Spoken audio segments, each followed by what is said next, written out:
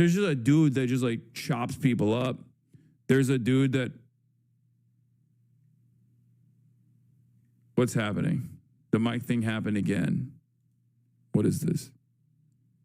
Of 2025. It's been a August 12th, 2025. Okay, folks. Oh, the Jam Boys talked about meeting you in there. Hell yeah. Oh, God. That's annoying. Might be an issue with the cable? No. I don't even know. I don't even know. It's happening again and again and again.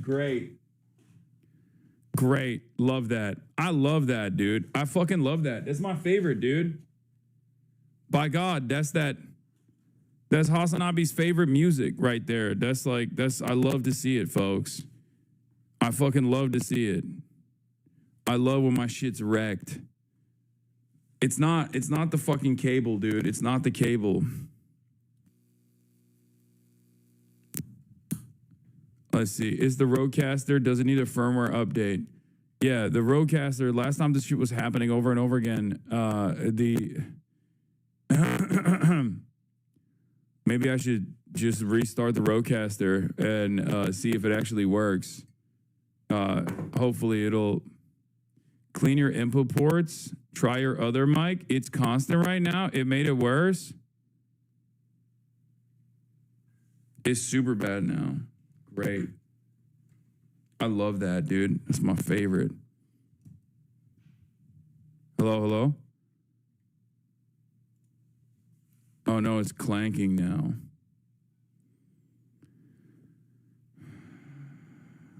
Fuck. You sound like CNN. I hate this fucking stupid ass. All right, you know what? Let's download the new firmware for Rodecaster.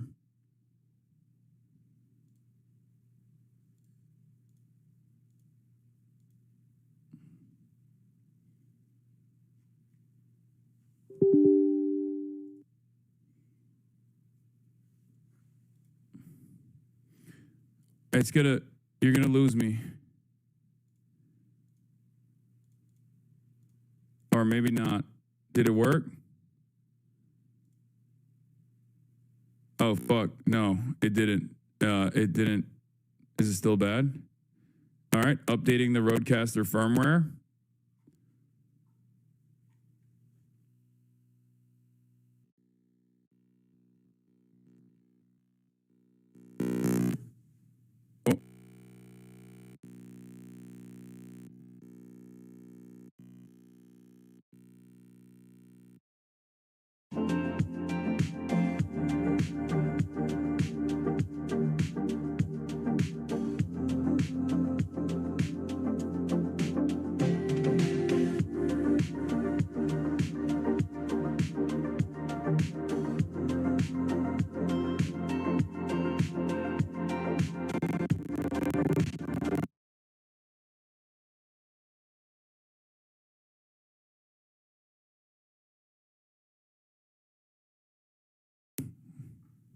How about now? Hello? Is it still messed up? Why are people posting alien kitties? It's fixed? It's back? Okay. I'll take it. I think it's back. All right, let's see. Sounds way better. Good so far. Keep streaming. It didn't update. So you posted the alien kitty on the screen. What do you mean? Are you okay? What alien kitty?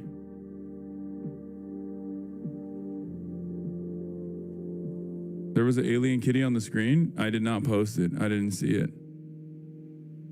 Was it Haas? Oh.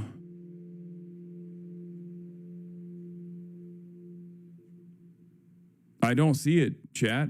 I don't see it on my end. I guess it was Haas. Anyway, all right, folks.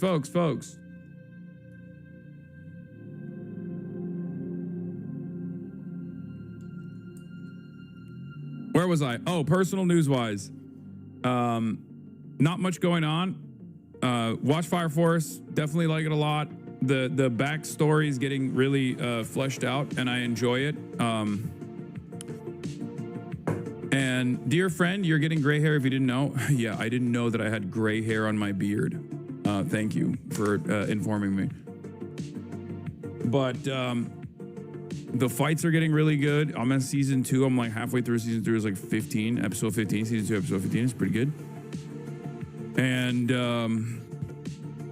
yeah, that's it. That's all I got on the Fire Force side. Woke up this morning, played some basketball, lost one game, and then won every other game after that. So was cooking.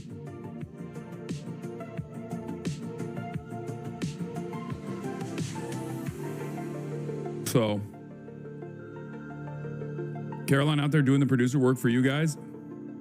Singing in the rain. Thank you so much. I appreciate it. I was going to say, I'm friends with Hassan Piker. Oh, yeah. You should go on their podcast if you're in. Hassan Piker's podcast. I'd love to. Yeah, I want to connect you guys because my boyfriend's a huge fan too. Okay. He does the podcast as well. And Eric's got that Marnie, dude. That's crazy. That's crazy.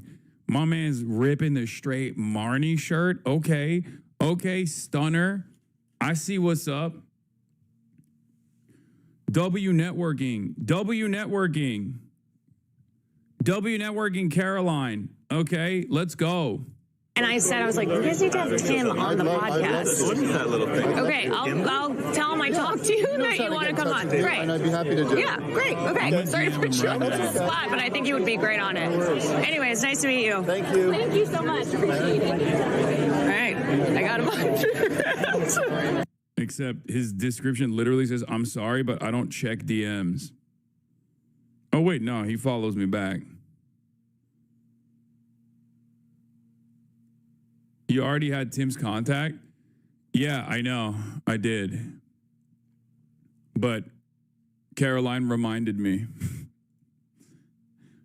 I'm so stupid. I'm so dumb. I know. Everyone's going to be like, Hassan, this is what we tell you all the time. You forget to DM people, blah, blah, blah, blah, blah. Okay, well, Caroline reminded me, and now I DM'd him. I know Tim. Yes, I do. I saw she met Bob Odenkirk, which is, Bob Godenkirk, more like. That's so sick. Tim is literally the nicest dude. I was so nervous to talk to him when I saw him out in the wild. Yeah, Tim's great. I've done office hours. For those of you who don't know, I did office hours years ago.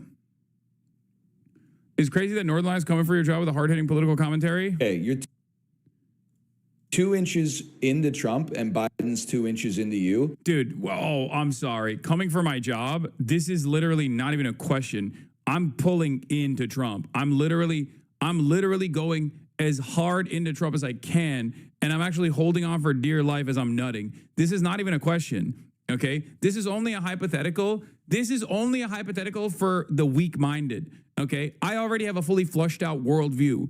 I already talked about what I would do in this situation a million times over. I'm a real political commentator. What do you mean? Okay? I'm blowing up in those cheeks. Sorry, Donald Trump, I'm nutting in there, okay? Are you moving forward or backwards? Don't tell me to shut up. Just answer the question.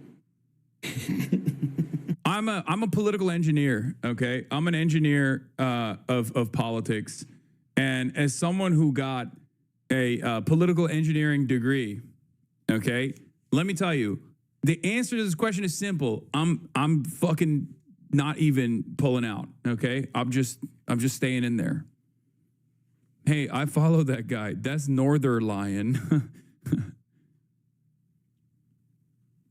Was this on your final exam? Yeah, this is literally something that they ask you. When you want to get a degree in poli-sci, they straight up ask you, like, would you nut inside of Donald Trump? And you have to say yes, or they beat you. They don't let you do it. Anyway.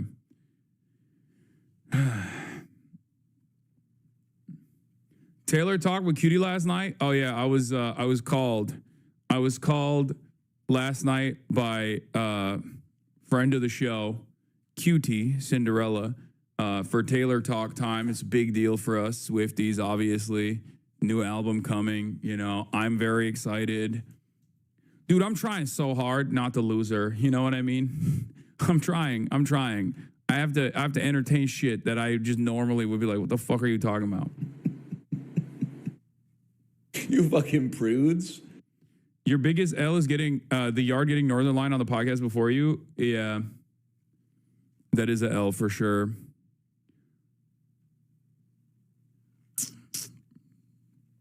Please get a celeb guest on Fear and what? Who cares? What? Why? What?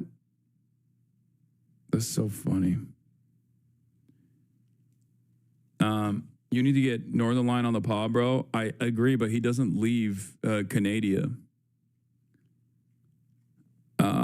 So, you know, I don't know what to do about that. Anyway, what is this? This is the Jam Boys. A fucking nut ass week, right? This is my first time watching it. Hey, what's good?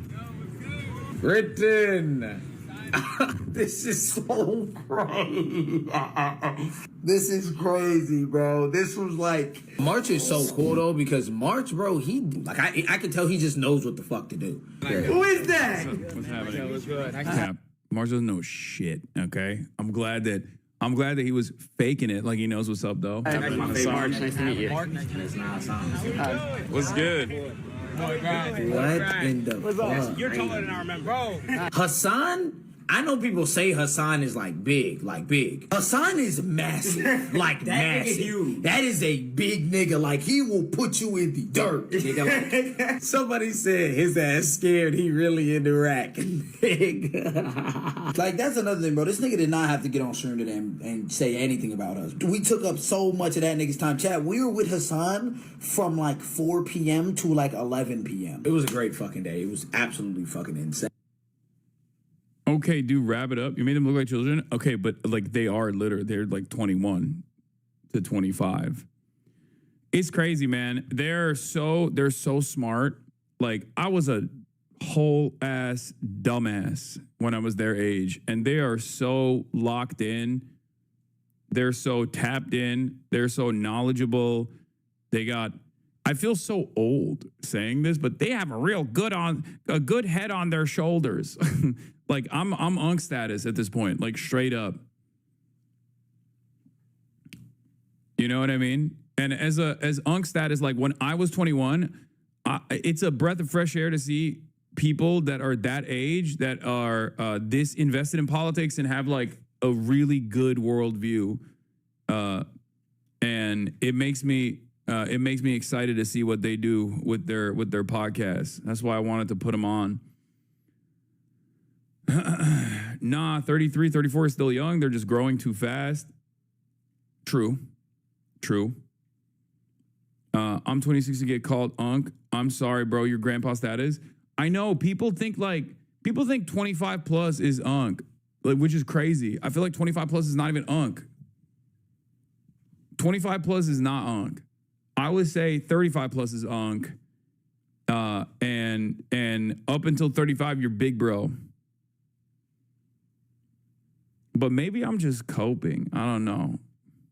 Motherfucker, I started watching your shit at 14. The youth be getting smart. Cucumber Skin Harvester. Good name. No, I know. I know that there's a lot of people who started watching me when they were like 12. I know that. And they just like grew up watching me, which is good, I think.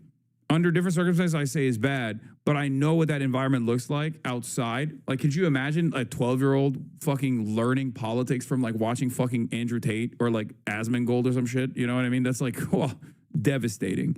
That is you're just getting one-shotted from the jump. You're coming into an environment where you're just like, I am going to learn everything on the opposite side of reality.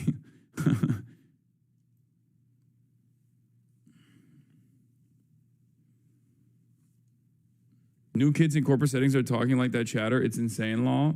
Yeah, you got spawn camped. It's over. You have to hit a reset. It's over. You took L after L from the start.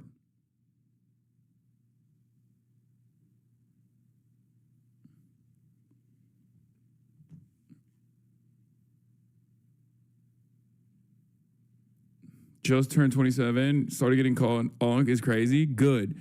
a lot of you don't understand. You were the ones who were calling me Unc in the chat. You were the ones who were calling me Unc in the chat, and now you're getting called Unc. It turns on you. It turns on you without you realizing. All of a sudden, you have become elderly. You know, I am Unc, but so are you now. And so will everybody. One day, everyone will be called Unc. That's just the nature of the game. Okay? In any case, let's blast off and let's do it. Okay, we got a bunch of stuff on the docket.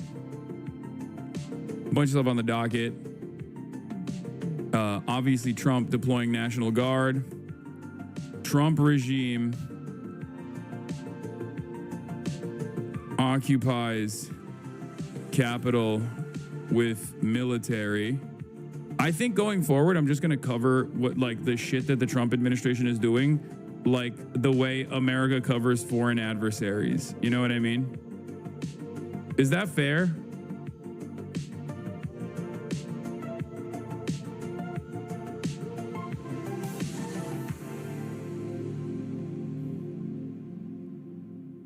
Like, I think going forward, I'm just gonna, because we are in that era.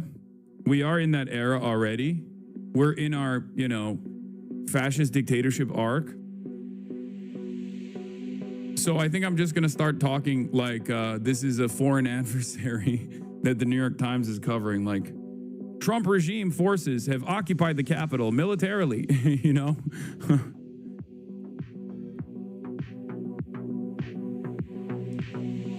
Then talk about the American regime has decided to reverse previous decision on gay marriage, taking away rights from different marginalized populations. Civil society organizations are roundly criticizing the regime's actions.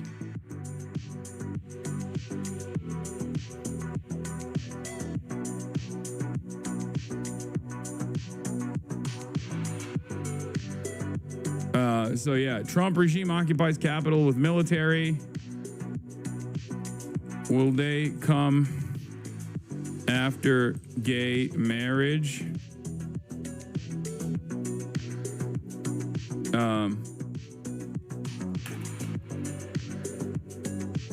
Opposition party resistance has come to a halt. Yeah, opposition party nowhere to be found. Controlled opposition party might be getting donations from the same oligarchs. Controlled opposition party nowhere to be found.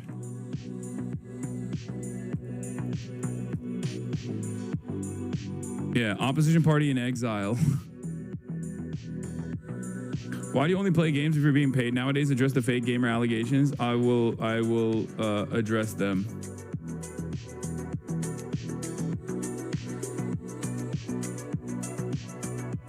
Korean filmmakers are all anti-capitalist. Why is this surprising to you? Why is this even remotely surprising to you? South Koreans literally have so much smoke for their own country, bro. They call it hell. It's a nation state that is completely dominated by like 7 families. And the entire industry is geared towards the 1 to 2 corporations those 7 families individually own. Everything sucks. Like, yeah, we see K-pop and we look at Asian food with cheese on it and we're like, that's delicious. And make no mistake, that shit is delicious, okay? Galbijim with some fucking cheese on it. I love that shit, okay? But yeah, they have a lot of fucking issues, man. They have a lot of issues. They're being they're being hyper exploited by like the worst aspects of capitalism on a daily basis. Shit sucks. Of course, it's going to breed a bunch of artists that just like despise that structure, despise that system. You know?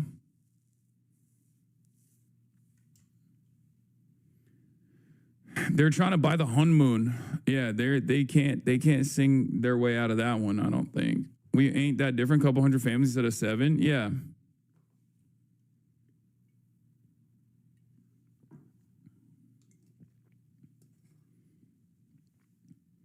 Parasite is a documentary. True. You're not slick, Unc. What is this? The regime has seized control of the nation's capital. Oh yeah, this is Premise doing this. Premise doing this as well. Yeah. Hold on. Let me blast off real quick.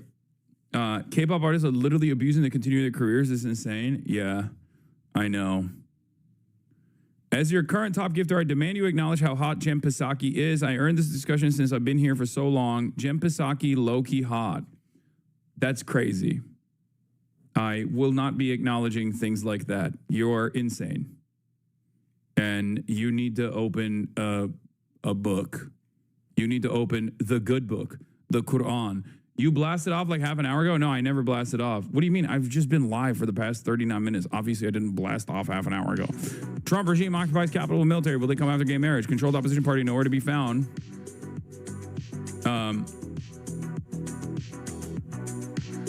Trump x Putin fanfic over Ukraine. Palestine protests erupt as regime politicians continue funding Israel's genocide. Get in now.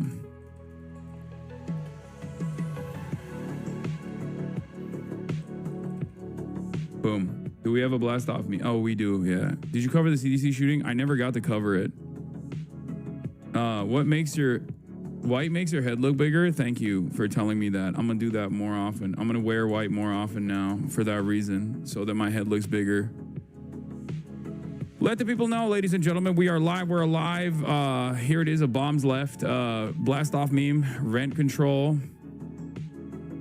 Firing off a couple shots in your neighborhood to make sure that real estate investors don't come in there and fuck up the bag, fuck up the environment for you.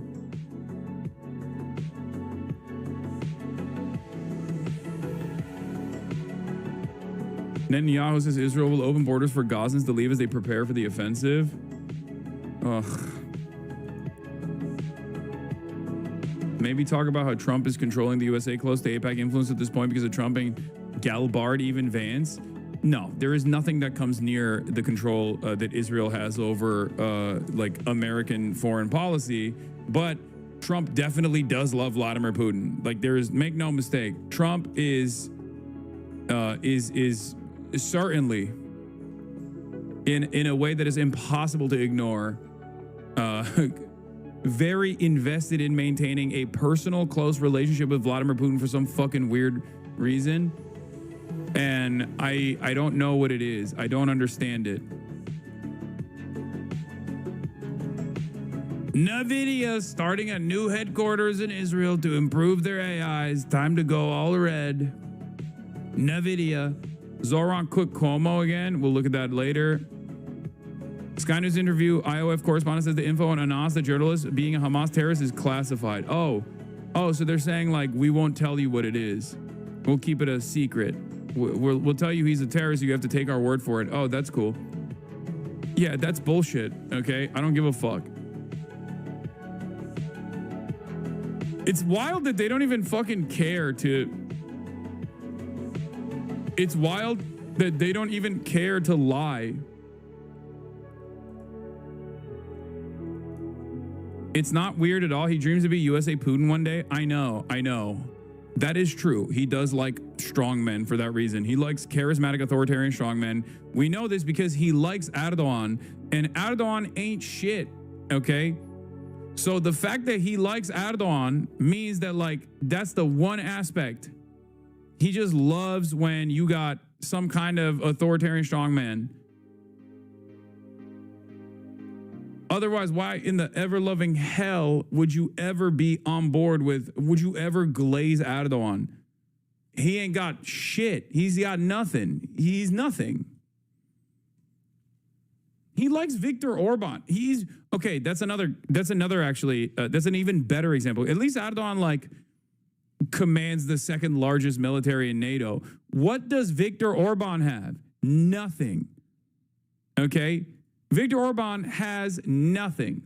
So the very fact that he likes Viktor Orban implies that the only thing that Trump cares about is like vibes, authoritarian vibes.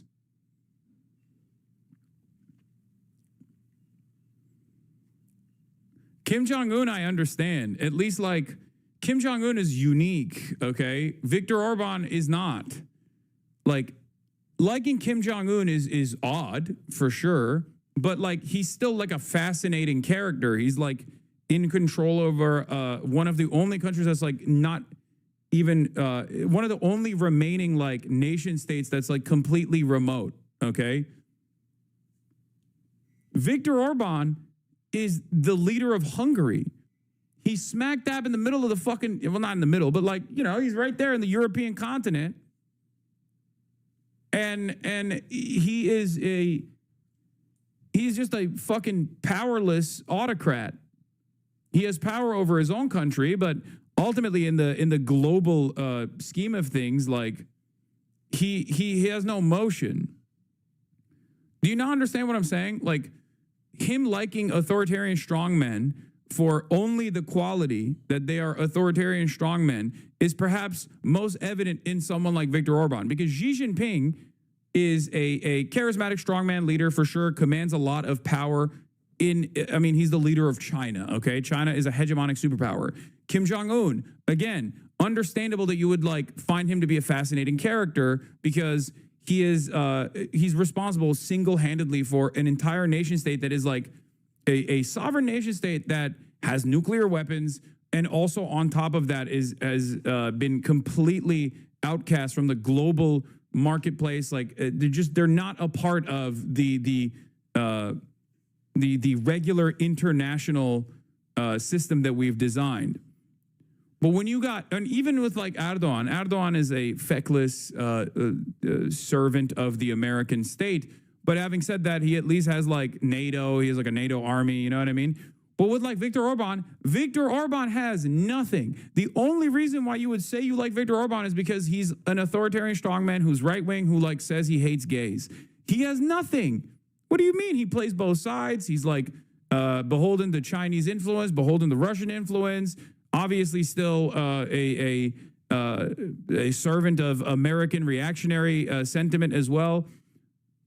He's got nothing though. You know what I mean? No disrespect to Hungary, but like in terms of like all these other global leaders and shit, like he has no motion whatsoever, other than like the only quality that he brings to the table that you might find fascinating or good is that he just sucks.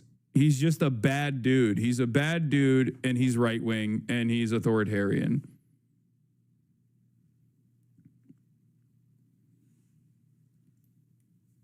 Hella disrespect to Hungary.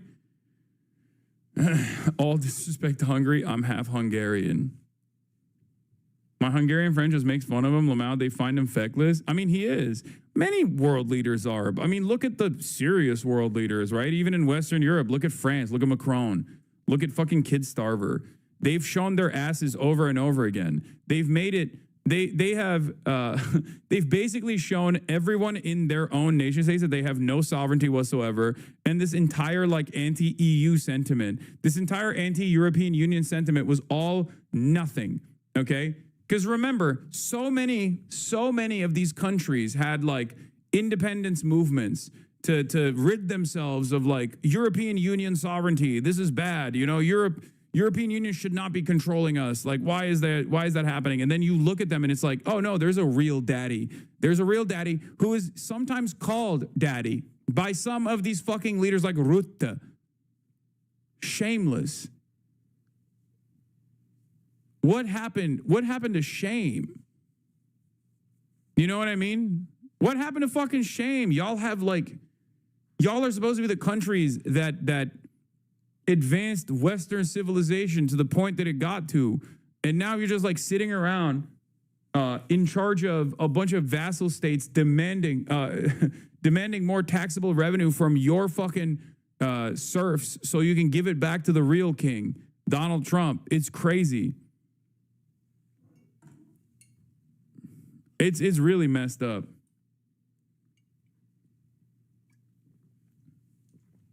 Generational fall off. It just makes me upset because, like, I can't do anything in America. I constantly yell about America and the ways in which we dominate the planet and how unfair it is for everybody else. So I just expect, I don't know, European leaders to be able to, like, get their shit in order and to actively push back against American intervention of this sort, right? Like, I wish. You support China and Korea, you're a weirdo, buddy. And Kim Jong-un isn't a bad dude. Okay, buddy, did I say anything of the sort? Did I say he is a good dude? No, you heard that. I said he is a fascinating character, so it's understandable that at least, like, in comparison to Viktor Orban, he's a more interesting character than Viktor Orban, given that he is in charge of fucking North Korea. That wasn't glazing Kim Jong-un, which I do with regular frequency. This is just not one of those moments.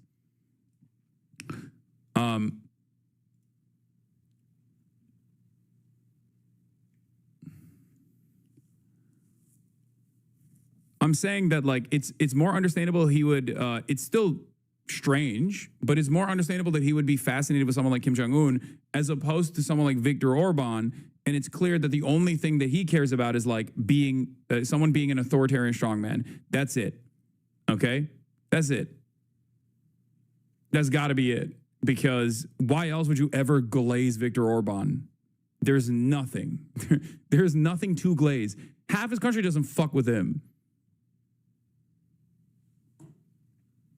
You know? Glazing a dictator is crazy.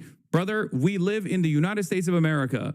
We are currently talking about our president doing that, okay? After years and years of presenting America as this, like, force for good, a force that preserves and defends democracy, Donald Trump has completely dropped any notion that we're invested in that.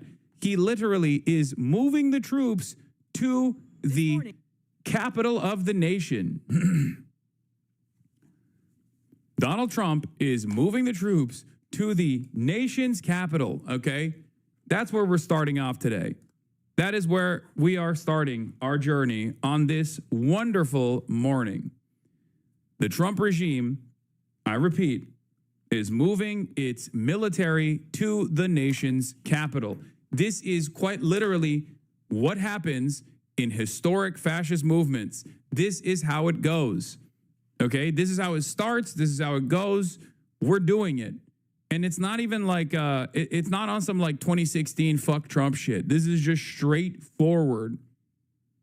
This is a straightforward attempt to at least have, like, some semblance of control when full tilt fascism comes our way. And it's already at our doorstep. And, of course, the hilarious side of this otherwise, like, somewhat scary story is that the inflection point for this military takeover of law enforcement duties in the nation's capital is that a dude by the name of fucking Big Balls got his ass beat by a 15-year-old teenage girl and a 15-year-old teenage boy. That is the reason why we are now having a fucking fascist military takeover of the nation's capital. What are we doing? I'm losing my fucking mind. The nation's capital put on notice, awaiting the arrival of hundreds of National Guard troops as the president places Washington, D.C. under federal control. This is Liberation Day in D.C., and we're going to take our capital back. President Trump declaring a public safety emergency in D.C., placing attorney. Yeah, Big Balls is a Franz Ferdinand, you know? That's what we're doing. That's like we don't even have like a real fake crystal knock inflection point. Like, hello?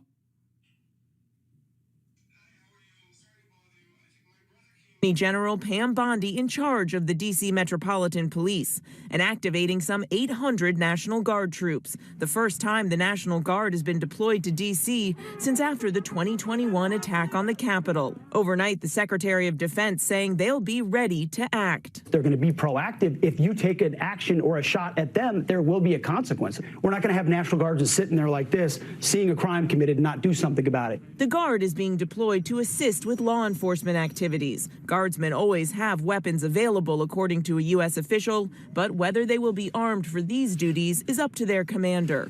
The president is painting an apocalyptic picture of the nation's capital, adamant crime is spiraling out of control. But the official figures show crime in the capital is actually in decline.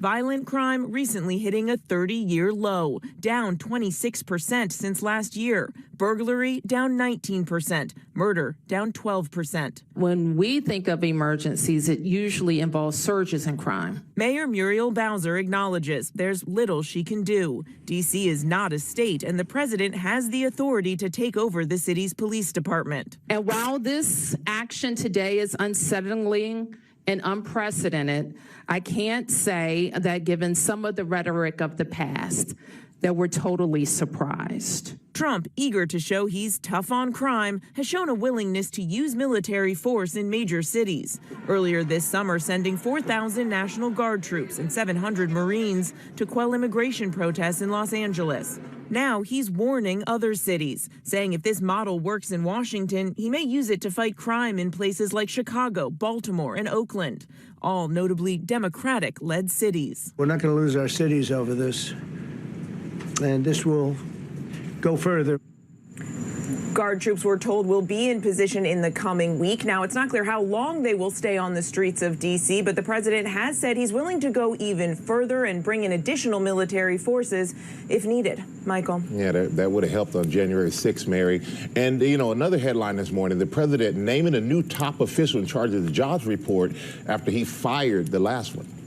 Yeah, the president announcing a new commissioner for the Bureau of Labor Statistics, E.J. Antony of the Conservative Heritage Foundation. He has criticized the Bureau in the past and questioned its data. He also contributed to the Conservative Project. I mean, massaging the numbers, deploying troops to the fucking nation's capital, black bagging people from the streets, and then when there's any sort of inevitable resistance against that sort of thing, utilizing the military to violently squash attempts to stop that sort of thing from happening. It's here. We have concentration camps. We have concentration camps. We have concentration camps in this country currently. Okay. Is here. This is like, I think this is exactly how this kind of shit happens. Like, historically, this is how it has happened. I don't know what more you need to see to arrive at this conclusion. It's just like, what do you want him to do? Run around saying he's a fucking Nazi? Is that what you want to do? Is that what you need to hear from him?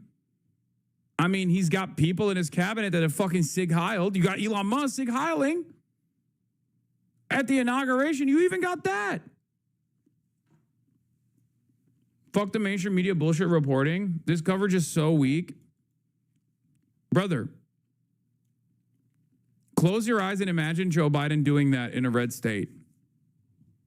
Okay? Just do it. And there was good reason for him to do so when Greg Abbott was actively ruining the executive authority over immigration, actively defying the interests of the federal government. He could have done that. Imagine a military takeover of Texas.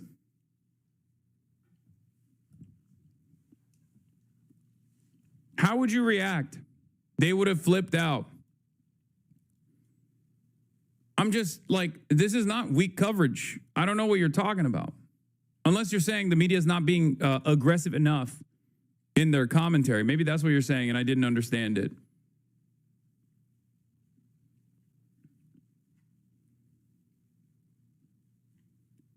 Like, I have detailed exactly how this is going to happen, and it's going along in the exact ways that I said it was going to happen.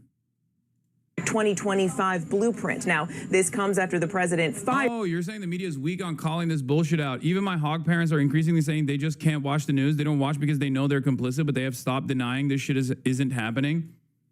Yeah, this is exactly the kind of like aesthetic stuff that Americans, regardless of what their political background is not in favor of either. I think a lot of this stuff is being, I think a lot of this stuff that's doing, what? You're giving 2019 voice today? Maybe. I think a lot of what's going on is happening specifically for like extremely online aspects of the movement.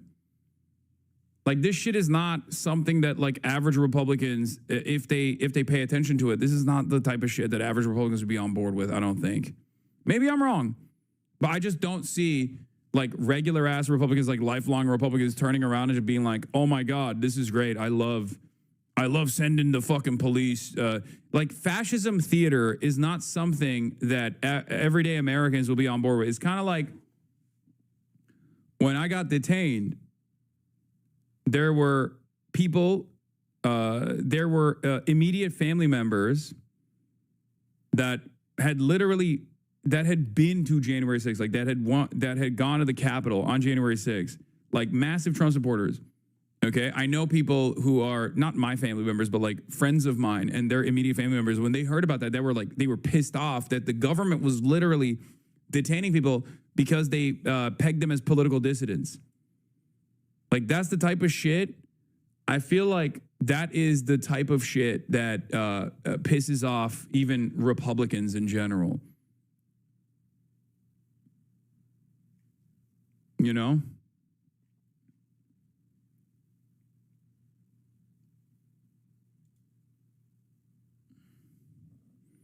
Big Balls got beat up by a 15-year-old in D.C. and Trump sends the National Guard. 15-year-olds get murdered in schools across the country and Trump sends thoughts and prayers. Yeah.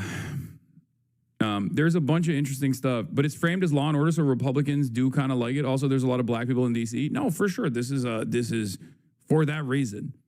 He's doing it for that reason because D.C. is a black city, okay? That is the main reason. This is a way to stop. This is a way to just basically signal in the same way that like when you do ICE raids in like Los Angeles and you rip apart families, like you're saying to your base, to the most racist elements in your base, like, I'm doing this for you. I got you. No more Mexicans. Like, I hear you, right? This is the same version of that, but just for black people. Ironically enough, it's also for the same base because those guys want brown people and black people to get the fuck out of the country, right? Or to be violently suppressed.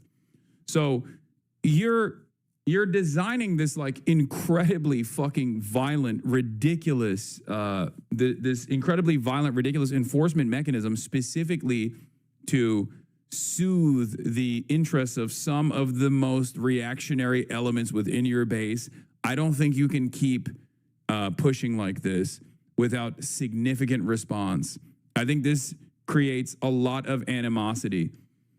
The problem, of course, is that you don't have a well-organized opposition party against this kind of thing that's like actively egging on the population to respond, to actually throw a fit, to fuck shit up. You don't have that anymore within the Democratic Party. They're gone. And you kind of need that. This is not me shepherding people into the Democratic Party. This is just me saying that, like, you do need that because you need your parents and your grandparents to also be on the fucking streets. There's no other way to stop this. And if your parents and your grandparents are going to get on the streets, the media has to cover it. The media has to cover the anger and the resentment that people feel. Okay? And in order for the media to cover it, you need the opposition party to actually go out on television with regular frequency and constantly give quotes and constantly say, this is fucked up. This is pissing us off. This is not what we are. This is not what America is supposed to be about. What the hell is going on? We need to go out and protest. The previous commissioner claiming without evidence that last month's poor job. Or people don't do crime? What do you mean? What? People don't do crime? Dog. Crime is a constant, okay? When you live in an environment where there's poverty and wealth, crime is always going to exist. But what you're supposed to look at is if crime is out of control. Trump claims crime is out of control. DC numbers show the exact opposite. It is at a 30-year low at this point in DC, which means that for all its faults and failures, what they have done so far has been kind of working. This doesn't mean that there isn't crime that's still taking place. Crime is still happening, of course. Crime happens all around. It's a matter of whether you tune into it or not. And unfortunately, despite the fact that red states have higher homicide rates and higher rates of gun violence than fucking blue states do, we all seem to think that blue states, where there's a lot of black people, are the only place where crime is manifesting. I wonder why. If I were to ask anyone, if I were to ask an average person on the streets, who has a higher violent crime rate? Which state has a higher violent crime rate? New York or South Carolina? They would say New York, but it's actually fucking South Carolina because it's directly a consequence of poverty. It's directly a consequence of people's material conditions. Military will only target criminals? Yeah, no, totally. Just like they always do. Brother, the military has no training for law enforcement purposes, okay? You have the military police, but even then, they don't do necessarily a good job. Cops don't even do a fucking good job with this shit, especially in America. The military is even worse than that. The military has one purpose. It's to kill, okay? That is what the job of the military is. They kill people, okay? That's what they do. They kill people. They get sent somewhere and they shoot. They use lethal weapons and they shoot. They don't do crowd control. They don't do any of that shit. They are there to kill. This is precisely the reason why there are laws in the books against this very same thing that's happening currently. Okay? Now, DC, of course, is unique because it's not a fully fleshed out state. It's a District of Columbia. So obviously, for that reason, you can federalize. You can basically do a forcible takeover of the policing in DC. That's probably why this is the entry point for Donald Trump to test this process out. There's also, after the 48-hour takeover, you have to justify, like in the first 30 days, exactly why you need to control or federalize the policing in DC. And then after the 30 days are over, you have to go back to Congress and get congressional approval to continue extending the military occupation of the nation's capital. Now, there are also rules against this sort of thing, specifically designed so that, you know, you don't have some fucking random psychopathic fascist fucking leader decide single-handedly that he's just going to use the military as a mechanism of law enforcement on domestic soil. Like that's the whole point of this is that you're not supposed to do this. Has it been stated where the National Guardsmen are coming from that are being deployed to D.C.? It's Southern troops that are being sent to D.C. I'm not sure. I don't know where they're coming from. Bob's report was manipulated to make him look bad. Michael. Well, you know, numbers don't lie, Mary. That's what they say. Yeah, crime is always relative. Is crime bad? Yeah. Is it particularly bad more than usual? No. Has it ever been better than it is now? Also no. Crime rates in the U.S. fell off a cliff in the 90s and never went back. But people still have an understanding of crime based on memories of the 1970s, especially among those who are the children of white flight. There's also a different assessment of crime. What we actually perceive as crime is entirely different than what is actually crime, okay? We perceive homeless people, which is the most visible aspect of poverty, as crime. We see Target locking up, deodorant as a visible aspect of crime. Many of the things that we see as crime that we actually experience as like crime rates getting out of control are simply aspects of poverty, okay? We associate visible aspects of poverty with crime. This doesn't mean that like there aren't criminals amongst the homeless population. Of course there are, but you don't make that assessment. You just see a homeless person and go, oh, ew, dirty, gross, crime. That's a criminal. He's going to come and yell at me. He's going to throw his poop at me. That's your immediate assessment when you see that. And then you walk around all day with that in the back of your head. You get in a fucking, you get in a subway car and you see a homeless person and in the subway car, you go, crime is out of control in the subways. Okay? Like that person might not be bothering anybody. Or even he might be loud and abrasive and experiencing a mental health episode, right? But even then, like our assessment of what is a crime, what is, contributing to the crime rate is entirely out of whack. And the example I can give you is like, if it wasn't a homeless person that was experiencing a mental health episode, but instead like, I don't know, a regular 9-to-5er in a fucking suit, you would treat that situation differently than you do with a homeless person. Okay? That's it.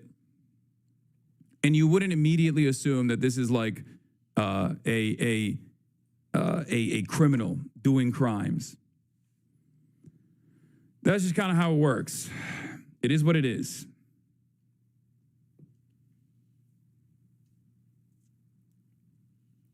And for the record, this doesn't mean that it's good that there are homeless people experiencing mental health episodes in broad daylight that are subject to the elements with regular frequency. I'm not saying that at all. They need homes, okay? No one should be homeless. It's ridiculous that we are in the wealthiest nation on the planet and 600,000 people are going to be sleeping outdoors tonight, okay? That's crazy. That's insane. That's insane. That is unacceptable. And that is a policy failure. But the solution to that isn't to, like, I don't know, sick the military on these guys and fucking kill them. Half of the guys are fucking veterans themselves, ironically enough. Okay? Not half, but a big chunk of them are veterans themselves. The solution to that is to tackle poverty, because people don't become homeless because of crime. People become homeless because of poverty, because they get priced out of the housing market. But of course, no one wants to solve that. No one wants to actually fix the problem. They just want to use the problem so they can do more fascism, so they can implement more mechanisms of violent control. And that's where we're at now.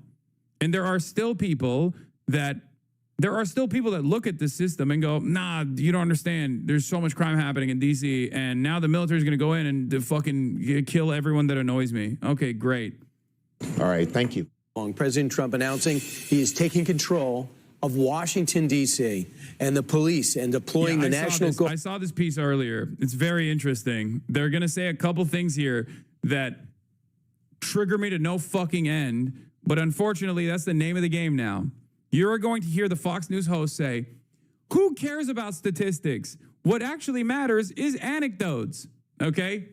Get ready, because obviously the data doesn't correspond to the narrative that these guys are fucking cultivating. So either you have two options there. Either you tackle the data, you directly fight back and you say the data is wrong for this reason or that reason, or you just completely drop that and go, crime is up because I feel like crime is up.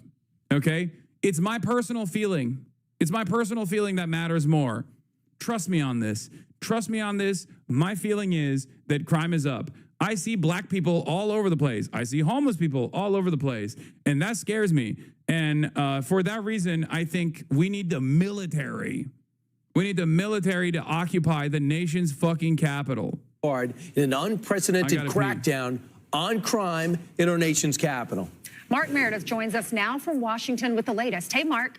Ainsley, Brian, and Lawrence, good morning, friends. Once again, traditionally getting tough on crime is not controversial, but the White House is facing opposition from D.C. leaders after it vowed to help clean up D.C. streets. We got the idea of what the president's unveiling here. He's dispatching 800 National Guard troops, taking control of D.C.'s police department, and offering more federal resources to help the district get crime under control. This issue directly impacts the functioning of the federal government and is a threat to America, really. It's a threat to our country. We have other cities also that are bad. We also got a statement from D.C. City Council. They responded to Trump saying this is a manufactured intrusion on local authority. Violent crime in the district is at the lowest rates we have seen in 30 years. The statement goes on to say federalizing the police department is unwarranted because there is no federal emergency. But guys, crime is still happening, including overnight. There was a fatal shooting roughly 1 mile from the White House. Now we're hearing from D.C.'s U.S. attorney, who is urging local leaders to stiffen the punishments criminals may face for crimes both big and small. We've got to repeal these laws of the left-leaning D.C. Council, one member of whom I just indicted recently, and we've got to make this place safe for the people in the district. D.C.'s sole congressional delegate is calling this all political overreach, but D.C.'s police union is applauding the White House for taking action. In order to fix this problem and make sure that it doesn't ebb and flow and that the feds come in and we lower crime and then they leave and we're left holding the bag, it's very important that people know that there is underlying legislation that needs to be corrected so that we can actually properly staff this police department in order to properly police the city. Now, the president says he's open to additional crime crackdowns in major cities like Chicago and Los Angeles. The mayor of Chicago said if Trump were to send the National Guard, that it would destabilize the city. That's the quote out of Chicago. Lawrence, Ainsley, and Brian, back to you guys. Mark, the dynamic was so fascinating yesterday because you have the mayor come out and go, well, crime is down. I don't know why he's doing this. He's got a pandemic mindset. But almost everyone in the press room is... This is the best part. This is the best part. Get ready. Brian Kilmeade about to pop off. Living in Washington or the surrounding areas. So you don't need to see a bar graph or a pie chart. Don't look at it. Don't look at the pie graphs. Don't look at the bar chart. Don't look at the data. Don't look at the data. Don't look at the data. My feelings, and your feelings. Oh, you don't actually feel like crime is actually that significant of a problem in DC, or you feel like it's gotten significantly better? It doesn't matter. Doesn't matter. My feelings over your feelings. Please stop. Stop looking at facts. Don't look at the data. Don't look at the data. What are you, gay? What are you, woke? They're fucking... The framing here from a mainstream instrument of media is so alarming, dude. Like, these guys are supposed to be...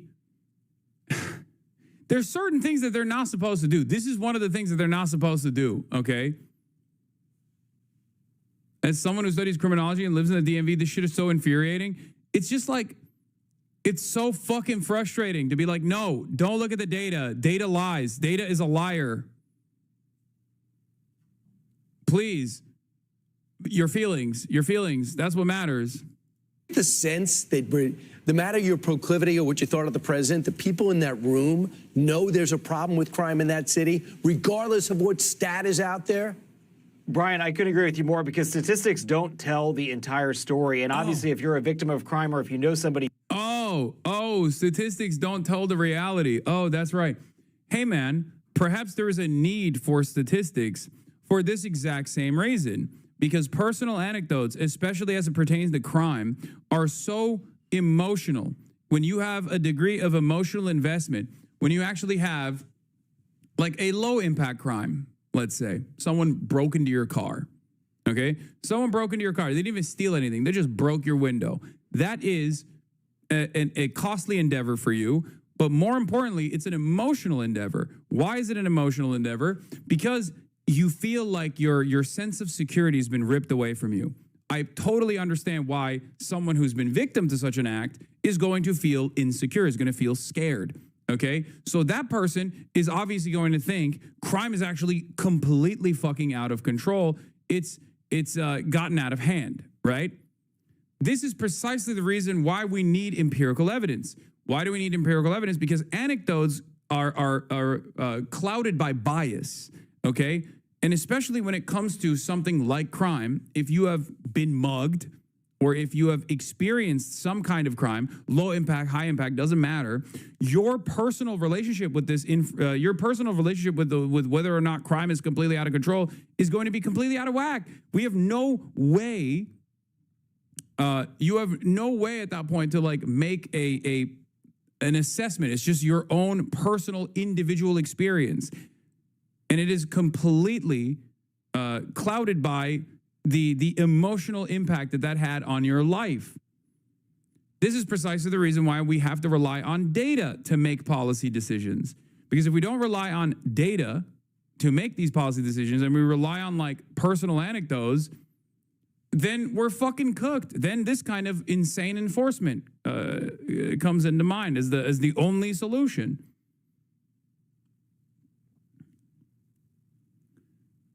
So you want empirical things now, socialist boy? Yes.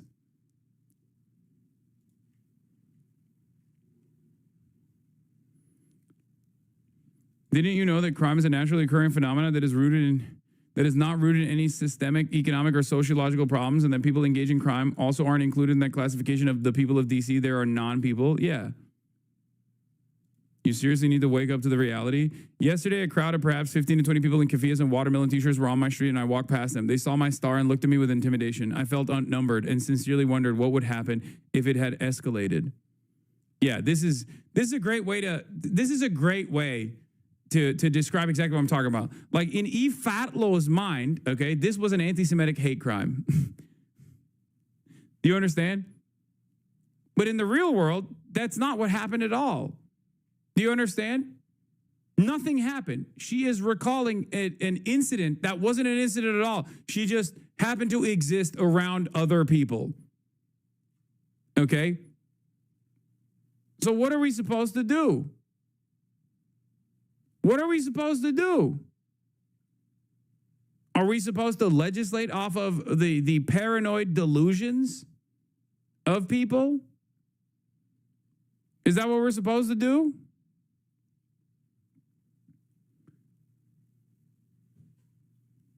Is it really relevant, though? I feel like people will believe what fits best their narrative, no matter how valid evidence are. Shouldn't we focus on this fear or fight against it with emotions, feelings, rather than facts?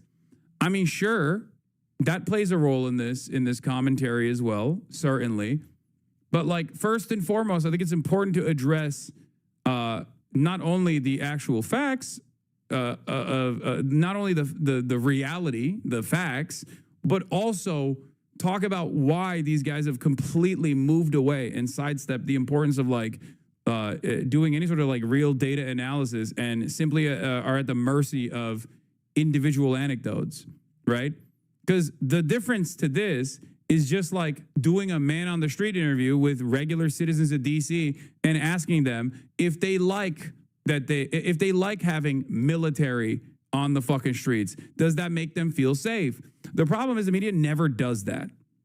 Okay? Like, I'll give you another example of crime panic and also bullshit over enforcement of crime panic narratives.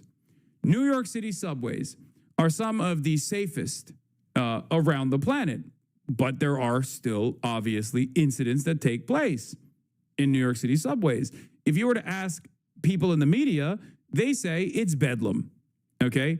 They say New York City subways are unimaginably unsafe, that there is a murder happening every 5 seconds. Okay? And what do you have to do to combat this fear that people have? You have to send in as many fucking militarized police forces as possible to the New York City subway so they can sit there and play Candy Crush. Okay? But at the time, if you were to ask people how they felt about all of these like heavy duty, heavy set, militarized cops at subway stations playing Candy Crush, they didn't like it. They didn't like it at all.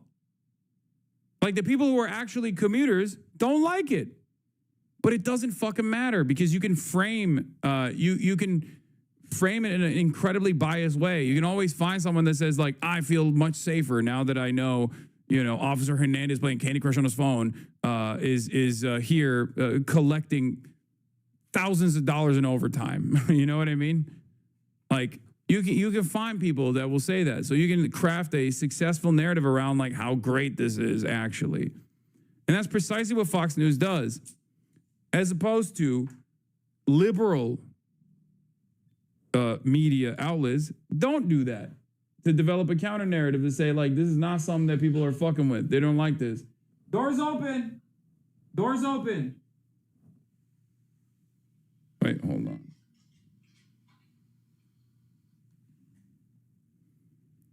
Feelings of unsafety is because guns are illegal. That's the other thing. You know what? One of the craziest things that they're showing in DC, they're like, gun violence is up. Gun violence is much higher in DC than these other fucking nations, right? It's like, dude, yeah. It's because they have hella guns, man. It's because we live in America. The solution to gun violence is obvious. It's gun control, but you don't want to do that. It's so fucking stupid. It makes me so mad that they do this thing that otherwise liberals used to do to describe like how bad gun violence is, where they'll like post gun violence numbers in DC to be like, look at DC gun violence numbers as opposed to fucking, I don't know, Honduras or some shit. And it's like, okay, yeah, because we're gunned up. Everybody's got a gun. Motherfuckers have guns for their guns, okay? We're printing guns.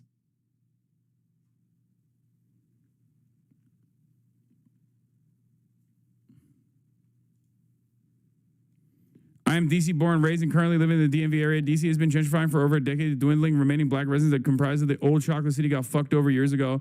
Since at least 2008 by neo-lib Dens and Republican Mayor Fenty. Most have been pushed into Prince George's County, MD, and beyond already. Trump is already 20 years too late into this plan.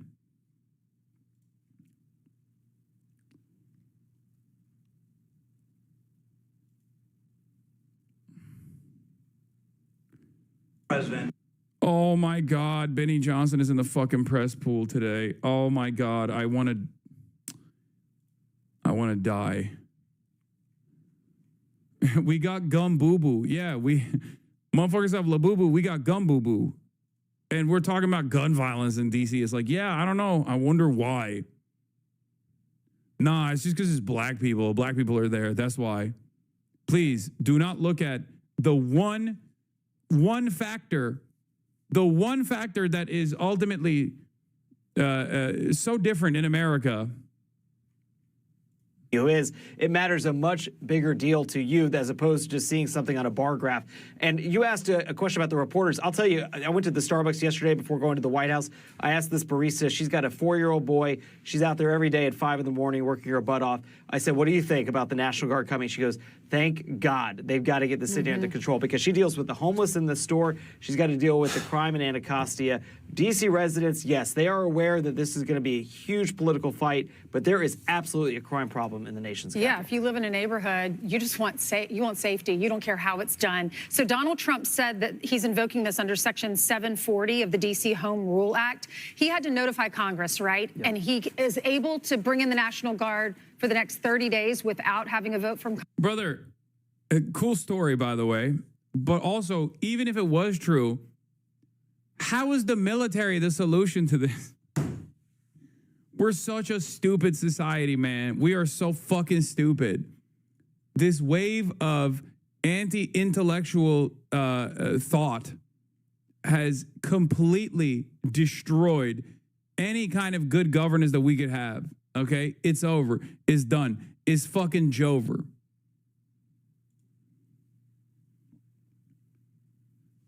It's just, there are homeless people everywhere. Okay, how do we solve it? I don't know. Fix the housing market. Offer them fucking permanent shelter, okay? And then start the rehabilitation process with the housing first policy, okay? Those are successful methods of combating homelessness. Nah, I don't want to do that. We should just kill the homeless with the military. We should use the military to kill the homeless. Okay, we'll just go with that one. Like, nobody asked why the guy is homeless, how he got there, how we can make sure that this doesn't happen again. We're just like, oh, I don't want to see it. Gross. Get him out of here. Kill him. Kill him with the military. Kill him dead.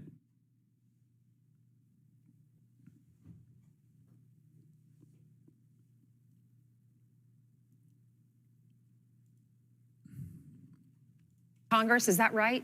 Ainsley, that is right. And he did notify the appropriate committees yesterday. So basically the clock is ticking. This gives Congress until mid-September to decide whether or not they want to extend the emergency. But this is unprecedented. We don't know what this is going to look like in the next week, 2 weeks, whether or not this is actually going to be well received by DC residents or. What do I say to people who think they're just lazy? I mean, majority of homeless people actually have jobs. They're just living out of their fucking cars. And it's not about laziness at all.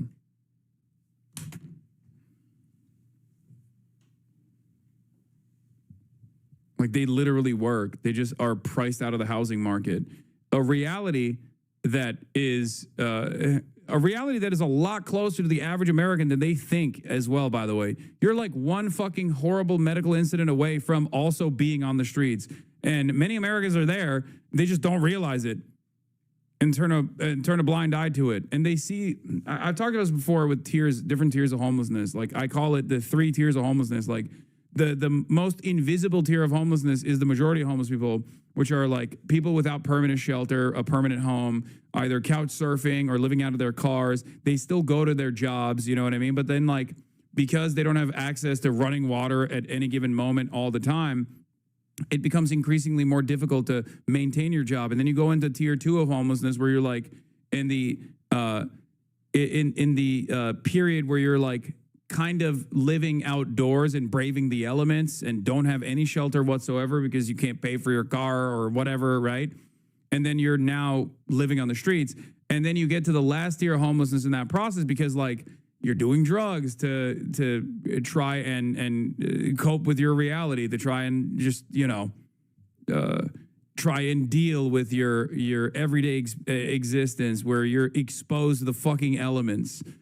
And basically you arrive at the 3rd tier of homelessness, which is what most people see or most people think when they think about homelessness, which is like a person who has been out there for a decade.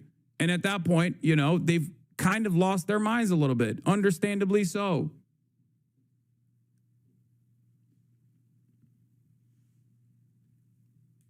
And they're constantly experiencing like mental health episodes in public. They have nowhere to go, and it's much more difficult for them to be reintegrated into you know, normal society. But the idea that like people are homeless for fun is so idiotic. I don't understand how people say that. Like they just don't think about it at all, I guess. Like they in their minds they have like never considered how insane that statement is. Like I will never understand that. When people just go like, "Oh, dude, people want to be in that situation." It's like, dude, you are insane. Nobody wants to live in that situation. Brother, animals need shelter. Like they find caves to live in. You know what I mean? The idea that like a fucking whole ass human being is going to volunteer to live out on the fucking streets is insane. The only reason why you think that is because the shelters have no drug policies and the shelters actually have a lot of violence and a lot of theft. And therefore, some people do prefer to live literally outside in a fucking tent rather than living in a goddamn shelter, especially because shelters are not permanent anyway. That is an indictment on the shelter system being dog shit, more so than people's own personal choices of wanting to live outdoors. Yeah, you can't keep a pet, you can't keep your stuff in the shelter. There's so many different things. Like these are not non-persons, these are human beings, you know?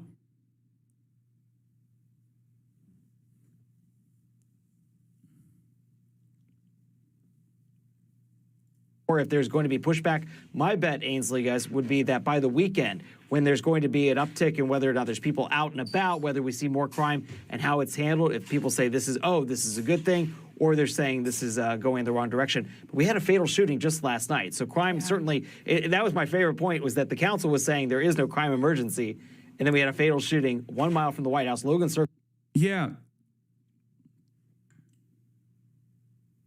Yeah, one fatal shooting a mile away from the White House does not mean there's a crime emergency. What are you talking about? There's never going to be zero crime, dude.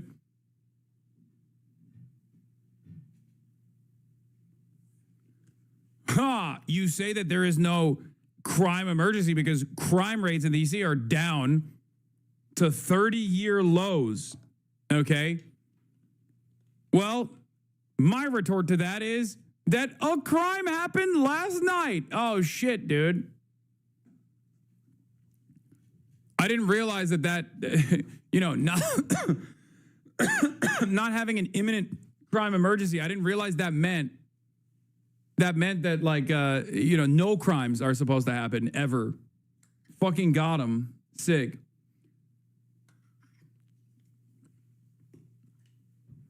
You know what the worst part about this is that the worst part of this narrative is that like a lot more people find comfort in this kind of fucking argumentation. And when the overwhelming majority of society is looking at it and saying, what the fuck do you mean there's no crime emergency? A murder happened. And that's like the best possible counter narrative against anyone that tries to say, hey, you have to look at the data to make these decisions. Like, what are you talking about? Like, People have actually tackled crime. Crime is obviously going to happen. It's not good that it's happening, and we should continue to try to solve this problem. But the real way to solve this problem is by focusing on the underlying material circumstance in which crime manifests. When you say that, the easiest counter to that is shut the fuck up, you nerd. You're woke and gay. Crime is happening, and I'm scared. So we have to kill them. We have to kill them all. That's it. It's endlessly easy to be right wing. It's endlessly easy to make the person, your interlocutor, look like a fucking silly person by simply saying data is woke, data is lame, you're a nerd, shut the fuck up, my vibes over, my vibes and everybody else's vibes over whatever kind of fucking weird narrative you're attempting to push for. I'm scared. Is a nice area of the city. Not that it means that it shouldn't happen in other areas, but it's still absolutely happening. All right, Mark. Thank you so much. Yeah. Our children, and the murder rates are plummeting. We are now able to report that the murder rate is on track to be the lowest in U.S. history. Whoa, wait a minute. What? What the fuck? What the heli? What the heliante? Wait, hold on. I'm confused, bro. I didn't know he was just a little guy, by the way. That's kind of funny. Huh. Interesting. I guess it's already working. Donald Trump's true positioning has worked already in spectacular ways, in ways that you never thought was possible. Pre-crime is down. Interesting.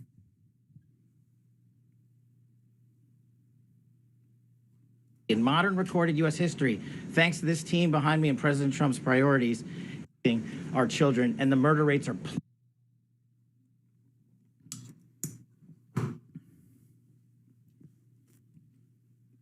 interesting. So I guess crime is down after all. The reason why they won't use statistics is that they would have to show that red states have higher rates of crime than blue, and they will never admit that to their base. Yeah.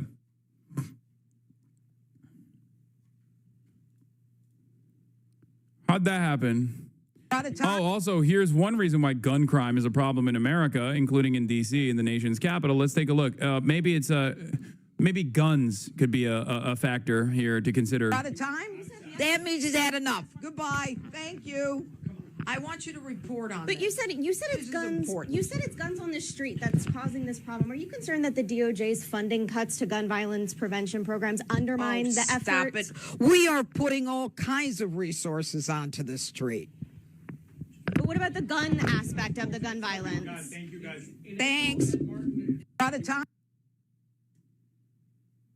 That's great, man. I love having members of the administrative state and people in positions of power that are just like visibly drunk. You know, I feel so safe. I feel so fucking safe, dude.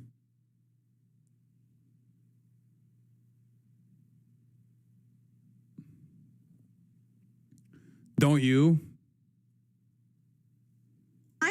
That means. Oh, stop it. Thank you, Mark. So, Brian, to your point, the press is in the city. You don't know what you're talking about. Yeah, I don't know what I'm talking about. This drunk asshole who is a fake judge on television knows what she's talking about when she's visibly hammered. Me, on the other hand, what do I know?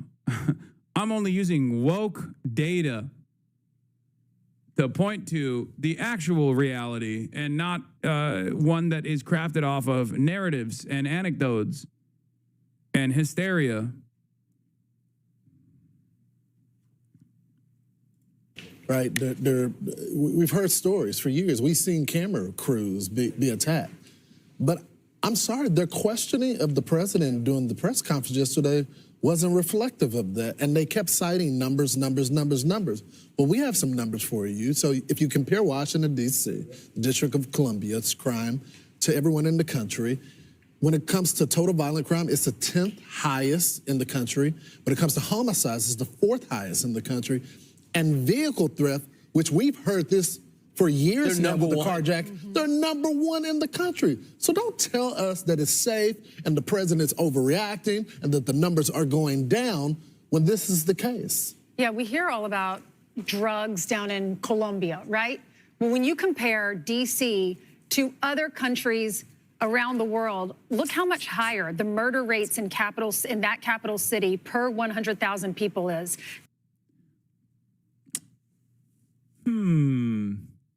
What's one aspect of the murder rates that are seemingly so much lower in these other capital cities? I can't seem to put my finger on the trigger. What could it be? Let me see. Hold on. What could it be? I just can't seem to figure out what the reason is, okay?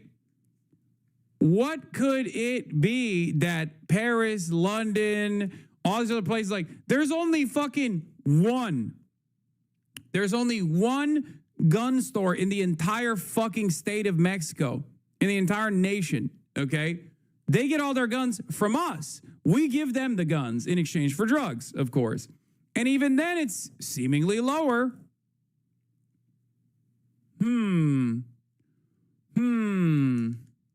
What could it be? I just can't put my finger on it. Maybe it's because we are the gun burger nation state on the planet. America is an incredibly violent country, and it's incredibly easy to be violent in this country.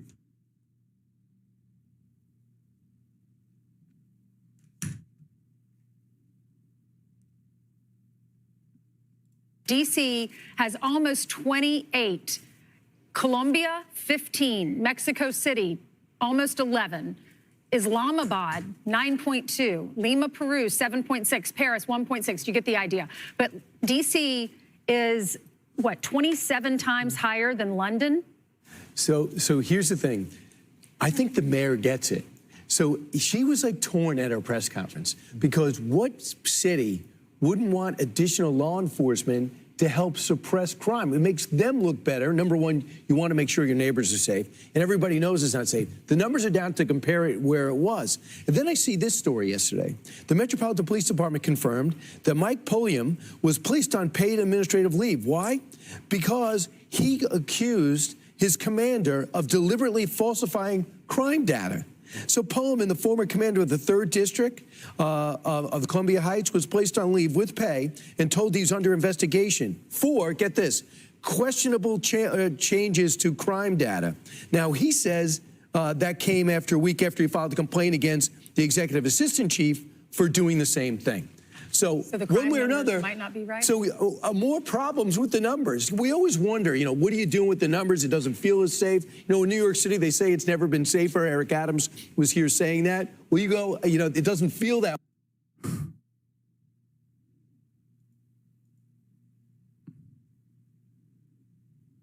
Just saying.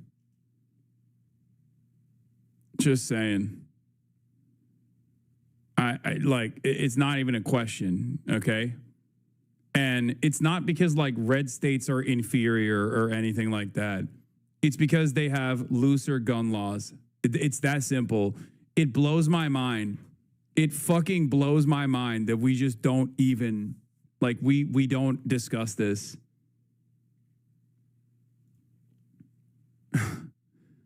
America's Murder Capitals 2025 ranking of the deadliest cities.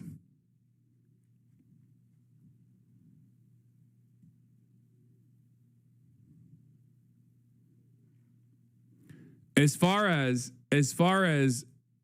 the murder rate, as far as cities with the highest murder rate, it's poverty and access to weapons. That's it. When you have poverty and you have access to weapons, it's a PvP unlocked area, okay? America is a PvP server. American cities are a PvP server.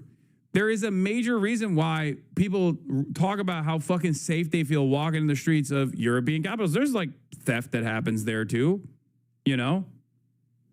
But it's because motherfuckers don't have guns, and you know that. So when you don't have guns, when you don't have readily available weapons, okay, when the guy coming up to you probably doesn't have an arsenal under his fucking coat, you feel a lot safer.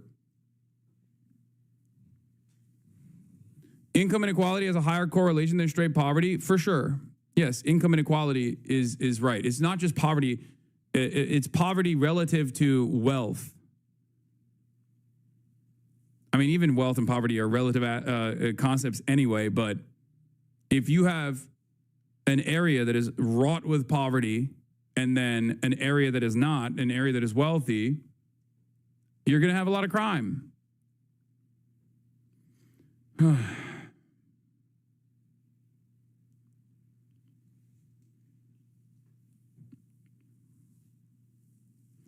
They'll take away guns from low-income neighborhoods for a different reason, though. Brother, they will not. They cannot, and they will not. There is no way of just doing like... They're already trying to do that with stop and frisk. It doesn't work. There are so many guns in circulation that even if you, like, tried to stop every single black person on the road with the assumption that they have a gun on them, or every single brown person on the road with the assumption they have a gun on them, which they tried in New York City, famously... It becomes an abject failure in gun violence prevention because guess what? It turns out it doesn't fucking matter. People still find guns anyway.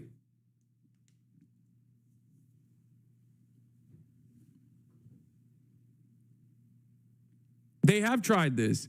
I suspect the Trump administration will try to nationalize stop and frisk anyway. And it'll make people feel like this police state is doing some kind of enforcement. And it's enforcement that is like heavily racialized anyway, so then the white people will feel safer about their guns. Using New York City as a benchmark for high crime rate is so unimaginably false and grasping at the highest reaching straws. What? I didn't. I'm saying that New York City tried to tackle gun violence by doing stop and frisk, which is a fucking racist ass policy, and it didn't work. It was a failure. Like, they didn't find guns. They just ended up constantly stopping and frisking black people and brown people. That's all they did. That way, and you certainly don't feel that way in the subways. And then you have the anecdotal information. But now I can't even believe the numbers are going in the right direction, even though the numbers are not strong. But guys, this is just the beginning. I think he's going Baltimore. I think he's going Chicago. I think he's going Philadelphia. I think he's going New York. And you know why? Because I noticed you didn't mention any of the red states. Interesting. You didn't mention any of the red states or any of the cities, red cities in red states. I wonder, because like they have higher rates of gun violence in general by like a wide margin. I wonder, what is that about?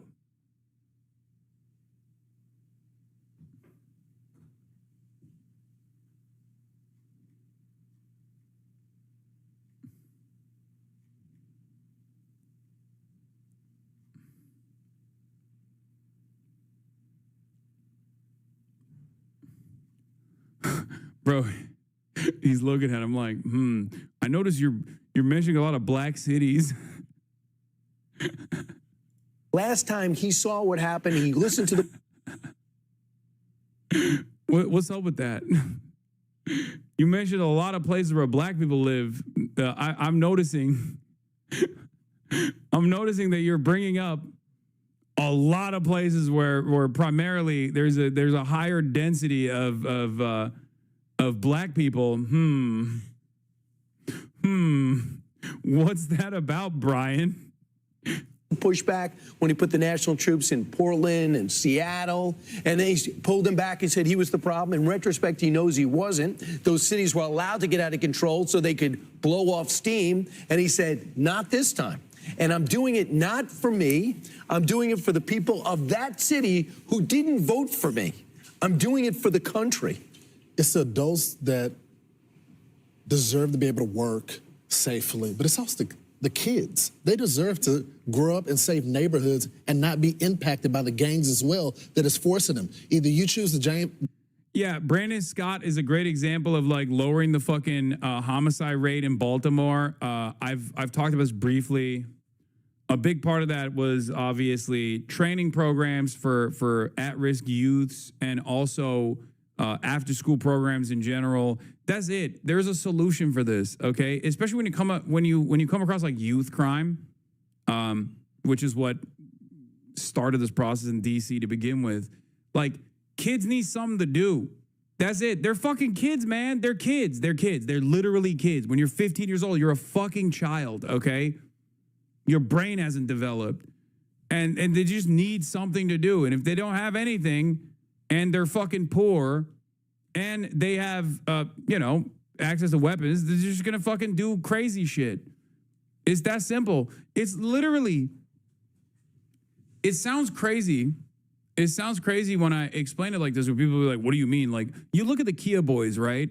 Like, Tommy G has done extensive reporting on this stuff. He'll go to, like, some of the most, like, underserved, impoverished neighborhoods that are primarily black, okay? And he'll interview these kids, like, that steal Kias with regular frequency, and they're just, like, joyriding and shit. And it's incredibly fucking dangerous. Those kids... I can't believe, like, how people get mad when I say this kind of shit because they want me to, like, engage in heavily racialized, like, aggressive language when talking about these children. But it's the same. They're no different than, like, white kids from rich neighborhoods, okay? As a matter of fact, they have more reason because they have less options than white kids in rich neighborhoods that engage in similar kinds of, like, fuck-ass behavior, okay? If they had parks, if they had fucking tournaments, like sporting events and things of that nature, then they wouldn't be doing this shit.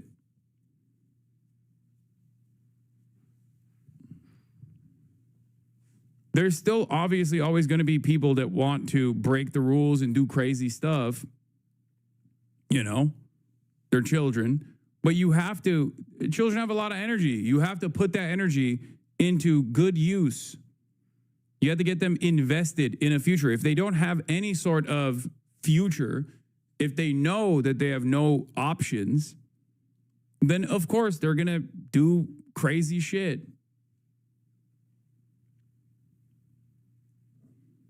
And that's how Brandon Scott was able to fucking lower the homicide rate in Baltimore, as a matter of fact. Comprehensive Violence Prevention Program 2021, shortly after taking office, Scott released Baltimore's first ever comprehensive violence prevention program, multi-year strategy. There's some issues that I have with this program. It's like, obviously, it relies on cops a lot and heavy surveillance too. But he developed this with resident input to address gun violence holistically. The plan treats violent crime as a public health crisis rather than a solely law enforcement issue, emphasizing prevention, intervention, and enforcement. Key components are targeted interventions for high-risk individuals, I talked about before, which identifies and supports those most likely to be involved in gun violence through outreach, social services, and job opportunities. Okay? Community engagement, collaborating with neighborhoods to build trust and provide resources like trauma-informed care and victim support programs, data-driven metrics, regular tracking of progress, which has shown results such as 66% decrease in shooting victims and 31% drop in aggravated assaults in target areas by 2024. The plan has been updated and expanded in Scott's second term, with public safety listed as one of the top 5 core pillars guiding this admin. Is sometimes something as simple as literally opening the parks at night and throwing like basketball tournaments and shit like that. I'm not even joking. After school programs are so successful in eradicating youth crime. It is insane. It is so hard for us to comprehend what the circumstances look like when you are born into abject poverty in one of the fucking wealthiest nations on the planet. When you go to school and there's like 45 kids, the one fucking classroom, you can't even understand what the fuck's going on. Okay, you can't pay attention and you have nowhere to go. You got nothing. You have nothing, you have no future, you have nowhere to go. And then like, you know, older people in your vicinity are leading you down this other path. And you think, all right, well, these guys have cool shit. I want cool shit. I want nice things. I'll just do the things that they're doing. Sometimes it's that simple. Unless the city installs double rims, man. Yeah.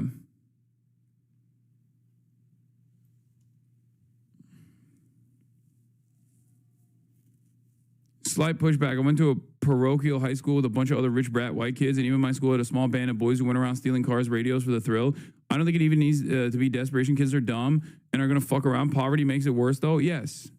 Obviously, the way that like rich, dumb white kids and the fucking crimes that they engage in for the thrill of it is obviously also seen differently than the way that black kids engage with similar kinds of crime or even worse types of crime. I don't disagree with you at all on this. I've said this as well.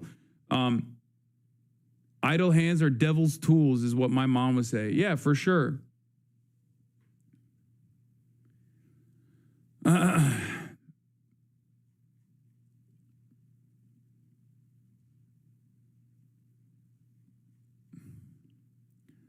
It's something so solvable too. It's crazy. It's so incredibly solvable. That's what sucks about it. But that's what I loved about the back to school drive that they were doing and the different programs that exist in places like this, and like specifically Southside Chicago, where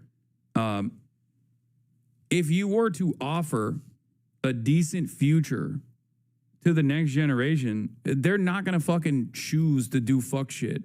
Is that simple.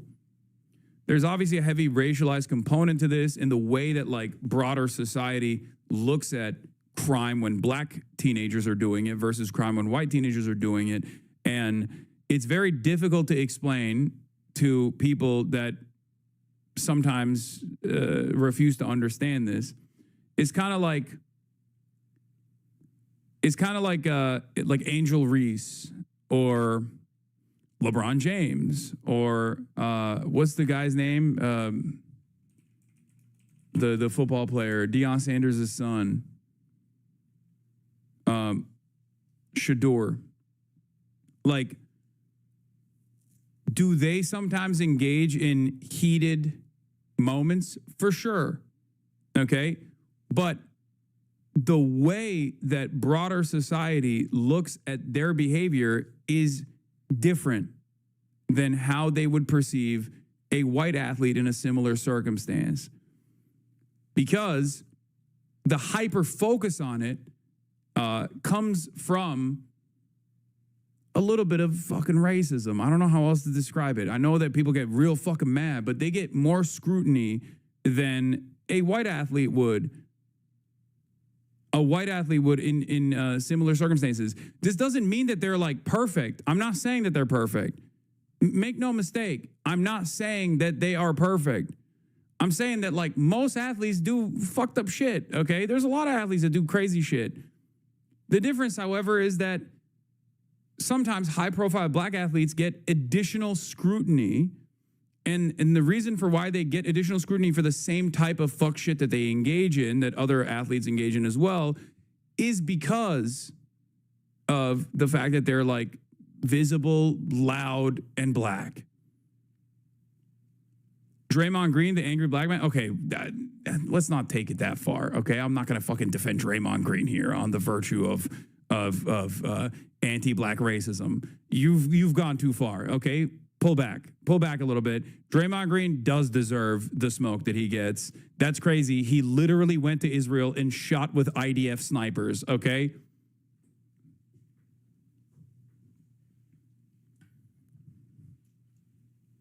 He's also crazy, and he's playing karate ball. Anyway, I'm not even going to get into that. That's crazy.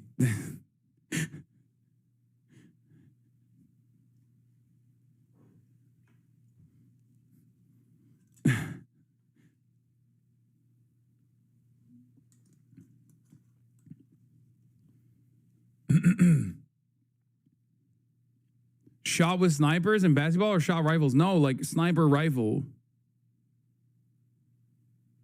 What about SGA foul baiting versus when Luka does it? That could be one aspect of it, sure. Look. My point is, I use that as an example because it's like, it's one that like, It's an example that like a lot of people kind of understand, okay? The reason why I'm bringing that up is because like it's not like the people that I just gave you, the people I just used as examples haven't done anything wrong. They have. But so has every other fucking athlete. You know what I mean? Like, but the hyper focus on these athletes in particular, I think sometimes come from the fact that they're black. That's why they become like a point of like a contentious point to defend or to support even. And it's very hard to explain. It's very hard to explain because most people will just say, well, look at this and that. Like, look at Angel Reese. Like, she's loud. She's brash, you know? She deserves it. Why are you trying to defend Angel Reese? I'm not even saying that, right? I'm not even saying that they don't have negative qualities to their persona that they've crafted. They do. They do. But it's just the extra attention that they receive that other people would not receive under similar circumstances. That is the racialized component, right? And the reason why I'm using celebrities is because this is like one of the more visible aspects, but you know, this happens to every person, right? This happens to black people all the time. This happens to brown people all the time. This happens to trans people all the time. Like there is extra scrutiny if you're not, there is always going to be extra scrutiny to like all the things that you're doing if you're not like a straight white dude. This doesn't mean that straight white dudes aren't scrutinized. It's just that this dynamic means that you get hyper focused on in a way that just kind of smells weird, you know, in a way that feels kind of strange.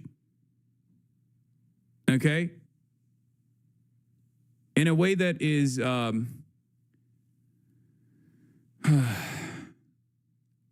I don't know, in a way that it feels like there's a extra attention on the things that you're doing. Okay?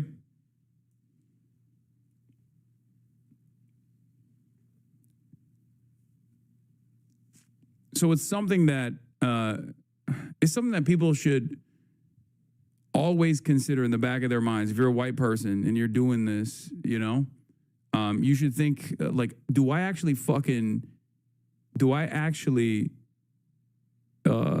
get mad at this person because of like what they did, or like is it normal for me to fucking hyper scrutinize this person? Like is there some other reason why I'm like hyper focusing on this person?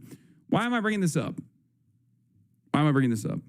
The reason why I'm bringing this up is because crime is just crime. It's the same crime when black people do it. It's the same crime when white people do it. And obviously, black youths statistically have a higher likelihood of being born into an environment where they are most likely going to have less options, less career options, less educational options, and therefore they are more likely to engage in criminal behavior for that reason. But it's not any different than like white children in similar circumstances, but they're hyper scrutinized because they're black.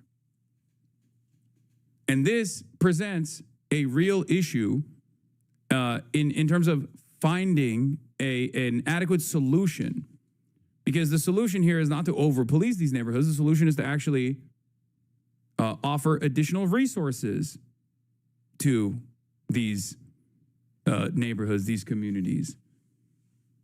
That's it.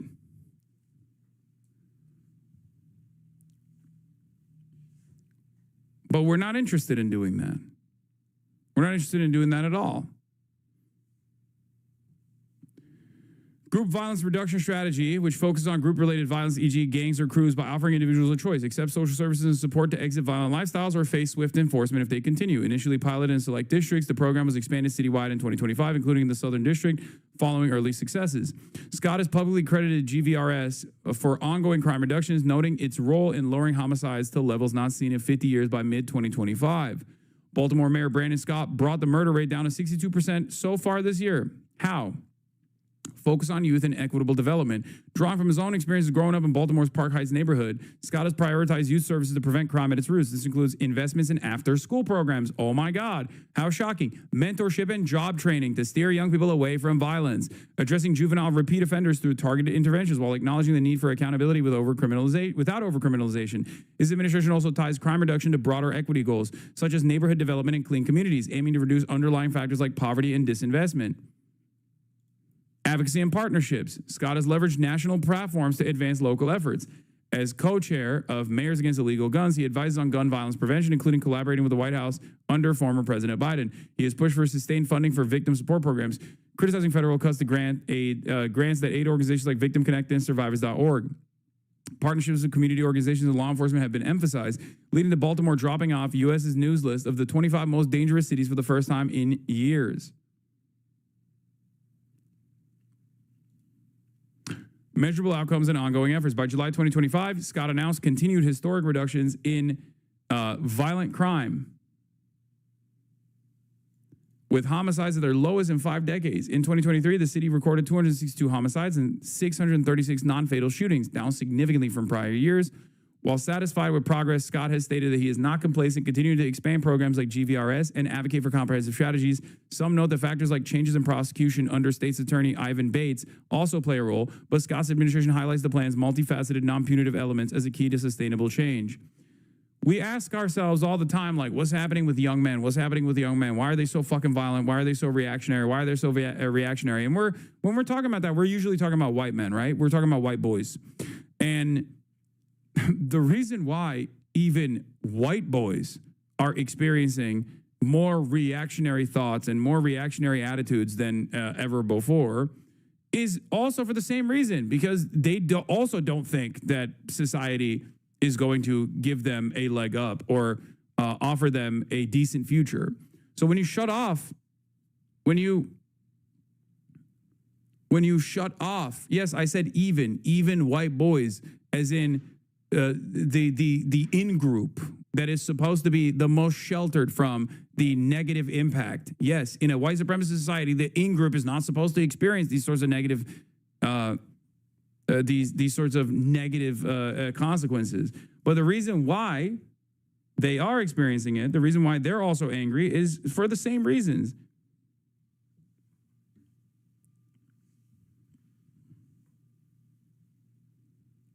Gang lifestyle, because we control the block, or we'll go after you. And so that's why you need the law and order as well here. Let the National Guard control the block, and you won't have the crime. I'm Steve Doocy. I'm Brian Kilmeade. And I'm Ainsley Earhart. And click here to subscribe to the Fox News YouTube page to catch our hottest interviews and most compelling analysis. Overnight, his country already battered. Сьогодні була доповідь Ukrainian President Volodymyr Zelensky saying Russia is planning new offensive operations. This coming just days before the historic summit in Alaska between President Trump and Vladimir Putin. I'm going in to speak to Vladimir Putin, and I'm going to be telling him, you got to end this war. You got to end it. But the president seeming to downplay expectations. I'm here for one reason, to get rid of a war that somebody else started. And after months of positive Yeah, somebody else. Who's the somebody else? Not Vladimir Putin. If you make a majoritarian in-group feel excluded and responsible for the crimes and failures of their ancestors and parents, that undermines your movement if it requires their involvement. It's why universalist leftist policies are the most effective in both political and policy sense. I mean, I don't do that. I don't. I only shit on people who still, whether they're a part of the in-group or not, still defend those systems of inequality and racialized violence and disproportionate targeting right now. That's what I care about.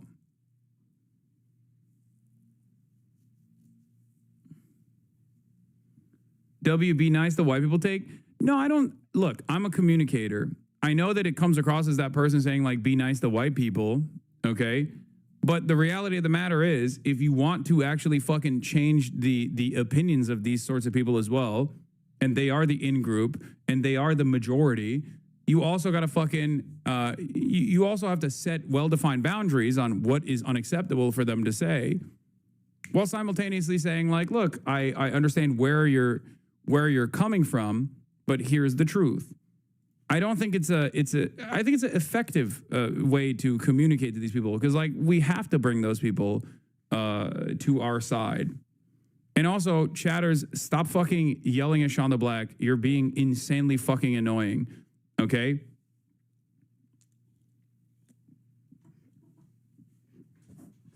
It's a bit of both. Obviously, it doesn't mean that you're supposed to fucking, let people pop off.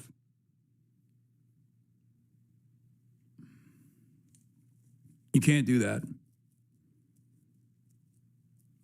I'm going to start banning Shonda Black haters in the chat. Actions, President Trump also seeming to once again blame Zelensky for the war Russia started. I get along with Zelensky, but, I disagree with what he's done. Very, very severely disagree. This is a war that should have never happened. But 3 years after the Russian invasion... Erdogan trying to steal Trump's deals. Erdogan proposes hosting Russia-Ukraine summit. Oh, my God. My goat, dude. My goat. He's the table. He wants to be the table so bad. He's like, bro, come on. I'm right here. This is the Ukrainian land the Russians now control. Is this what President Trump is talking about when he suggests Russia and Ukraine could swap land, something Zelensky has said he would not approve on his own? I was a little bothered by the fact that Zelensky was saying, well, I have to get constitutional approval. I mean, he's got approval to go into war and kill everybody, but he needs approval to do a land swap, because there'll be some land. Yeah, who could forget when Zelensky invaded Russia? February 2022, Zelensky said, I got congressional approval. We're invading Moscow. Bro, what do you mean? God, I can't even fucking make fun of Zelensky. I want to, but I can't, because this motherfucker's so crazy. Okay? It's just like, it's so stupid. Zelensky got invaded. Zelensky got invaded without congressional approval.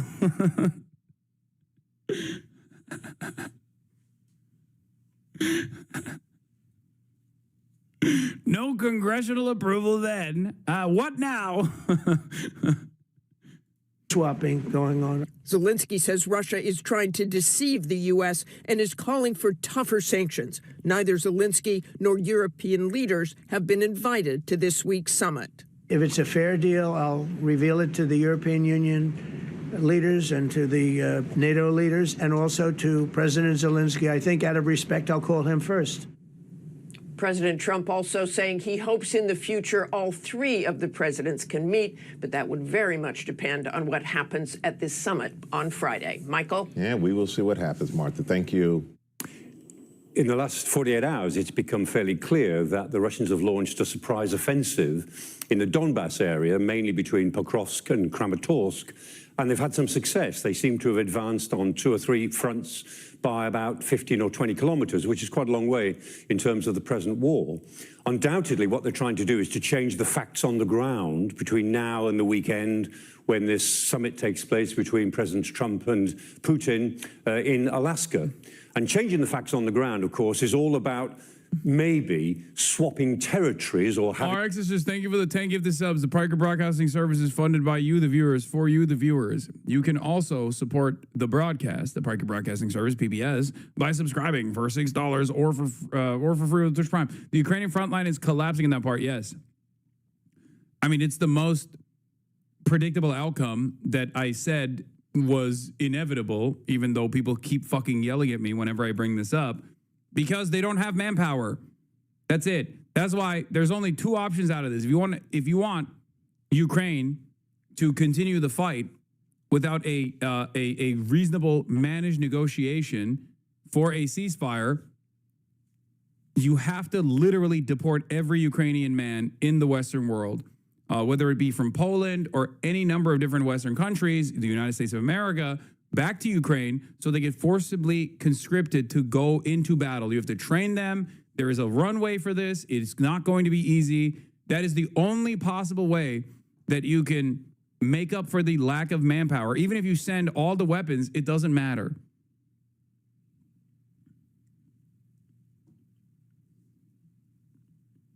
Or you can lower the age of conscription in Ukraine and forcibly draft younger and younger Ukrainians, which of course cooks the next generation of Ukraine as a nation state until there's nothing left to defend. You want to kill more Ukrainians? Did I say that this was the right thing to do? No, I didn't say that. I don't think it's the right thing to do. It's the only option. If there's two things that you can do here. Either you just cave to Vladimir Putin's ridiculous fucking demands and try to manage that negotiations process, not by undermining Ukraine, but by establishing some semblance of sovereignty for Ukraine, so that all is not lost, which is Trump is not doing that anyway. He's literally fucking farming what remains of Ukrainian natural resources and doing like a minerals deal, while simultaneously offering Ukrainian territory to Russia and like a legal recognition, or at least like a de facto recognition of annexed territory already. You should have an expert on war fighting in Ukraine and enlistment requirements rather than just say shit. Can you have some expert on the war rather than just your knee-jerk reaction? I mean, sure. If you have any expertise, if you have any experts that you think I should talk to, great. I'm down to listen. Having said that, I do fucking read the experts in war fighting, and their analysis has been incorrect. My knee-jerk reaction, which is what I've been at, that ultimately, in terms of just like the meat grinder that Eastern Ukrainian territory looks like, Russia has the capacity to send more manpower, even with like diminished weapons. Like one of the things that I saw that I read from frontline Ukrainian soldiers, like one of the reports that I read that stuck with me was a Ukrainian troop position in Eastern Ukraine. I forget exactly where it was. There was this guy that was talking about how like even if there is one Russian soldier with a busted ass, like old ass, dusty ass AK-47, okay, positioned in a fucking building, that still requires a tremendous amount of manpower and a tremendous amount of resources to successfully fucking remove from that position. So like the problem is there are a fuck ton of Russian soldiers. There are just more Russian soldiers than there are Ukrainian soldiers. So even if they don't have the best gear, even one person can hold an area for an extended period of time. And it makes the operations infinitely more complicated. Okay?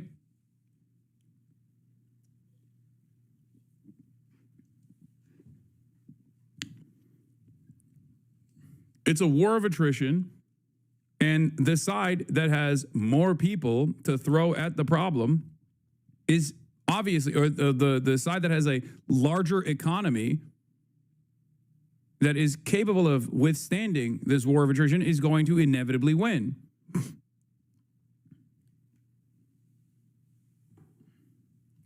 Ukrainian here, if the U.S. and other Western countries allowed Ukraine to use their weapons all the way, including on Russian territory, and did not undermine our counteroffensive in 2022, we would be having a very different conversation.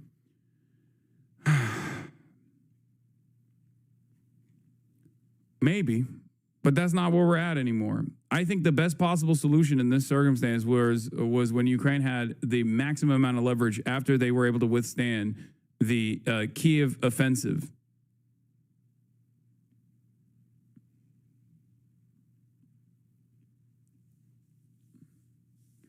But ultimately, right now, what we have in front of us is a smaller country, Ukraine, completely incapable of withstanding further Russian offenses. Their positions are dug in eastern Ukraine, and they're slated to take violently more territory.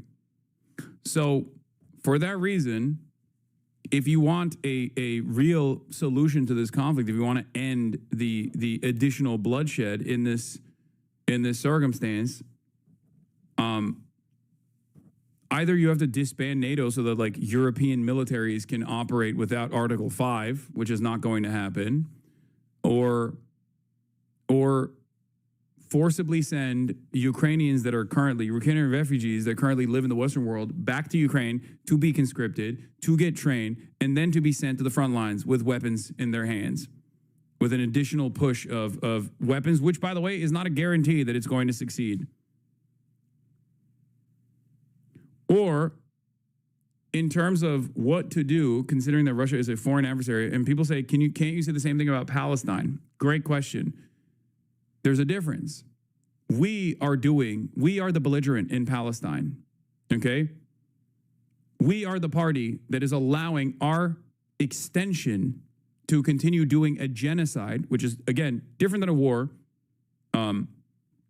against a captive population of Palestinians, okay?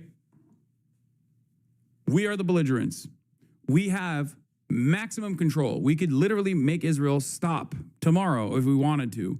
We can't make Russia stop if we don't have the same amount of power over Russia. I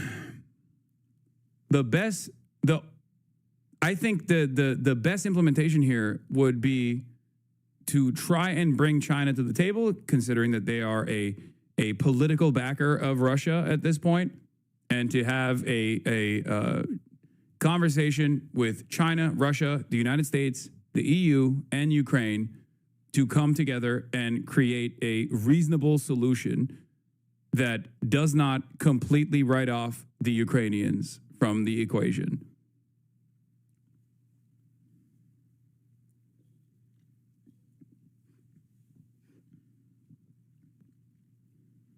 Does Ukraine have nukes? No, they gave up the nukes, and that's why they're currently getting fucking destroyed.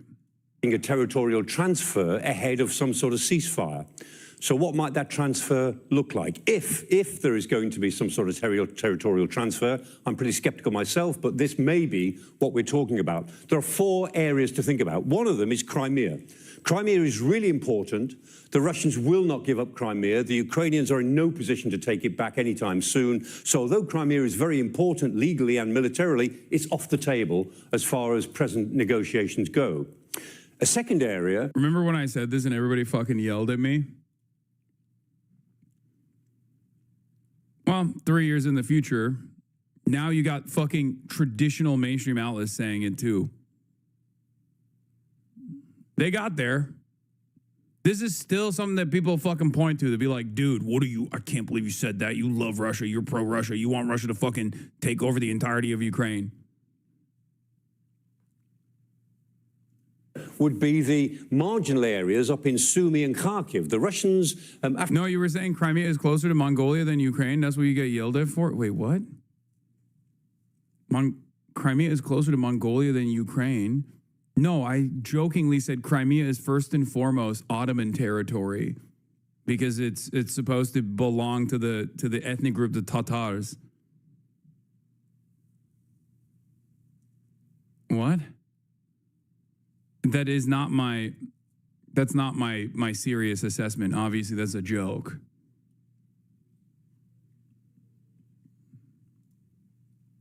After the Kursk offensive, hold a little bit of Ukrainian territory opposite Sumy, a little bit of territory in Kharkiv. They might agree to withdraw from those territories. It doesn't cost them anything to do that, and it would be a certain amount of withdrawal which the Ukrainians could talk about. That would be a second area, reasonably easy to negotiate. Third area, much more difficult to negotiate, is the Donbass. The Russians say they want the whole of the Donbass as a first step. Well, they hold most of Luhansk, which is one part of it. They hold about 3/4 of Donetsk, but they don't hold the other quarter, which is the bit that the Ukrainians have fought so hard for, really since 2014, not just since 2022. And the Russians are saying they want the whole of the Donbass. And in that area... Of course, as a non-starter for Zelensky, who says, I am not going to surrender my country because I have no right to do so, Zelensky said, if we leave Donbass today, our fortifications are terrain, the heights we control. We will clearly open a bridgehead for the preparation of a Russian offensive.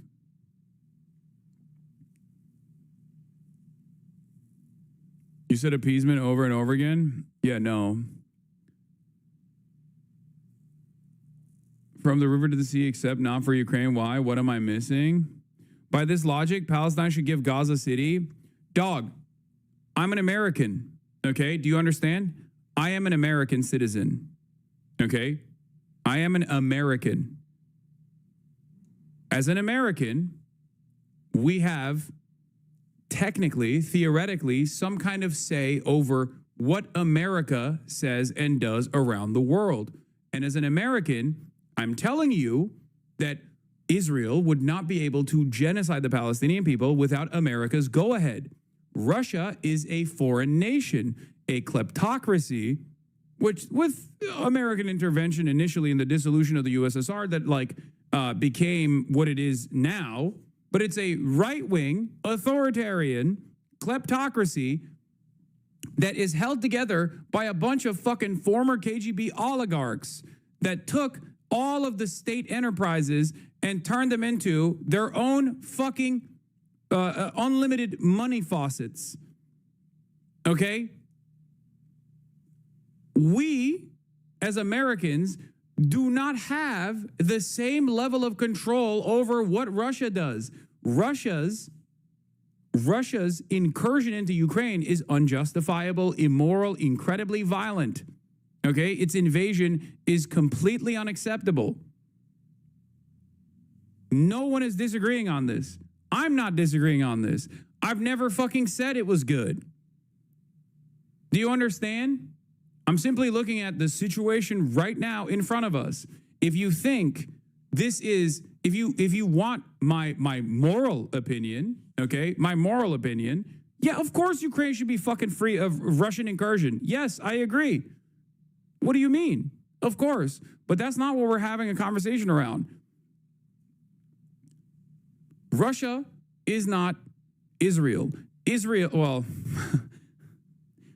a lot of Russians in Israel, but Russia is not Israel, okay? Israel is a extension of the United States of America. Israel cannot exist in the violent, belligerent ways that it does without America's go-ahead, without America's unlimited support. Okay? That's it.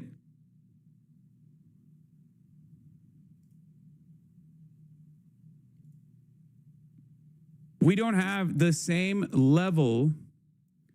We do not have the same level of control over Russia as a foreign adversary as we do over Israel. That's the major difference.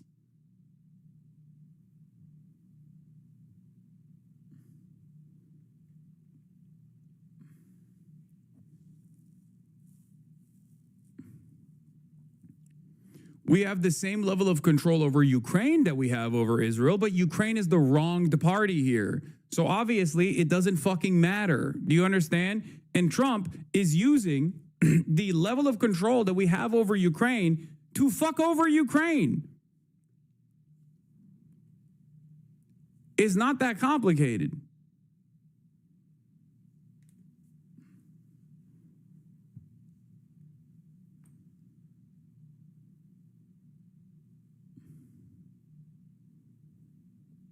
If we leave Donbass today, our fortifications, our terrain, the heights we control, we will clearly open a bridgehead. Which, by the way, I don't even think this is a false assessment. There are the four big cities, Slavyansk, Kramatorsk, Kostiantynivka, Druzhkivka, and those are the fortress cities. They're like a very strong line of defenses. And the Ukrainians will be required to give up those strong line of defenses and let the Russians in. And west of that, it's harder to construct defenses. So that's a third area, very, very sensitive. Yeah, while we're having this conversation, in recent days, Russia's troops broke through a segment of Ukraine's defensive line near the city of Pokrovsk, a longtime stronghold. They advanced several miles into Ukrainian-held territory, threatening to outflank Ukraine's positions. I want to point to something here, okay? This article is from the New York Times. And in the past, the New York Times' assessment of what was going on in Ukraine was infinitely more cheery. So the very fact that they're actually changing their discourse on Russia's advancements into Ukraine implies that they are getting their notes, once again, from the American State Department. And the American State Department's assessment, possibly led by Donald Trump, possibly led by the conditions on the battleground, are now different than the way that the Joe Biden administration presented the situation. Obviously, circumstances were also different as well. There was at least like, there was, I guess, by their own version of events, they thought that Ukraine could put up a stronger fight. They thought that Ukraine could potentially push back Russian forces from eastern Ukraine. They were wrong. But the very fact that this is coming from the New York Times means that the American State Department has also changed their dynamic, also changed the way they are looking at the situation. Okay? That's it. When this is a reflection, in my opinion, this is a reflection of the State Department's attitude.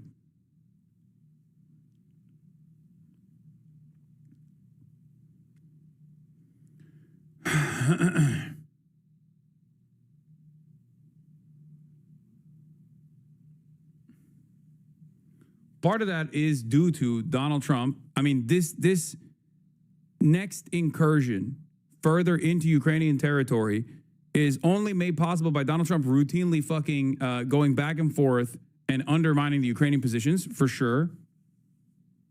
I'm sure that played a role on this. But the major reason here is because Ukraine is running out of manpower.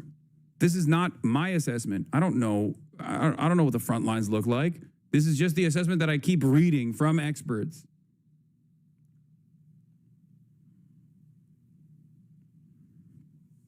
Having said that, do I believe Russia has the capacity to militarily occupy eastern Ukraine permanently? I do not. For the record, I don't. I don't think that they have that capacity. So this will cook Russia in the long run, is what I think. Okay, there will be covert operations. There will still be guerrilla warfare. I'm certain that there will always be Ukrainian resistance in these areas against the newfound Russian annexation. It's going to be incredibly difficult for Russia to hold the eastern Ukrainian territory. But that's for the future. For the time being, it doesn't seem like this can continue as like state versus state warfare.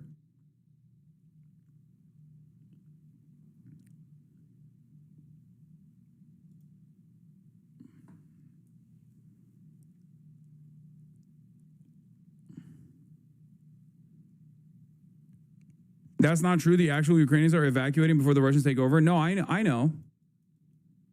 But that doesn't mean they're not going to come back eventually. Come on, just read it, you illiterate commentator.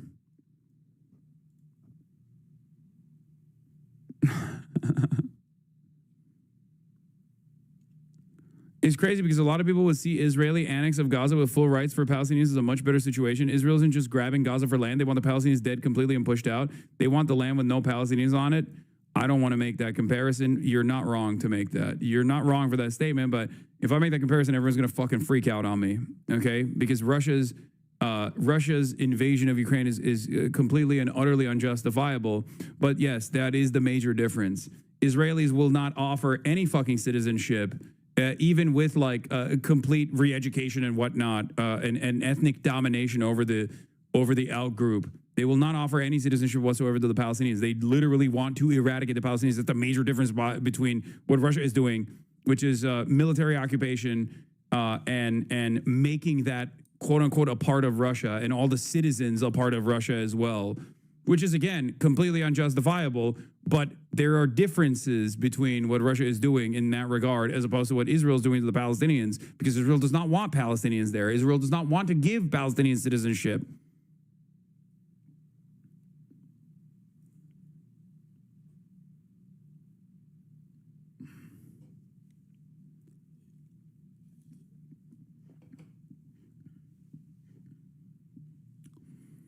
Russian forces are striving to shape the battlefield to their advantage for a high-stakes summit between President Trump and Vladimir Putin, making a swift advance in eastern Ukraine after months of grinding battle.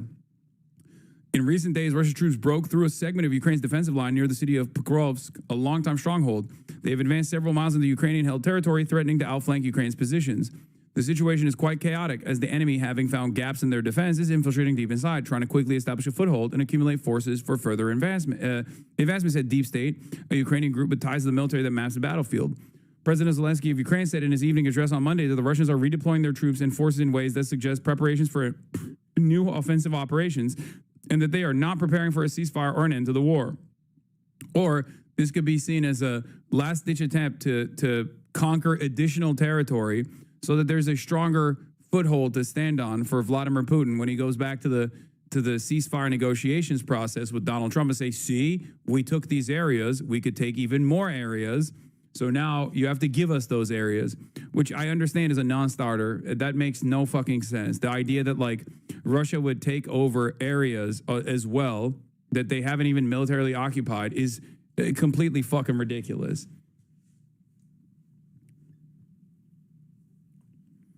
Ukraine, too, is seeking an edge before the Russian-American peace talks on Friday in Alaska. Kyiv has ramped up attacks on Russian oil refineries, doubling down on a strategy of pressuring Russia into making concessions during negotiations by targeting the Kremlin's main revenue source to fund the war.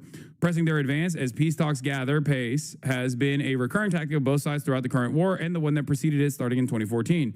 Ukraine's bold June drone attacks deep inside of Russia, which destroyed many strategic bombers, came just a day before negotiations in Istanbul. In 2015, Russia intensified fighting during ceasefire talks surrounding the eastern town of Debaltseve to force political concessions from Kyiv. Russia's recent push near Pokrovsk in the Donetsk region, Oblast, sends a stark warning that Moscow's forces remain capable of making rapid gains on the battlefield. It comes as Mr. Putin is expected to present Mr. Trump with major demands during Friday's talks, which could include an insistence that Ukraine cede part of the Donetsk region that Kyiv still holds. Pokrovsk, which was once a critical logistical hub for Ukrainian forces in the east, is now semi-encircled from the northeast to the southwest. Ukrainian troops must pass through a narrow 10-mile corridor to enter the city, leaving them vulnerable to drone attacks. Russian forces are likely to try and tighten their noose around the city to force Ukrainian troops to withdraw, a tactic they have successfully used to capture other cities. Pasi Peronen, an analyst for the Finland-based Blackbird Group, which tracks battlefield movements, said Russian forces have quickly infiltrated Ukrainian lines at a depth of roughly 10 miles in the past 3 days, a contrast of Russia's usual slow grind.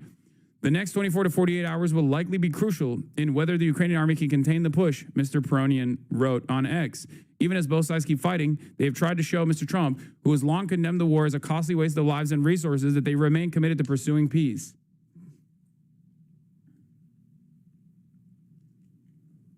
After Russia increased drone attacks on Ukrainian cities during talks last month between Moscow and Washington, Mr. Trump's typically lenient tone towards Mr. Putin soured noticeably. He talks nice and then he bombs everybody in the evening, Mr. Trump said over Mr. Putin. So there's a little bit of problem there. I don't like it. Just a little bit of a problem. I'd be very surprised if we get any sort of ceasefire out of this. Putin needs this for his ego and he won't agree to anything other than his ultimatum. I think you have to grease his wheels. And I don't know how much, basically, there are people who say this doesn't mean a ceasefire will be abided by, right? There are people who say, how can you trust Russia? I don't. It's simple. I don't. Okay? That's it. Just like I didn't trust Israel to abide by a ceasefire, and I was right. Okay? So the goal of a real solution to this conflict is supposed to revolve around making it so that it is less costly to pursue the path of peace for Vladimir Putin in order to preserve his, in order to basically throw some red meat his way to make it seem like he got a tremendous victory over this, okay? While simultaneously making it so that it's more costly to continue pursuing further land grabs and further land incursions.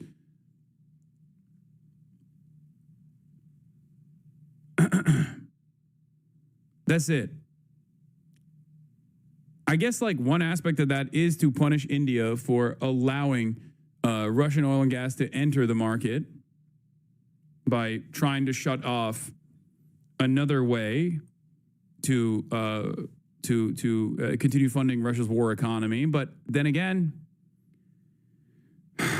I don't know how much success Donald Trump will have in that regard, considering that we have basically fucking cast aside all of our international allies in Donald Trump's mass tariff terrorism.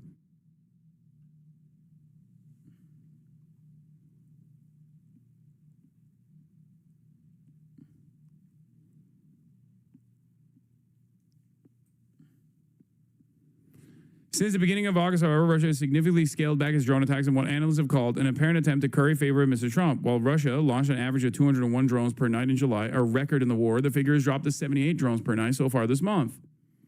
The Russians know very well how to read Trump's mind. Alexander Krayev, the director of North America program of the Kyiv research group Ukrainian Prism, said in a phone interview, "It is not a coincidence that the drone attacks have decreased. Kyiv has been hit especially hard this summer, has been largely spared from attacks so far this month, with air raid alerts now sounding only briefly at night and lasting for an hour at most."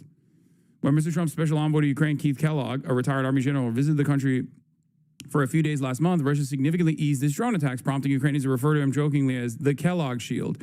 General Kellogg arrived in Ukraine, and there were no massive bombings for 2 nights in a row, Mr. Zelensky told Newsmax at the time. This means one thing: Putin is afraid of America. But with Mr. Trump's history of deference to Mr. Putin, Kyiv is concerned that the Russian leader may succeed in winning Mr. Trump over his perspective on the war by securing a one-on-one meeting that could sideline Mr. Zelensky. The Kremlin has long said an end to the fighting would need to address what it calls the root cause of the war, shorthand for a range of issues, including the existence of Ukraine as a fully independent and sovereign nation aligned with the West. To prevent that outcome, Kyiv has rallied its European allies to pressure the Trump administration against letting Russia dictate the terms of peace talks. A statement released by Tuesday by all European Union member states except for Hungary said that no Hungary there, said that the path to peace in Ukraine cannot be decided without Ukraine. All of this is purely symbolic. It's no different than the way that they go, oh, we're going to recognize Palestine as a state. Okay? Europe has shown its belly over and over again to Donald Trump. They have no autonomy. If they do, they should show it. I highly doubt, maybe I'm wrong, but I highly doubt that they have any real autonomy outside of whatever the American state decides.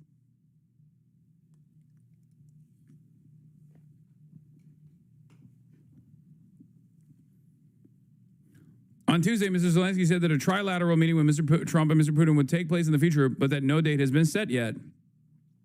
Several European leaders, together with Mr. Zelensky, will join an online meeting with Mr. Trump on Wednesday. The German Chancellor, Friedrich Merz, said the discussions will focus on options to exert pressure on Russia, on preparations for potential peace negotiations, and on issues of territorial claims and security. Kyiv and European capitals are especially worried that Mr. Trump could agree to Russia's demands that Ukraine cede sizable portions of the land it still controls. The American leaders have insisted in recent days that a peace deal would involve some land swapping, or to which Mr. Zelensky responded, Ukrainians will not gift their land to the occupier. Kyiv and its European allies insist that any meaningful peace talks begin only after a ceasefire and that the current front line should be the starting point of negotiations. But with Russia's swift gains in the East in recent days, this line may have shifted by Friday, and that's their goal. Their goal is to take over more parts and I guess like completely demand the entirety of the Donetsk region, like that whole area, including the part that they encircled.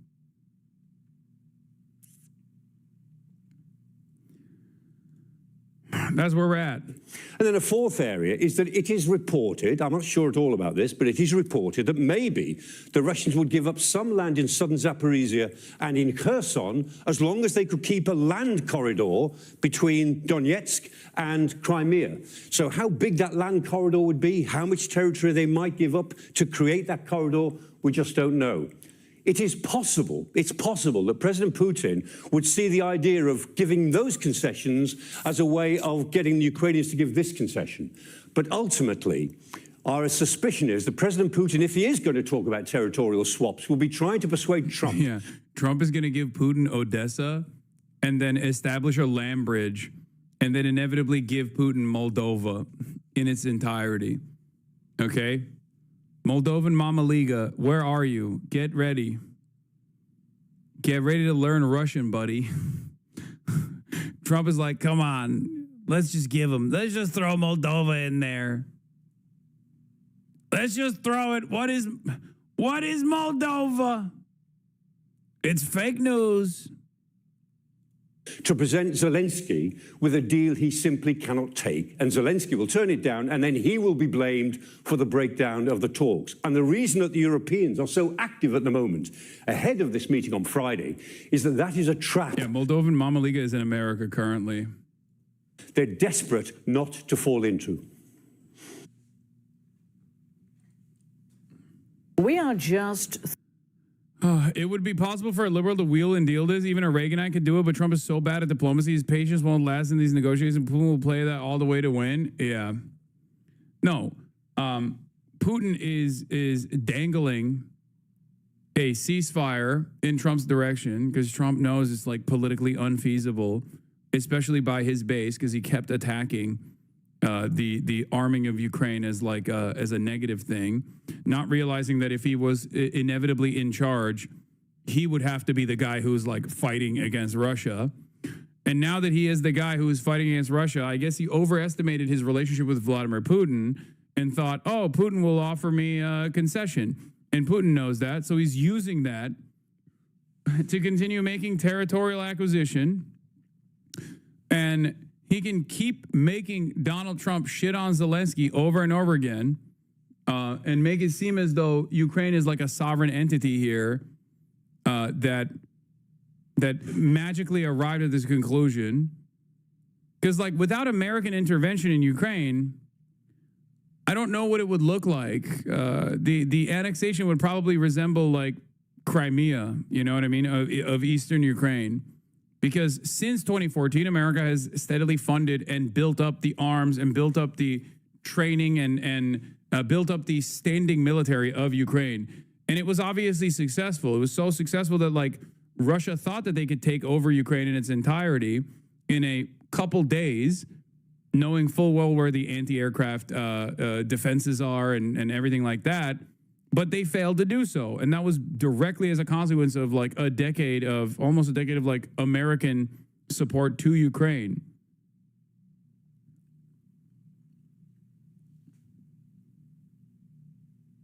I hate how different the coverage is between Israel and Ukraine. I hate how different the coverage is between Ukraine and Israel.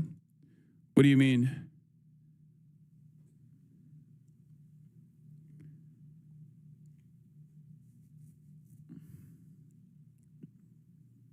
I mean, the reason why the coverage is different is because Ukrainians are automatically considered people by Western news outlets. Okay? Like, the greatest example I can use here is like when you see videos of like Ukrainian teenagers training for like community defense initiatives, there would never be a positive association with like Palestinian teenagers learning how to do self-defense against the genocidal army like the Israeli occupational force.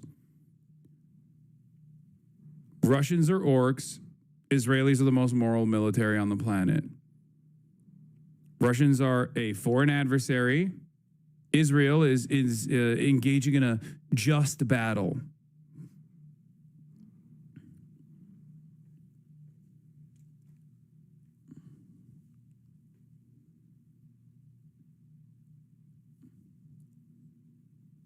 One is certainly an incredibly bloody war with a litany of war crimes. You can absolutely make that argument, especially like with Bucha and things like that. The other is a Holocaust. 3 days away. Both are obviously evil, but there is a degree. There's a different degree of evil in one situation. The potentially critical summit between U.S. President Donald Trump and Russia's Vladimir Putin in Alaska. President Trump says he wants to see what Putin has in mind for Ukraine, but he's already casting doubt on what, if anything, this meeting could accomplish, saying, quote, "It's not up to me to make a deal." Trump also claims he'll know in the first 2 minutes if a deal can be made. This is what he says that deal could include. There'll be some swapping. There'll be some changes in land. And the word that they will use is, they make changes. We're going to change the lines, the battle lines. Russia's occupied a big portion of Ukraine. They've occupied some very prime territory. We're going to try and get some of that territory back for Ukraine. German Chancellor Friedrich Merz says he will host a virtual meeting with European leaders on Wednesday to discuss options to put pressure on Russia to end. I just don't know what territory Trump is talking about that Russia is going to give back to Ukraine. I don't understand. I don't really. Is he saying he's going to give? I joked about this, but I was like, he's going to give Alaska and Canada to Russia. Here, you take it. You deal with these guys. I don't like it. I don't like them. They're woke and gay. Canada is yours now.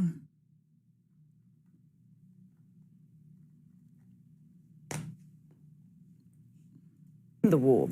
Donald Trump is expected to attend that meeting. So is Ukraine's president, who's still not invited to the talks in Alaska.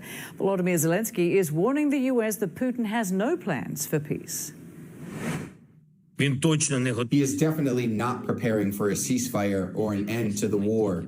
Putin is determined only to present a meeting with America as his personal victory and then continue acting exactly as before.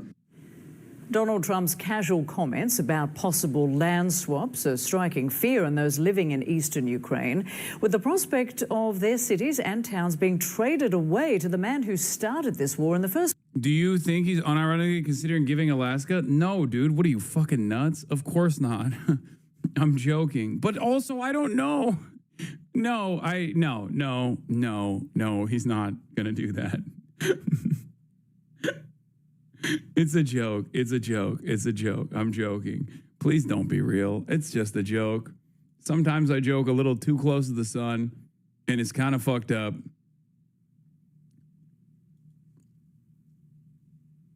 Place. CNN's Nick Payton-Walsh speaks to some of the Ukrainians who could lose everything after already losing so much. When President Trump talks about what parts of Ukraine to, quote, swap with Russia, this is ground zero. Real towns where bomb shelters loom over beaches. I feel like I just float away from this reality. Here in Donetsk region, diplomacy has turned dark and surreal and threatens local journalist Mikhailo's medicinal swim. What do you think about the idea of Trump and Putin meeting so far away in Alaska and deciding the fate of a place like this? We all, people I know, will have to leave. But frankly speaking, I don't think it's gonna happen. What Trump did wrong, he just pulled him out of the bog. The Putin was just drowning in the bog. And he took him out and said, Vladimir, I want to talk to you. I like you. He didn't care that every day Ukrainians die. Beaches, births and deaths, they all persist in ravaged Slavyansk. Wudust Ruya, thank you for the 50 gifted subs. They've dug defenses around it to stop a Russian military advance, but never imagined high-level diplomacy might just give their town and future away. Taisia gave birth to Azul yesterday, the calm of her maternity ward bed now riddled with complications she never saw coming. Ну, дуже погано. Я бачила новини ці. На що ми можемо повпливати? Це вже буде рішення. Like, this kind of attitude is fucking bullshit. Sorry you're losing, you don't get to dictate shit is crazy. Okay? I don't entertain that stuff. A lot of people are like, Hassan, why don't you fucking have this kind of attitude towards Hamas or whatever? But, like, I don't do that. The idea that, like, Ukraine doesn't get to dictate any fucking sovereignty in this process because they're losing this war that they didn't fucking, they didn't deserve to go, you know, get into by being invaded by a much larger regional power is ridiculous. Is ridiculous.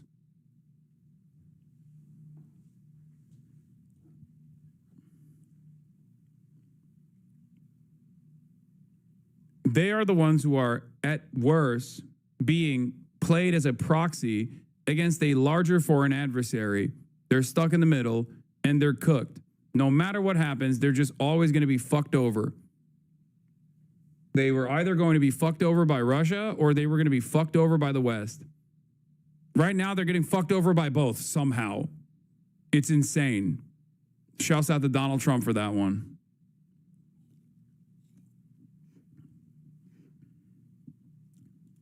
Не за нами конкретно. Люди просто віддадуть свої будинки. Staying here has been, for many, an act of defiance and bravery. But for Sviatoslav and Natalia, there are still a lot of people who thought, and I think still do think, that like America joined this not as a fucking proxy. Like America joined this not to use Ukraine as a proxy against Russia, but instead for like honorable reasons, like they want to defend Ukrainians and whatnot. And I've just kept trying to explain to people since the beginning that that was not the case. America is on the right side, but for wrong reasons. Okay? And it's shocking that there are still people who entertain this notion. Like they're like, no, you don't understand. This was totally just. This was like America's investment in this was good. We're the good guys for once. Please let me have this. Okay? That's not the case.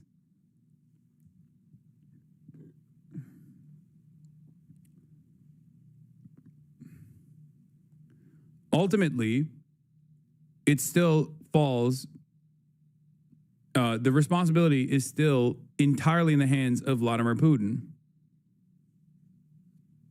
That is the case.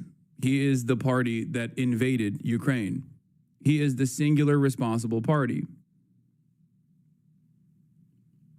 It does not matter if like America agitated and tried to create a security, like tried to create a security problem for Russia by saying like, oh, we're gonna bring Ukraine into NATO, we're going to do this, we're gonna do that. None of that matters. Russia, at the end of the day, as a regional power, had every option not to invade Ukraine, and they should have never invaded Ukraine.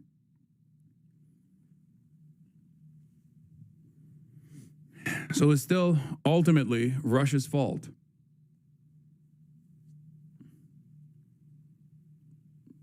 Their position is the West's primary fault. Russia warned Ukraine and the U.S. Not saying Russia is correct, just saying Putin warned about the presence of NATO. Yes, America also knew that that would be a non-starter. I mean, this is the Mersheimer assessment, and it has been shown to be correct.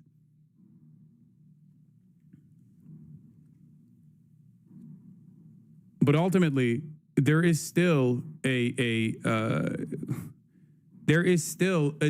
reasons for why Vladimir Putin is doing this. There's multiple different reasons, like restoring the former glory of the Russian Empire. Like those are definitely additional reasons as to why Russia is engaging in this. It's not just like an earnest security concern, especially because they didn't have to fucking invade if they wanted to deal with an earnest security concern. Did not spare them pain.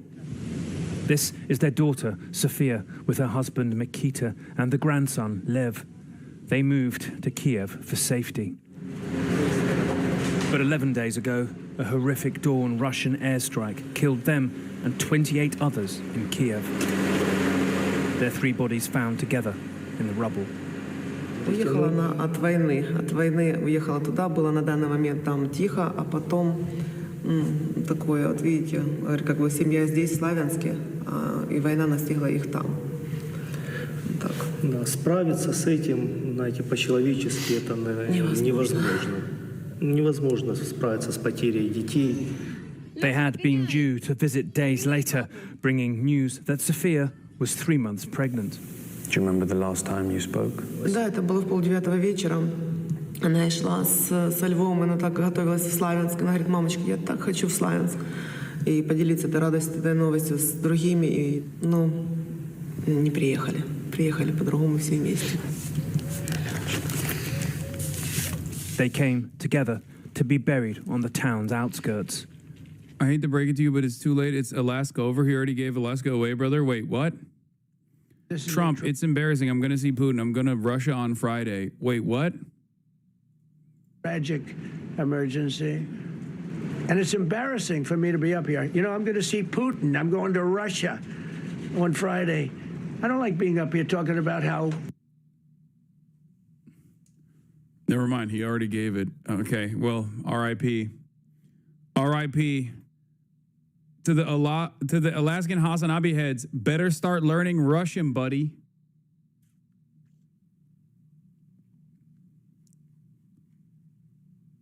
I didn't realize it was like that. It turns out it is like that.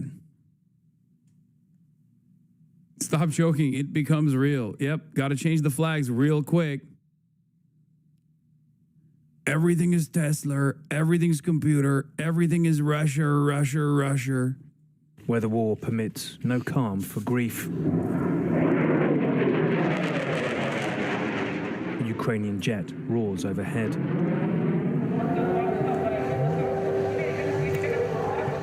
At the nearest train station, Kramatorsk, as many are coming as are going. Serhiy was allowed 2 days off from his tank unit to see Tatiana, his wife. Sirens greet the Kiev train. А як четвертий год на війні, то як ви думаєте, тяжко. Це краще б не приїжджало.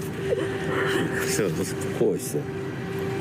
Просто, щоб чоловік повернувся додому. Мені пофіг на тій території, аби він був живий і повернувся додому. Soldiers worried if they'll see their loved ones again. Families torn apart by this war.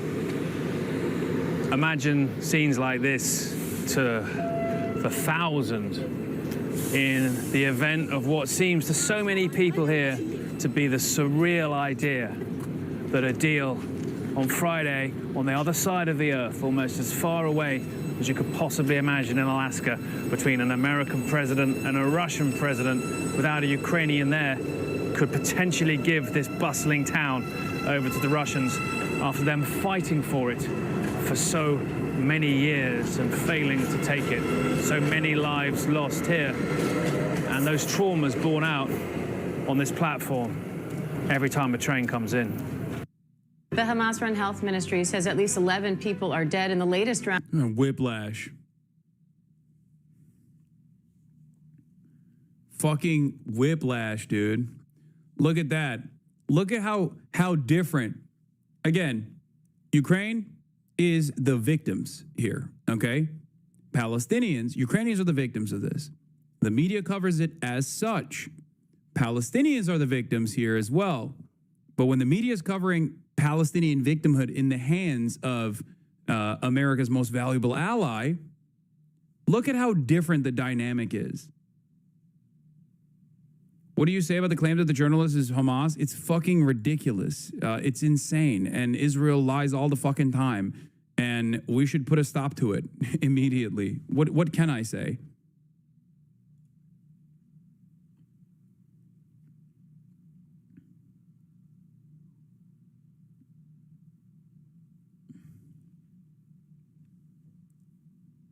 Palestinians barely get a blip of the same coverage, the same humanizing coverage that Ukrainians experience.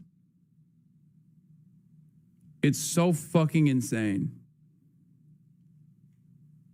Round of Israeli strikes.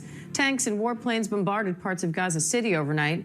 Local officials report more than 100 people have been killed in the past 24 hours, including 31 people trying to get aid and 3 adults and 2 children who died from starvation. Foreign correspondent Marcus Moore is tracking the latest from London for us. Marcus, what do we know so far? Oh, hey, Diane, we know that there are the reports of the increased bombardment in Gaza City, and according to the health ministry, a number of victims remain under the rubble of collapsed buildings, and that at the moment there are areas that ambulances and rescuers cannot reach. And so it remains a dire situation there. And all indications are that Israel is preparing for that expanded military operation to occupy Gaza City. And this is a plan that sparked outrage and also concern about the impact it could have on the humanitarian situation in Gaza. And as you noted earlier, more people have died. Yeah, mainstream media also always points out when Russia negotiates in bad faith, but we never get the same coverage about Israel. And like, there have been less opportunities for Russia to even behave in bad faith because there's just been less negotiation talks in this process. Israel has like actively lied more than 40 times, hundreds of times in total, but like 40 official ceasefire negotiations on the table, and they fucked it up every single time. They've done what Russia is doing right now to Donald Trump, dangling like a potential ceasefire while simultaneously having no interest in continuing with like a reasonable solution to this conflict. And they just keep lying over and over again. And our media also, literally, if they were covering Russia's actions as though Russia was like Israel, they would keep saying like, well, Russia wants a ceasefire, but those pesky little Ukrainians constantly want sovereignty. It's really fucked up. Which, by the way, if the State Department change in attitude holds, you will probably start seeing that. That's what I was trying to imply with the way that the New York Times is covering Ukrainian positions and how they're losing territory to a final Russian push right now. So maybe it won't be that far in the distance when you will hear the media offer cover to Russia dangling ceasefire as a carrot and pulling back, just like Israel does, and then have favorable coverage on that part and make Ukraine look like they are the spoiling party here. While trying to get aid, while others have passed away from malnutrition. And there's also, Diane, been a new condemnation over the deaths of 6 journalists after an Israeli airstrike. Well-known correspondent from Al Jazeera, Anas al-Sharif, was among those killed. Israel claimed that he was a Hamas terrorist. Yeah. It's like, can you imagine anytime someone talks about like how unjustifiable Russia's invasion of Ukraine is, you just hear, don't you think Russia has a right to exist? Don't you think Russia has a right to exist? You're being Russophobic. You're being Russophobic. Wow, you hate Slavs. You know who else hated Slavs? Hitler. Why don't you think Russia has a right to exist? The Al Jazeera network vehemently denying those allegations. And Diane, the United Nations has condemned what happened, calling it a violation of international law. And Marcus, it seems hopes are growing that there could be a ceasefire back on the table soon. What are you watching for? The thing is that's what Tanky's online say on a daily basis. Brother, you're fucking out of your mind if you think that there is any like serious political movement in this country that is like that is so insignificant. Like, you're talking about 10 total people online, okay? That's it. In America, there are certainly a lot more people. This is what I try to explain to people. Like, there is a lot of animosity, understandable animosity in the global South against the United States of America. So for many of those people, they see it as like, oh, this is the enemy of my enemy. Like, they see, and this is incorrect, but they see Russia's actions as like the only country to violently push back against American influence and American incursion. That's the way they see it. That's the reason why you see so many other countries around the world, not in the Western world, okay, but outside of the Western world. That's why you see so many countries assume the pro-Palestine, pro-Russia position. That's real. There's a real position. They see Russia as like the tip of the spear. A country that is like offering military pushback to America in a somewhat successful manner. Of course, they do not see Ukrainians as being used and abused in this process, ironically enough, which is precisely the position that they've been in time and time again, for the record. Like, if you're from a country that's been fucked over by Western Empire, then you should be perhaps even more supportive of the situation that Ukrainians have found themselves in currently. But ultimately, as far as like the Western world goes, the number of people that are fucking pro-Russia are a handful, and they're not. They're so inconsequential that there's no reason to even bring attention to those people. On that front. Yeah, so these discussions have continued throughout all of this, albeit much of the discussions have been back channel, but there are reports that the leader of Hamas will be in Cairo for talks with officials on a potential ceasefire. And right now it's unclear what, if any, progress has been made there. But certainly for many, the hope is that a ceasefire deal could be back on the table. But when you look at what's happening on the ground, Diane, it really does seem like any deal is quite far off. All right, Marcus Moore, thank you. Israel has defended killing 6 journalists in Gaza, claiming one was a terrorist currently working with Hamas. The IDF says Al Jazeera journalist Anas al-Sharif was an active Hamas military wing operative, that he received a salary from the group, and that what they've presented publicly is only a small declassified portion of intelligence. 4 of al-Sharif's colleagues from Al Jazeera, as well as another independent journalist, were killed in the same strike in an attack widely condemned by organisations advocating for the freedom of the press. Well, we are joined now by Nadav Shoshani, a spokesperson for the IDF. Thank you for joining us today, Mr. Shoshani. Why is the IDF killing journalists? The CPJ accuses Israel of directly targeting and killing at least 20 journalists and media workers since October the 7th. The latest, as we've just heard, an entire Al Jazeera crew with the weekend. Fred, thank you for having me, Jen. First of all, I want to say the IDF does not target journalists. In this strike from 2 days ago, the IDF targeted a Hamas terrorist, an active Hamas terrorist.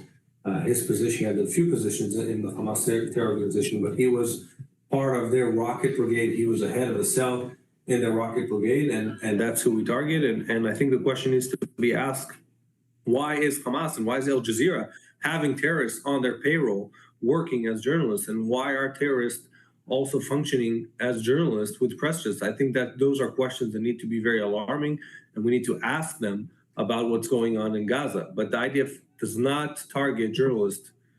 What evidence do you have that he was currently, and that word currently is important, working for Hamas? Yeah, it's like, heads up, clinkers are out full force trying to create some bullshit that ties him to Hamas. I already know that he took a photo with fucking the Politburo and Yahya Sinwar. That's what they're saying. Like, I know. Now the IDF is claiming that Anas al-Sharif was getting a paycheck from Hamas. Think about how stupid they assume you are to believe that. As the BBC recently reported, and as common sense tells you, Hamas doesn't send out paychecks. They have agents secretly meet employees in cafes and elsewhere and hand over envelopes that have a small percentage of what they're owed in cash, whether you're doing sanitation or anything else. Anas is maybe the most recognizable face in Gaza, and he was getting paid by Al Jazeera. Israel expects you to believe that he secretly sneaked away from his Al Jazeera job to meet an agent who would hand over a few shekels. The man was on air constantly. When did this happen? Anyway, when they think you're an idiot, and in many cases they are correct, but not in most. They're literally trying to say that in between the time frame where this dude was like 24/7 live, he was actually doing terrorism for Hamas, which is so fucking crazy. Because if you ask Ahmed Fouad al-Khatib, another Palestinian collaborator of Israel, who works for the Atlantic Council, as you guys know, his collaboration with Hamas was actually when he was doing journalism. Eventually, they're going to arrive at that position where they're going to say, oh, he actually was doing Hamas activity by doing journalism, as in sending a drone overhead when to show Israeli positions when Israel told him not to. That's his job. His job is to fucking cover the events that are going on.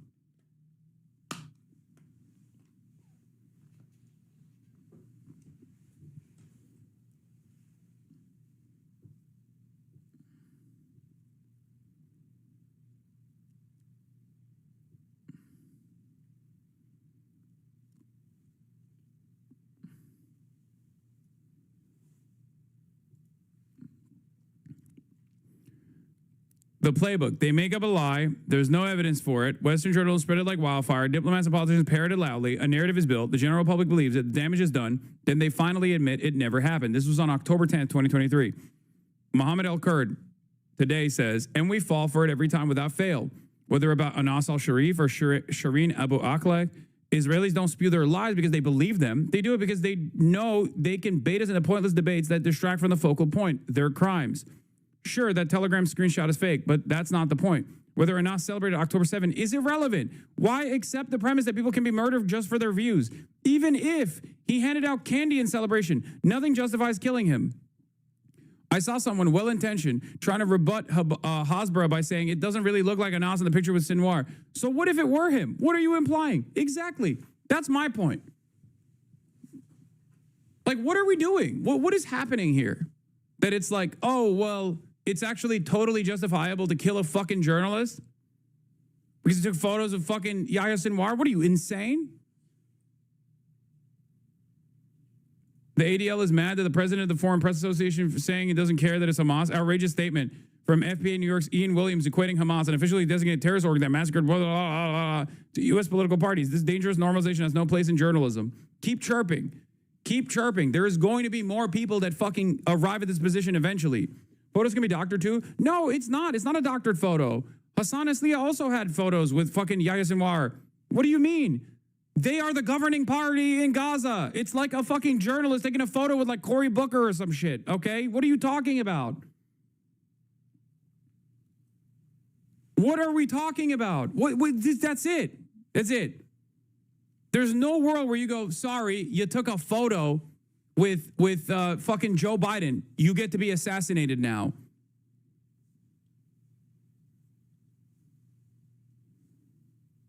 What?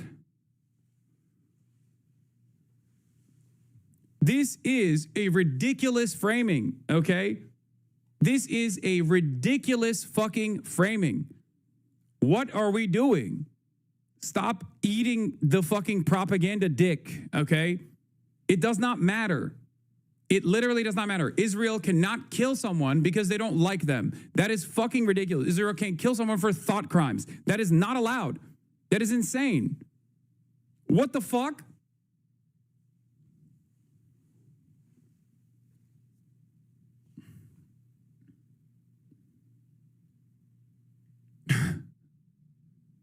Why is it different? Why is it different when they're Palestinian?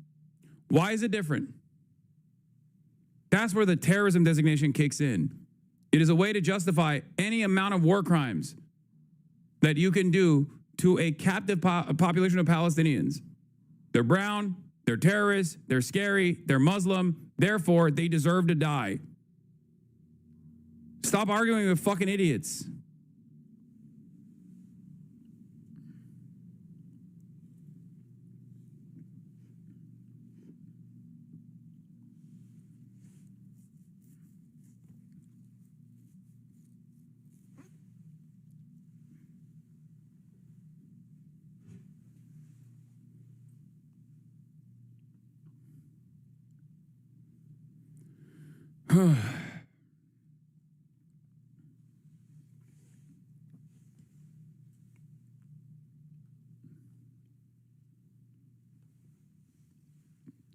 It's not about arguing with idiots. It's about having arguments on idiots' terms. Yeah, I mean, I've said it from the first moment.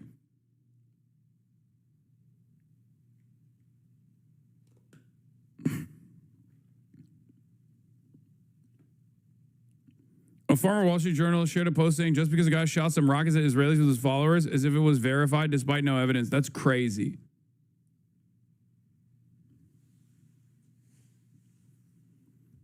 That's crazy. I'm curious, though, what do you have to say about Islam having a part in the Quran about killing non-believers? Yes, dude, that's what I'm here to do, okay? As a Muslim, I'm secretly invested in this idea that you fucking came up with. That's what Muslims are invested in doing. We don't entertain idiotic fucking assessments about like the Talmud or whatever, and we correctly declare it anti-Semitic when people do it. But God forbid, it's fucking open season when motherfuckers come in here and they're like, oh, no, what do you think? What do you think about Muslims wanting to kill non-believers, dude? Yeah, that's why I'm here. That's my primary purpose here. As a Muslim, I'm doing taqiyya and sheltering you from the truth about my religious perspectives, my religious belief. Jesus Christ. Palestine was at its most peaceful position when Jews, Christians, and Muslims lived there under the banner of the Islamic Caliphate that was controlled by the Ottoman Empire. What the fuck do you mean?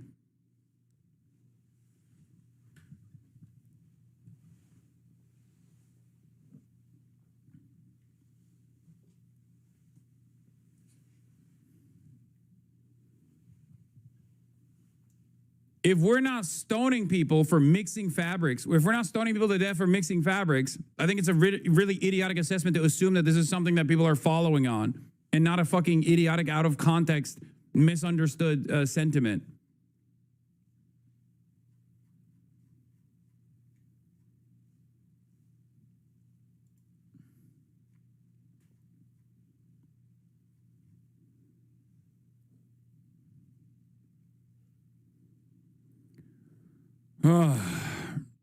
Exclusive. The White House plans to conduct a far-reaching review of Smithsonian Museum exhibitions, materials, and operations ahead of America's 250th anniversary to ensure the museums align with President Trump's interpretation of American history. Nice. Hell yeah.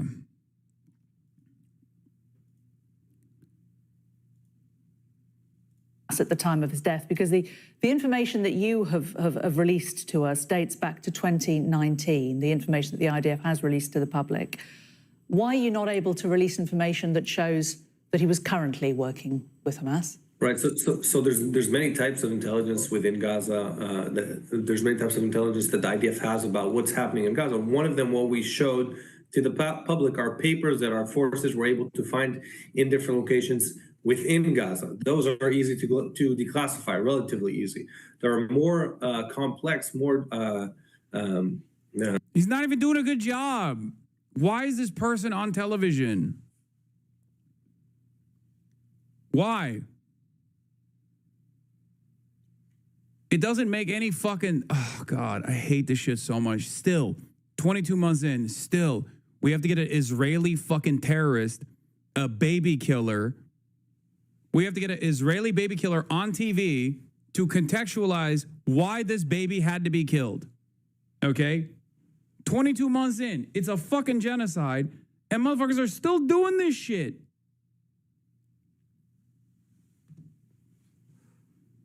A delicate intelligence that we have to treat very carefully, because intelligence that you declassify, if you do it in an uncareful manner, you can't use it the next time.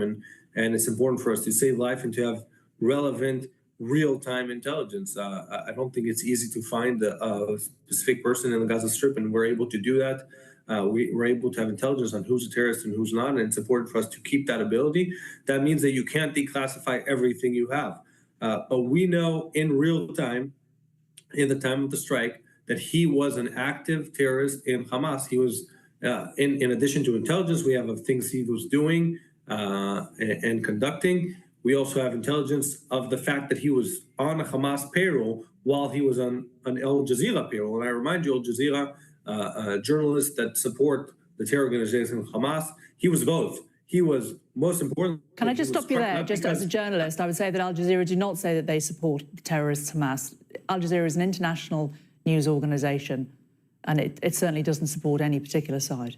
Al Jazeera had reporters within Hamas, within Israel, on October 7th with Hamas. Al Jazeera are broadcasting Hamas propaganda. Al Jazeera are working for Hamas when they have... Al Jazeera are using journalists inside Gaza because, like all... It's a barrage. Al Jazeera is Hamas. UN is Hamas. You are Hamas. Sky News is Hamas. Everyone is Hamas. The rest of the international media, Israel will not allow international journalists into Gaza.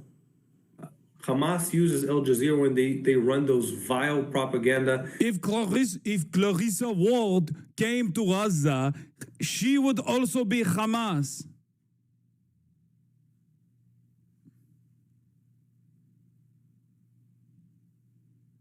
Everybody's Hamas, baby. Excellent. Excellent technique. Undefeated. And vile ceremonies with our hostages and the last ceremony. And I think Al Jazeera is far from condemning. Yeah, remember when that was like a fucking massive incident where they were like, I can't believe they're like releasing our hostages with fanfare, as opposed to the way we released their hostages in the dead of the night, quietly, as they are literally fucking starving when we have all the food. That was really fucked up. Remember when that was a point of contention? Hamas, and Hamas is a terror organization. So if they're supporting Hamas, they're supporting terror, and we should call it by what it is. And yet, that is not the reason we conduct. For the record, and I can't believe we're even having this conversation, I don't know if Anas al-Sharif actually celebrated October 7 or not. I don't believe anything that Israel says on principle, okay? But even if he were to have done so, you can't fucking kill him. What are you talking about? What are we talking about? Like, what is that even, like, what do you mean? Once again, if Israel's standards for combat were applied evenly against Israel, you could literally nuke Tel Aviv. You could nuke the entirety of Israel, and it would be considered a just act of war by Israel's standards, because Israel has mandatory conscription. Israel has numerous politicians that have actively fucking engaged in war crimes. You have former IDF, Israeli occupying force veterans. You have current Israeli occupying force soldiers. You have their wives and their children living in the same fucking buildings as them. Okay? This is not a normal precedent to set. It is fucking insane. That's it. That's it. That's like, there's no world where this is a normal standard, okay? Because Israel's doing a fucking genocide. The strike. We conducted the strike against the Hamas terrorist who was in active duty in Hamas, receiving paycheck. What was his active role within Hamas? Yeah, that's a good question, actually. I mean, it's such a stupid argument, but like, what was he doing? Pointing a camera at the slain children that Israel was murdering? Was that his role in Hamas? Well, what was his active role within Hamas? He had two roles. One of them was head of a cell in their rocket launching brigade in northern Gaza. He had more roles, also kind of related to information and things like that. But most importantly, he was part of their Why rocket can't you launching release this brigade information in a northern declassified Gaza. fashion? And I want to say something. That rocket launching brigade in northern Gaza also tries to fire rockets towards Israeli civilians, but also, and you know, we've had casualties in northern Gaza. There's active fighting in northern Gaza. Sadly, we've had casualties in He's crazy, man. He was a real go-getter. How did he have time to do all of this? It's so wild. Fuck it. Keep making it up. He had a nuke. Huh? What would you say to that, huh? What if I were to tell you Anas al-Sharif had a nuclear weapon and he was going to press the button on the nuke? What now?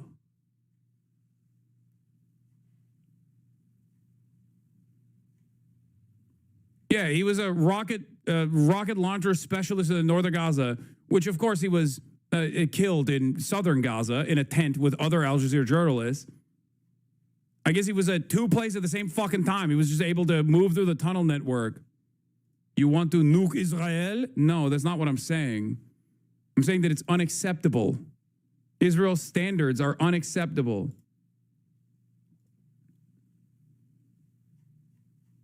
Just a few more random instances where prominent Israeli media channels referred to Anas al-Sharif as a terrorist. Channel 12 News, the IDF eliminated Hamas terrorist who served as a senior Al Jazeera journalist. Israel Hayom, a hug from Sinwar and documents in Gaza. The IDF proves the eliminated journalist was a terrorist. Haaretz, the IDF, we've killed an Al Jazeera reporter in Gaza, served as a unit commander in Hamas. By the way, Haaretz also engaging in that atrocity. Two terrorists in one photo. The incriminating footage of the journalist eliminated in Gaza from Channel 14.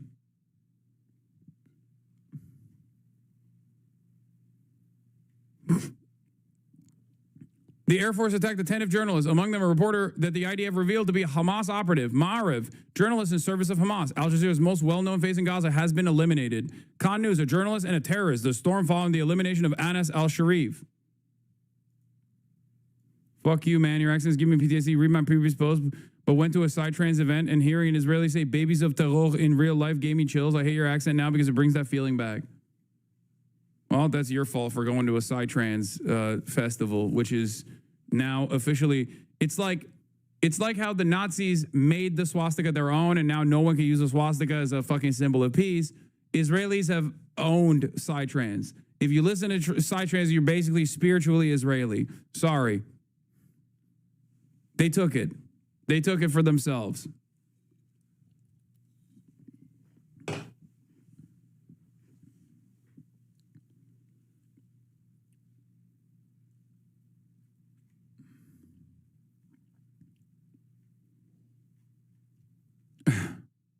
Yeah. Psytrance and Star of David are now stained with Israel's bloodshed. They literally fucking used tanks to put the Star of David in the middle of the fucking Gaza Strip in apartment complexes they took down with the Israeli Air Force.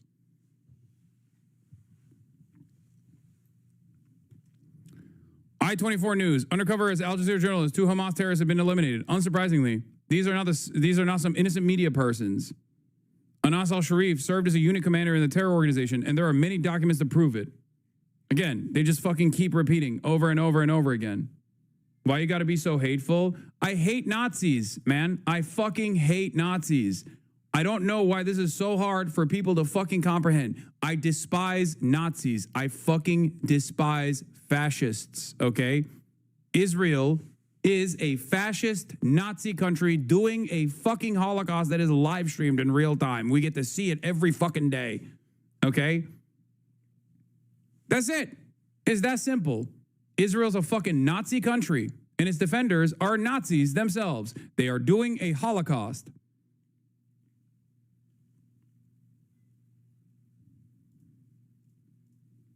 Fighting there in northern Gaza, and there are people, Hamas terrorists, fighting mortar shells from those rocket brigades against IDF, and it's very common practice for IDF when we're operating in an area to go after people in the rocket brigade to make sure that we have freedom of movement, freedom of operation, and that those people are eliminated.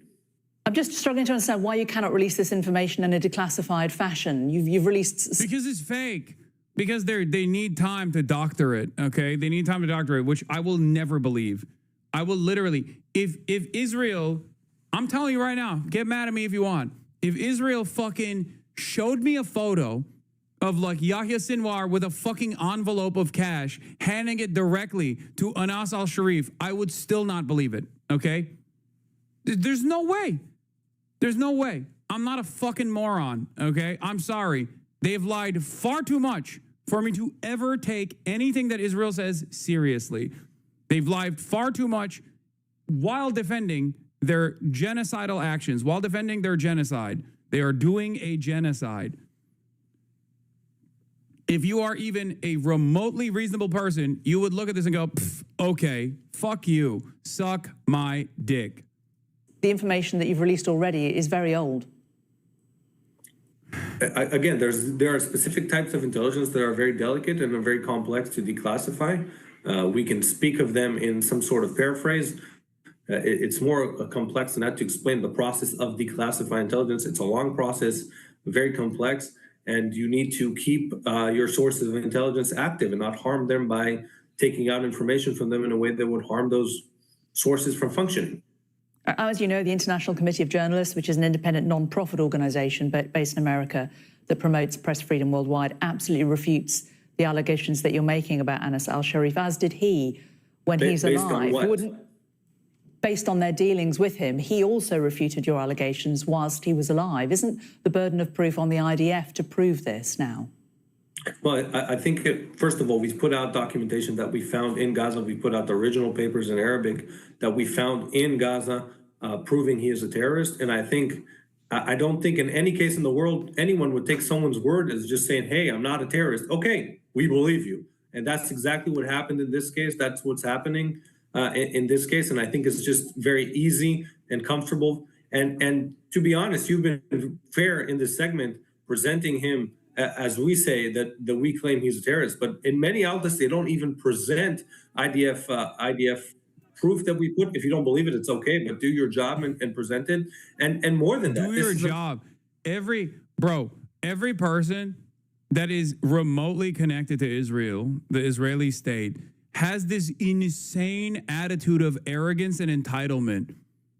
What do you mean, do your fucking job? I mean, if she was doing her job, she would have shut off this conversation. She would have just never had this conversation to begin with. I don't think it's a productive conversation to literally have a fucking Nazi 4-star general at the age of 22 come on the broadcast and fucking defend the Holocaust. Okay?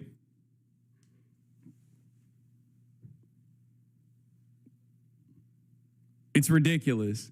Yeah, why aren't you just taking my Nazi ass statements at face value? Why aren't you doing that? Person who celebrated the death of civilians, I think it's worth mentioning. He's not this angel people are speaking about. He's a terrorist.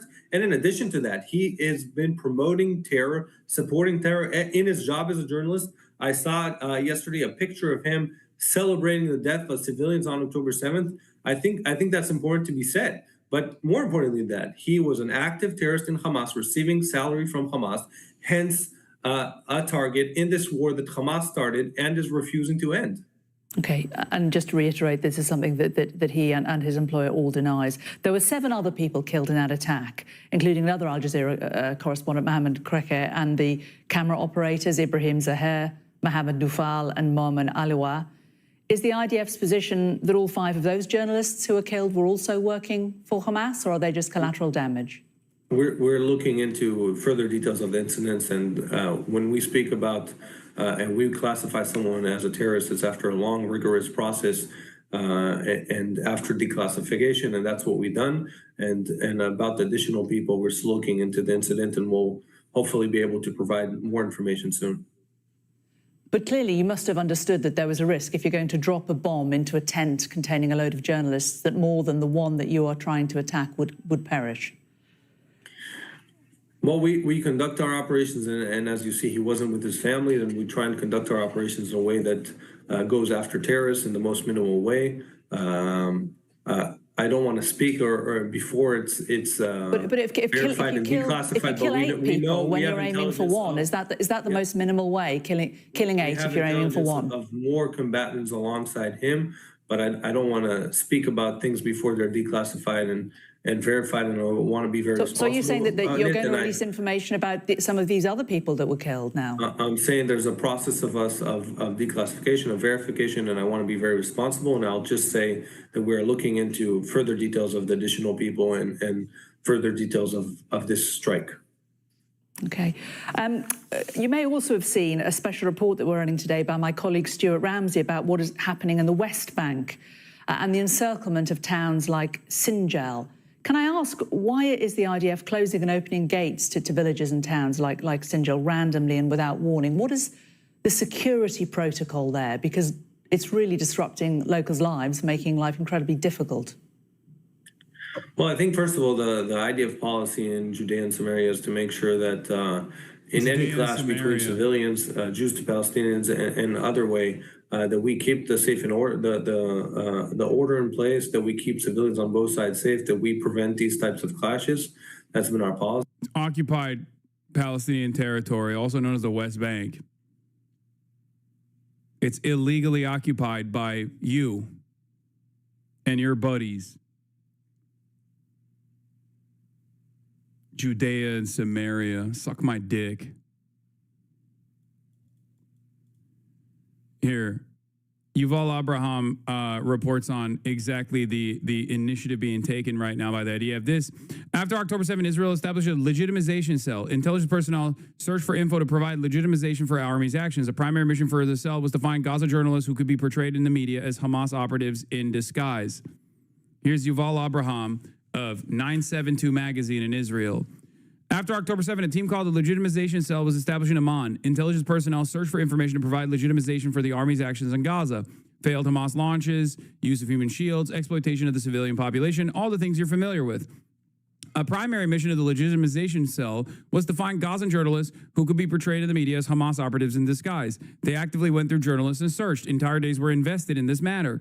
They found nothing. Why look for a journalist in disguise? As I understand it, because it provides media legitimization for the existing killing of journalists in general. After all, it's enough to present one hospital as Hamas headquarters, and you can paint the destruction of the entire healthcare system in the same light. One failed shot where Hamas hit civilians, and then who knows, maybe all civilian deaths are on Hamas. Sowing doubt as a method to justify atrocities. Identifying a journalist as an operative in disguise whitewashes the killing of all other journalists. The army killed 4 journalists in Gaza last night. It admitted that the target was Anas al-Sharif. In the past 2 years, al-Sharif has been doing systematic, courageous journalistic work, reporting to the entire world about the destruction of his people. This while most Israeli journalism has normalized mass murder, starvation, and destruction, betraying its profession. The betrayal continues now in the headlines reporting al-Sharif's death, fully adopting the IDF spokesperson's statement. The army presented documents claiming al-Sharif joined Hamas in 2013 when he was 17. A journalist who doesn't question the IDF spokesperson's statements at this stage, after countless lies, is simply failing in their duty. But even if we assume it's true, it doesn't matter. By that logic, the vast majority of journalists in Israel, if there's some documents showing that they served in the army or did reserve duty at some point, would be legitimate targets for elimination. His location was known for months. Why kill him now, on the eve of plans to conquer Gaza City? The answer is clear. I think Israel killed Anas al-Sharif simply because he was a journalist. The documents were the means. For the same reason, they actively searched for journalists who could be presented as Hamas operatives to provide legitimization for the killing of journalists in general. About 230 journalists we've killed in Gaza since October 7. And for the same reason, international media is prevented from entering Gaza, so that the crimes are less seen. Israeli journalist and Israeli investigative reporter Yuval Abraham for Plus 972 magazine, reporting on the legitimization cell.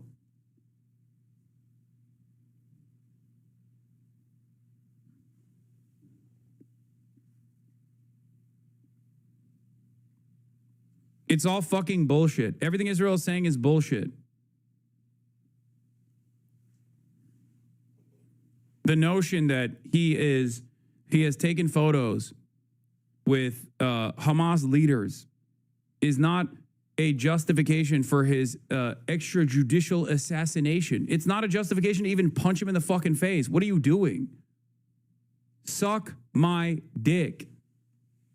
10 toes fucking down. Once again, these are the types of things that I feel like people took advantage of for the longest time. That you couldn't just like say that. You could be like, what do you mean? He took photos with Hamas. Of course he can be fucking killed. No, that's not the truth. That's not the case. You can't fucking do that.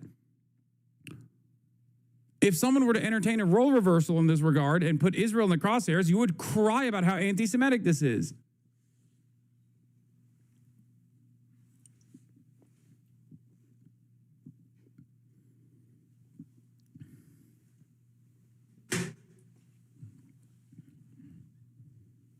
It's so fucking stupid. And specifically in some You guys voted for Trump? Ha ha ha. Does it make it easier to fantasize about a thing that did not happen so that you can feel more comfortable in your position of not giving a fuck about Palestinians? Like, even at this stage,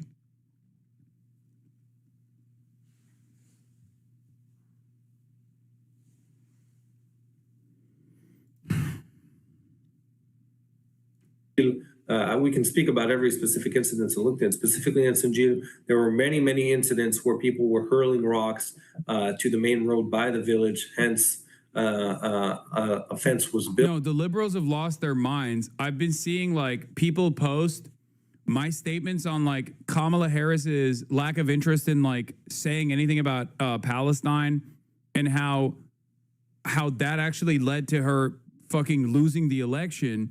And liberals keep posting that over and over again without context to make it seem like I'm saying like Kamala Harris would do the same thing as far as like, taking away a gay marriage or something. Like whenever Trump does some other fuck shit, something that I'm like actively fucking pushing back against, when they're not doing that, they're too busy trying to fucking tarnish the reputation of someone who is actually fucking anti-Trump because they're not, clearly. And they use my criticisms of Kamala Harris and the Democratic Party in general and their closeness to Trump's policies, which led them to lose against Donald Trump, as a way to say, oh, dude, look, see, the left is actually in the wrong still. I'm not in the wrong at all. It was actually totally valid. Totally fucking valid that Kamala Harris hugged and kissed Republicans like Liz Cheney and presented herself as like a more moderate force to the more moderate but still right-wing force, and overall refuse to do anything that would change the trajectory from our double suicide pact with Israel. It's so strange, dude.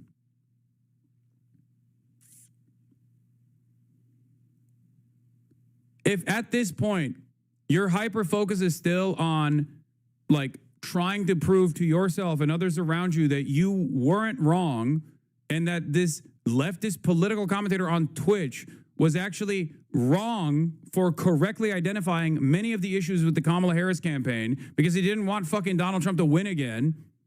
But in the aftermath of that victory for Trump, in the aftermath of all of that, when Trump is like doing a fucking forcible fascist takeover of the American government, okay, and you're still worried about a fucking left-wing Twitch streamer who was right all along, you're a fucking moron. You're the reason. You are part of the reason why these guys get to do whatever the fuck they want.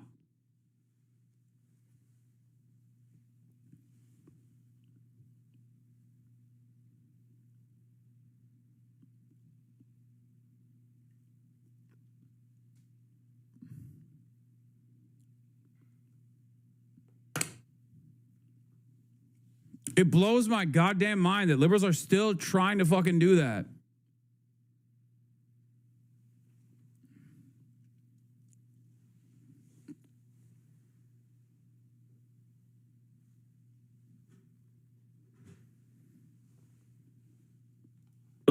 You know, those rocks have killed people driving in cars, caused car accidents that led to death and many injuries, and that's a threat on security. And generally speaking, our policy has been very clear. We do not limit movement as a goal to limit movement. We take steps to provide security.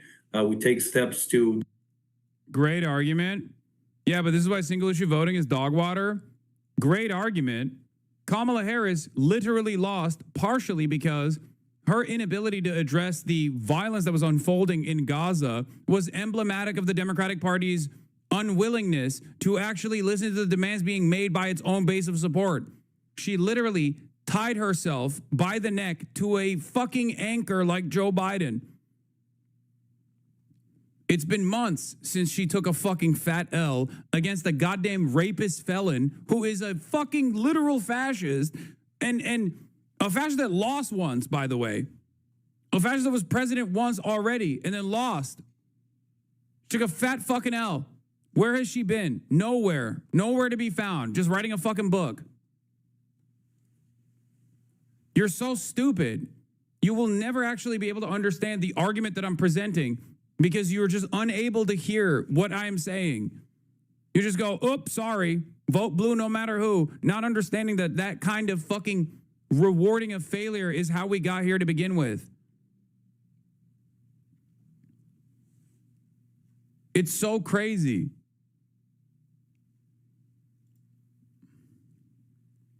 Kamala Harris did not lose because of single issue voters, you fucking moron. There is no analysis that points to that for the record. That's so crazy.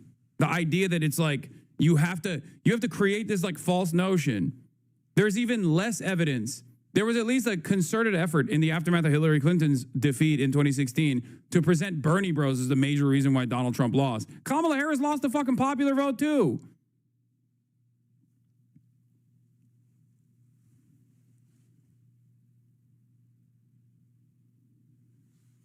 Deconflict when there's conflicts in the area, and we make sure that we do it with as little as possible limitations on the people from both sides in this region. If you well know, as a result of the Oslo Accords, it divided up the West Bank into three areas: Area A, B, and C. Area A, these are areas governed by the Palestinian Authority and its security services. Israeli forces aren't meant to be in these areas. They have access to areas B and C. You must know this. Why are the IDF shutting down markets? See, look at this fucking active cope. But you guys voted, but you let Trump win. Virtually every single person here voted for Kamala Harris, you dumb fuck. It doesn't matter. At the end of the day, a Twitch streamer cannot fucking change the trajectory of American politics if the Democratic Party is unable and unwilling to listen to the demands being made by its fucking base of support. Kamala Harris pushed people to stay home. It is ultimately always going to be the fault of the party. Stop trying to defend the party. The party does not give a fuck about you. Do you work for the DNC? Show me your motherfucking pay stubs. Why the fuck are you defending the DNC for free? What is wrong with you? Kamala Harris lost 7 fucking swing states, dude. What are we talking about? What is this argument? It's so insane. It is so, like, I can't comprehend it. I can't understand it. These guys, these liberals, they fancy themselves to be more intelligent than the average Trump supporter. And yet here you are regurgitating idiotic arguments like you're a fucking Trump supporter, but this time for the Democratic Party. Kamala Harris could not fail. She could only be made to fail. Failed by who? The voters who didn't understand that she would be far better. It's like, no, that's her fault. It's her fault for not being able to present herself as a better alternative to a fucking rapist fascist, brother. What are we talking about?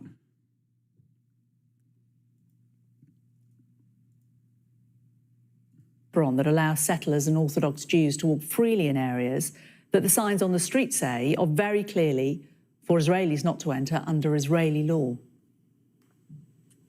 Well, I think I should look into that incident and understand the details, but Hebron specifically... We've been running footage of it all day. Hebron, I've seen the piece. I haven't looked at all of it. I've seen the headline and skimmed through it. It was a very interesting piece.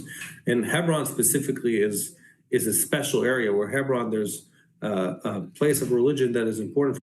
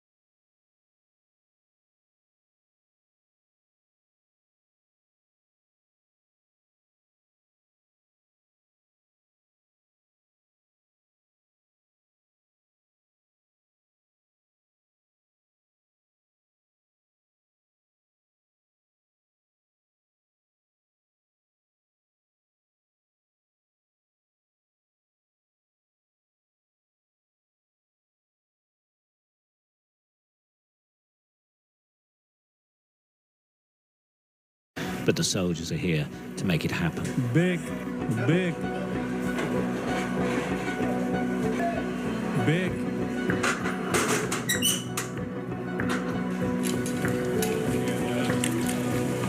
It's obviously massive disruption. This is a massive market. Now the whole of this section of town is being closed down. The idea is to take control of this street for security reasons so that they can bring the settlers through. They'll put up a screen, yeah? They're going to put some, cover. And then they'll walk them up. And they're going to walk up to the street. But are you reporting live? No. We're just for them. We're videoing, yeah. Because last time they did this kind of walk into the city, they can avoid. Yeah, I heard.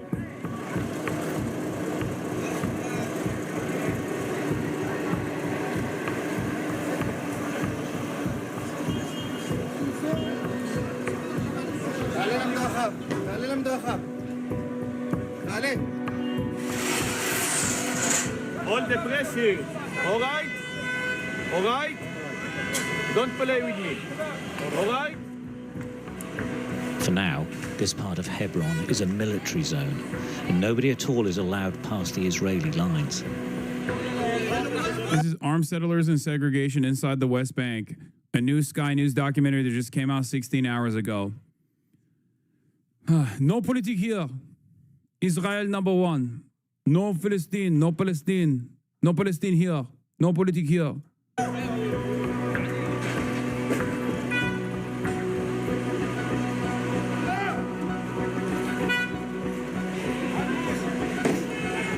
Bro, they do this shit so much. It's like these things are marginal in comparison to, like, obviously the death and destruction campaign in Gaza, but this is a part of everyday existence for Palestinians in the occupied West Bank. These guys are, one, illegally occupying the West Bank, for the record.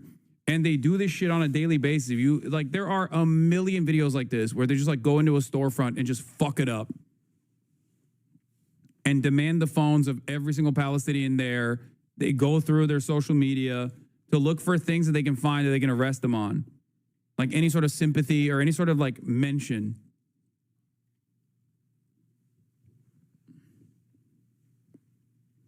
These are images not dissimilar to the Gestapo harassing random fucking citizens and packing up Jewish people in Nazi Germany.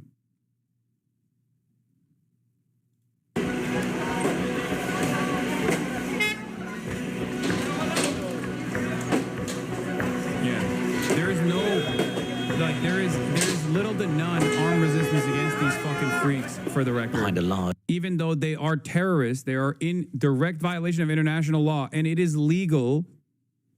It is literally legal if every single Palestinian there took up arms and started actively fighting against those terrorists, the Israeli occupying force. That is literally legal and moral, okay? Understand, no matter what all of your previous social conditioning has taught you, understand that what they are doing, regardless of the state violence that they're doing here, what they're doing is illegal.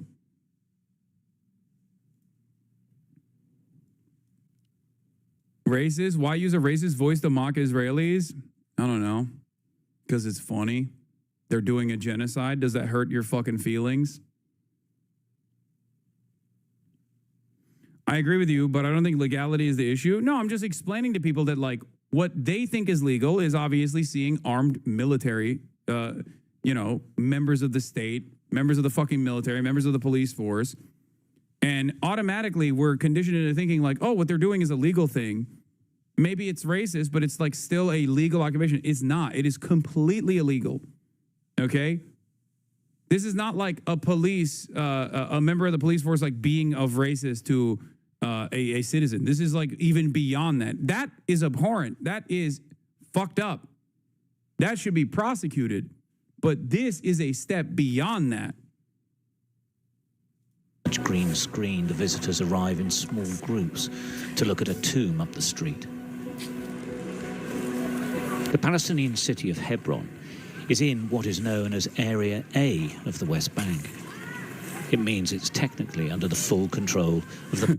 That chatter literally said, why you no love Israel? You are being racist.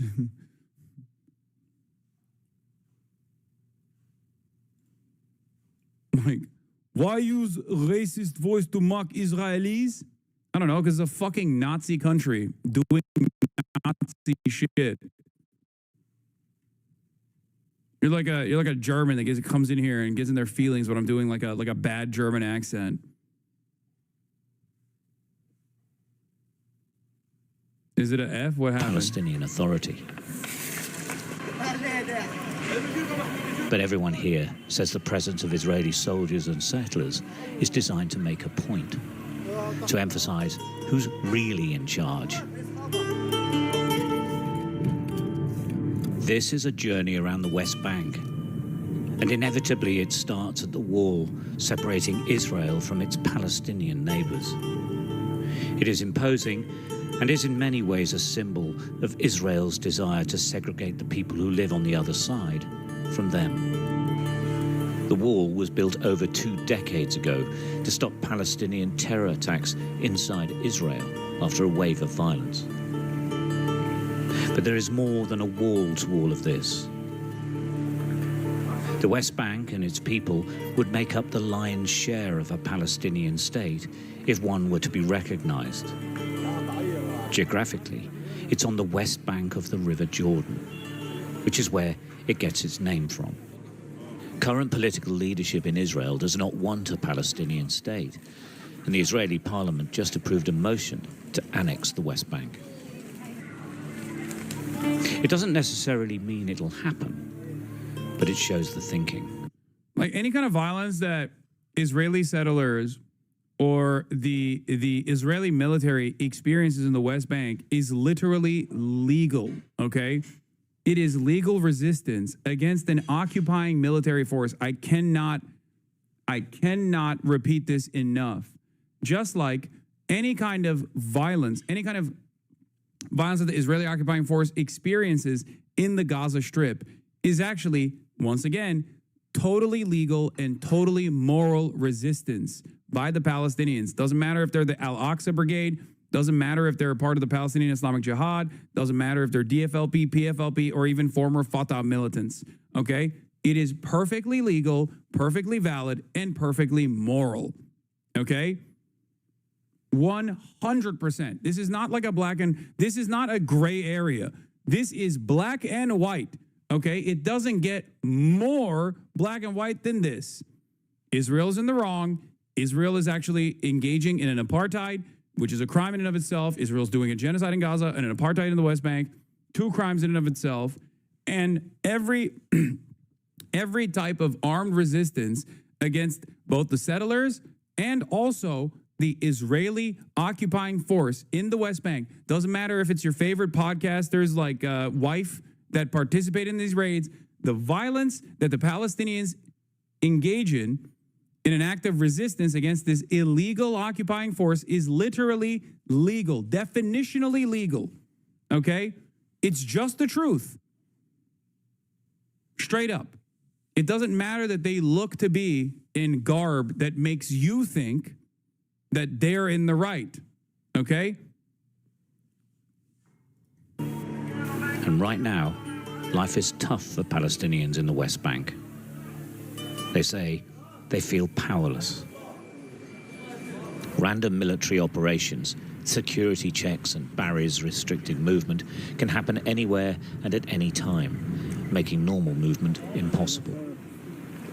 There's the continuous threat of attacks by settlers who believe the land is theirs, and roads to villages and towns are barricaded. The building of iron gates that close off vehicle entry and exit to Palestinian communities has dramatically increased since the October the 7th Hamas attacks on Israel that led to the Gaza Wall. These gates are monitored 24 hours a day. This situation is so fucked up that even when like liberal or right-wing Western outlets try to like present it as like a nuanced and complex political situation, I think the takeaway from people is just utter horror, you know? Like the average person sees it and they're like, what do you mean? What nuance, bro? This is fucking insane. Like you can't frame this in a way that is like justifiable for Israel at all. I don't know. Maybe I'm too hopeful about my fellow citizens that encountered this kind of thing for the first time ever. And are impossible to break through. Beneath the village of Al Mugaya, we watched as IDF soldiers oversaw a digger working on a roadway. Well, you can just say anti-Semitism. I think that was an effective method only when people weren't aware of Israel's actions. Like if you were kept in the dark for a very long time about Israel's like most violent actions and its violent mechanisms of control, then yeah, you would hear someone describe what Israel does as a part of its regular policy. And you'd be like, well, that sounds a little anti-Semitic, you know? But Israel has looked at the checklist of like anti-Semitic shit and was like, oh, we're going to do it. We're going to do it to the best of our ability. Whichever is within the confines of whatever we can do, whichever technological, like poisoning the well, right? Poisoning the well initially comes from an anti-Semitic canard. The idea that Jews poisoned the well and that's why there's disease. And then it's usually the lie that uneducated villagers literally fucking engaged with before they ended up doing a pogrom, like a violent pogrom of Jews, right? Well, okay, Israel literally destroys water wells. What are we doing? Like, you got settlers straight up trying to poison the fucking well in the West Bank. What are we doing? Like, it's on video. It's not like they're hiding it either. They're just like literally doing it on video and being like, I am poisoning the well. I do not want Palestinians to drink water. They are terror. This is my land. They're not hiding it. They're gloating. And a new barrier gate being moved into position from the back of a lorry. My name's Stuart Ramsey. I'm a reporter for Sky News in England. Okay, what's the problem here? No problem, we were just going to go up to the village, but I can see obviously you're putting in a barrier. Not now. Okay, so no... It's a military territory, so please turn around and go away. Okay. Could you just explain, though, are you putting in a new gate? This is classified. Please turn around and go away. Okay. Thank you very much. All right, we'll just be up here. No. So please turn off the camera, turn around and go away. Thank you very much. Okay, but Listen, I told you 3 times. This is military territory. Please turn around, turn off the camera and go away. All right. Can I go to the village, though? No, you can't. Is there another way round? Maybe, I don't know. Okay. I'll leave you at that, then. Thank you very much. Goodbye. Turn off the camera. But obviously there's another gate being built, as simple as that. They're going to get fucking shot at, like, eventually. We expected them to be Because these bitch asses, they're getting way more fucking cocky, too. Friendly, or at least unpleasant. They're always so skittish and wimpy with these checkpoints, almost like they're shamed. I don't know if they're ashamed. I think they're just pussies in general. Only a fucking weakling would do this kind of thing to a captive population. They're fucking cowardly little monsters. The worst kind.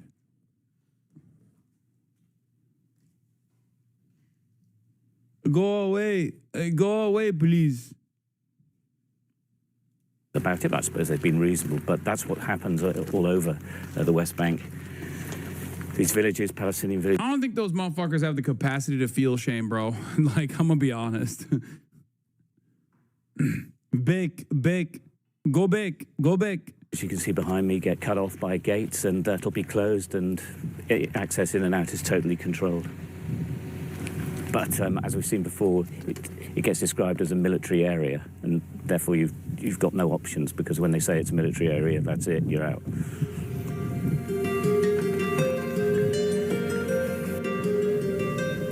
Just as security checks and barrier gates have increased since October the 7th, Turn off the camera. so I would like the to shoot you. expansion of settler outposts. Please. It often starts with a land grab and a flag, then the building of temporary accommodation. And later, they develop into whole towns, heavily guarded and dominating the landscape. I wanted to meet Mohammed Robin, a Palestinian man I'd read about who'd had his land taken off him. So Mohammed went to work one morning, came back and told he couldn't go back to his house. Now going to follow him, see where he is. Settlers have taken everything apparently from inside the house as well. This is fairly common, but we're going to follow him and see what it's at.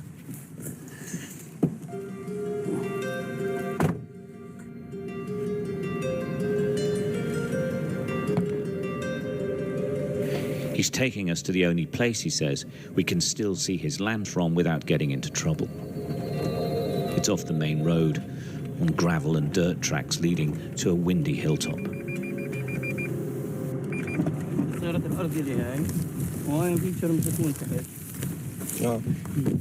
That's his land. Yeah. Where the cars are standing now. And they also took over there another 2 dunams. How long have you been here? قديش لك أنت؟ عايش هذه الارض بالدار من سنه 52 سيدي بناها وبقت يعني فيش فيها زيتون يعني فيها اكيد حوالي 500 عرق زيتون. This land built by his grandfather from 52 and they have olive trees on it. وابويا زي ما تقول ضل عم يعني استاذ هو بكى بس شيء عم في المصاري اننا نعمر. His father was a teacher and supporting with money so we can invest on it. Yeah. There's movement down below and we realise we've been spotted.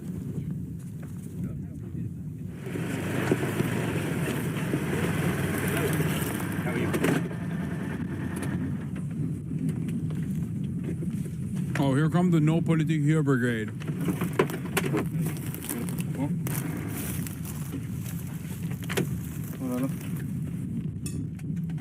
Israel's a wonderful, multi-faceted, multicultural country, which is why I'm always wondering, like, what variant of native Levantine accent I'm going to hear out of the mouths of these fucking dipshits. You know what I mean? You can have the classic No Politik Here accent, or you can have a Brooklynite.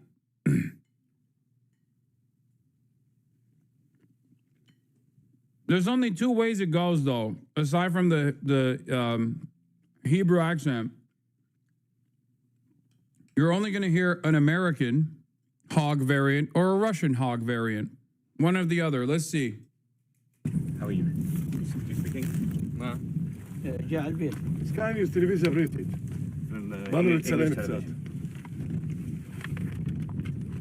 جاء البيت عندي على الارض شو المشكله يعني؟ ايش؟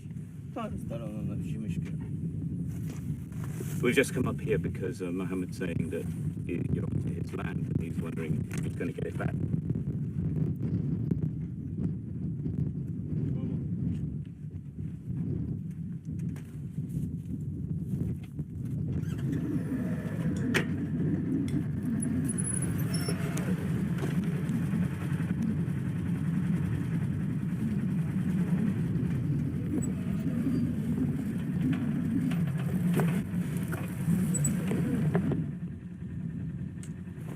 Well, we've introduced ourselves, but I think they're trying to go back down, probably because we're here.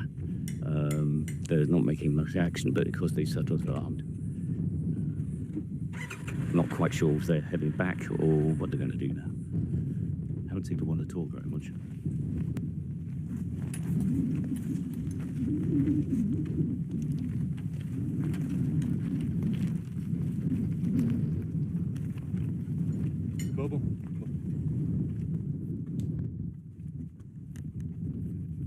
They barely speak, they just check out our cars.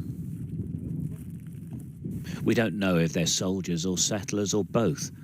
They don't identify themselves. What? They're not soldiers, bro. They're settlers.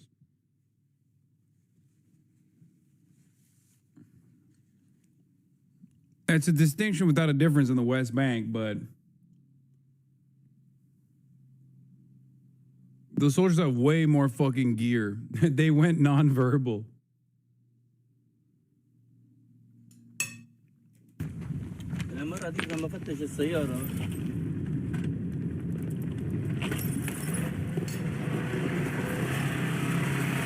One returns to the small holding, the other waits. We decide to leave. Hi, Daniel. Hi, how are you? Very good. How are you? Very good. Nice to meet you. Nice to meet you. Stuart Ramsey. Daniel Winston. Nice to meet you. Thanks for coming. Where are you going to take us, Daniel? I'm going to take you up to Har Kabir. Let's come out of the street, though, so you don't get hit.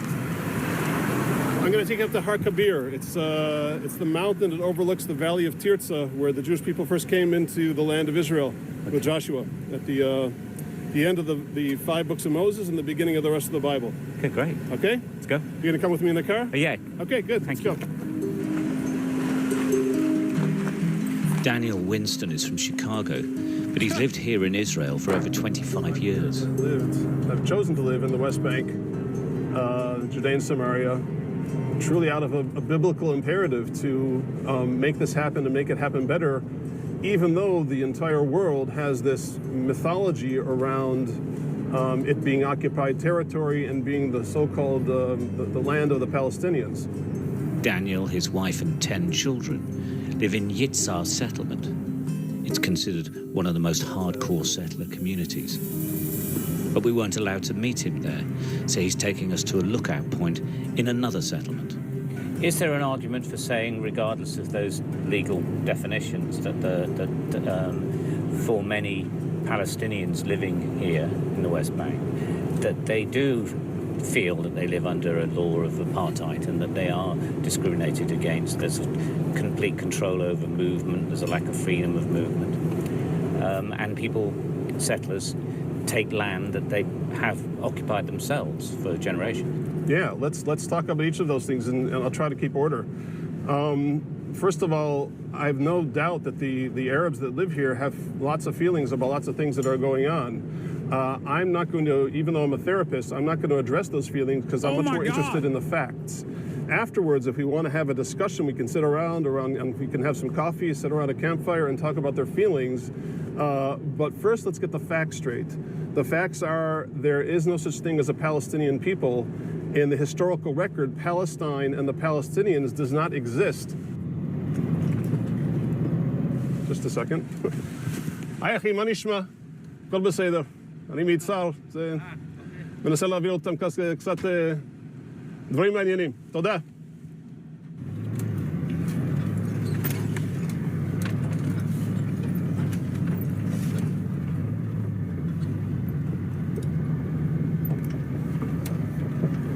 Clear ideological bent. Daniel leads me down a path overlooking a valley in the West Bank. He and the Israeli government call it by its biblical name, Judea and Samaria. Daniel says this valley is where Joshua led the Israelites to the Promised Land, according to the scriptures. He, like all the settlers, believes the land is theirs and rejects any notion of a Palestinian state. I'm not angry. I'm not a, one of... Nation states is a relatively new concept in the long history of mankind. So it's really funny that he's like, well, the only states that exist are states that are in the Bible. Okay, America doesn't exist then. Like, what are you talking about? It's so fucking stupid. Those frothing at the mouth of the settlers who are going to yell and scream and start throwing things at you because I don't like what you're saying. I don't like what you're saying because what you're saying is wrong. It is not consistent with the historical record. There was never a Palestinian state. Even if I were to say, okay, well, these poor people, they have to do something. They have to go somewhere. And I would say, well, not on my account, not on my watch, because not only is it not only is it inimical to my essential national interest of settling the entire land of Israel, it's also an intrinsic danger, a clear and present danger to our physical survival. Nazi. Daniel struck me as well-mannered and well-read, but his views on the modern day, like many of the settlers, are thousands of years old. Really? That's the only thing you got on his views on the... Dog, you're talking to a Jewish Nazi.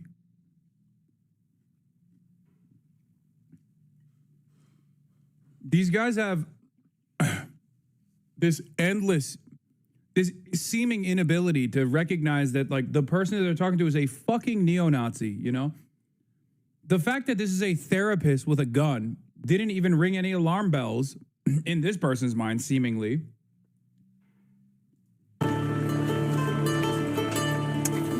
Khalil Hathaleen greets a family friend who's come to pay his respects. His brother's been shot dead, allegedly by a settler.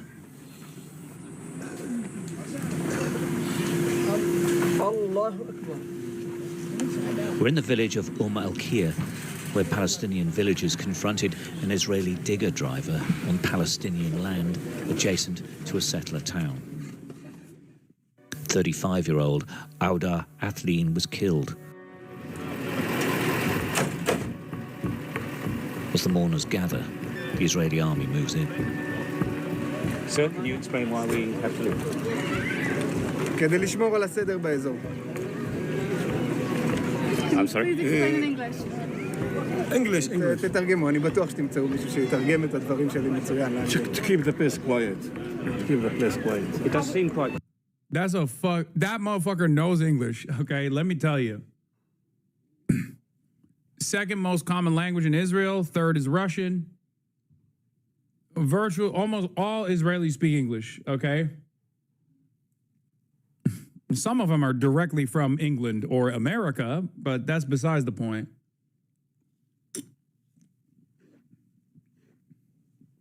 Yes. In Israel, the most commonly spoken language obviously is Hebrew. Second most common is English. And the third most common is Russian. Yeah. They came from South Africa, America, England.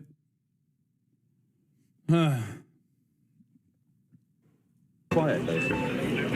At the moment, I would say. אוקיי, להוציא אותה מפה וללכת מעבר לרכב הלבן שחונה שם.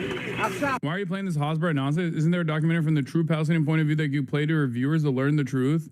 What? First of all, I cover Hasbara on a daily fucking basis. And part of the reason why I'm showing this is because despite the fact that this guy's trying to engage in like some wishy-washy both sides bullshit here, the inhumanity is so clear that like your takeaway will never be pro-Israeli at any point.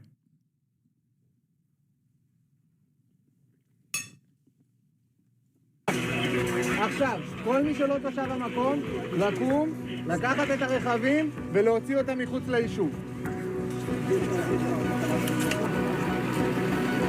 They give everyone who doesn't live here 10 minutes to leave or risk arrest.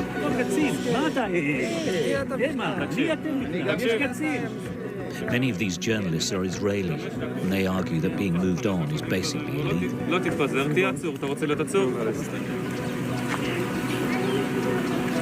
Soldiers enter the family area of the village. They're looking for foreign activists and anyone else to clear. 3 minutes, you need to go from here. Okay. Unless you want to be arrested, okay? But why? Just, this is the order. Understand? 3 minutes. That's all. Okay, I understand. Goodbye. So can you explain to me, though, and you, but can you explain to me why? We're journalists, sir.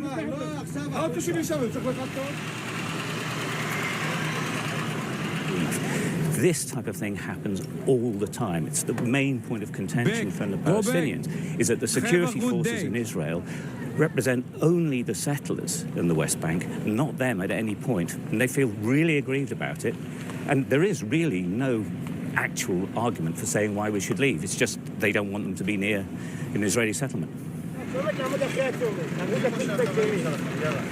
Declaring the area a closed military zone, a regular tactic, the soldiers in no mood to compromise. Just one question. Amongst the activists, Israeli Yehuda Shaul. He's straight to the point. At the end of the day, this Israeli government doesn't want only to kill the possibility of a future Palestinian state besides Israel. It wants to cement Israeli sovereignty between the river and the sea. Rights for one group of people here.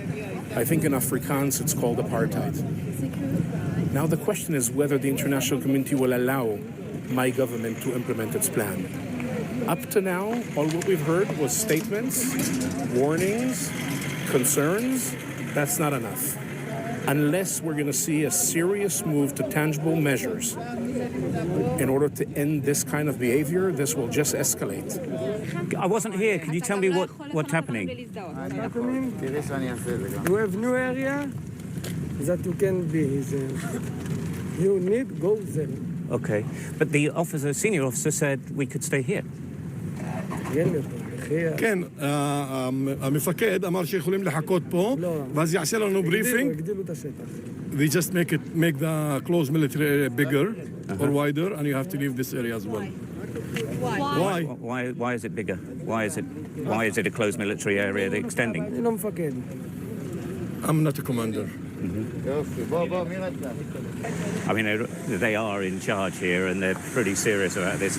I think while the journalists are arguing and they're accepting that you probably can't stay, once they declare an area military closed zone, there's actually nothing you can do about that. We've seen that lots of times. Since the Gaza war happened, the whole areas would be closed off. Should we go? Yeah.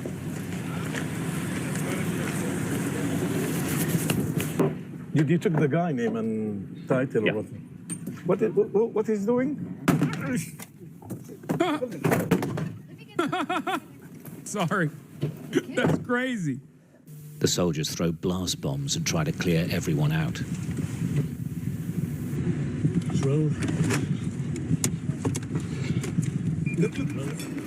Listen, I've been there, okay? One activist is arrested for not leaving. Told you they get shot at.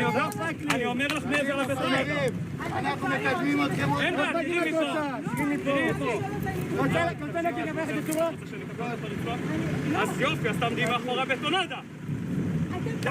תקשיבי, מה? את לא מבינה מה אני אומר לך? Her friend attempts to reach her and she's arrested too.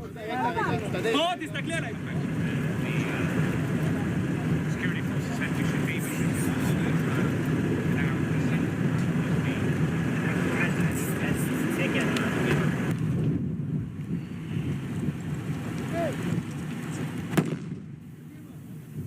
The closed military zone gets larger.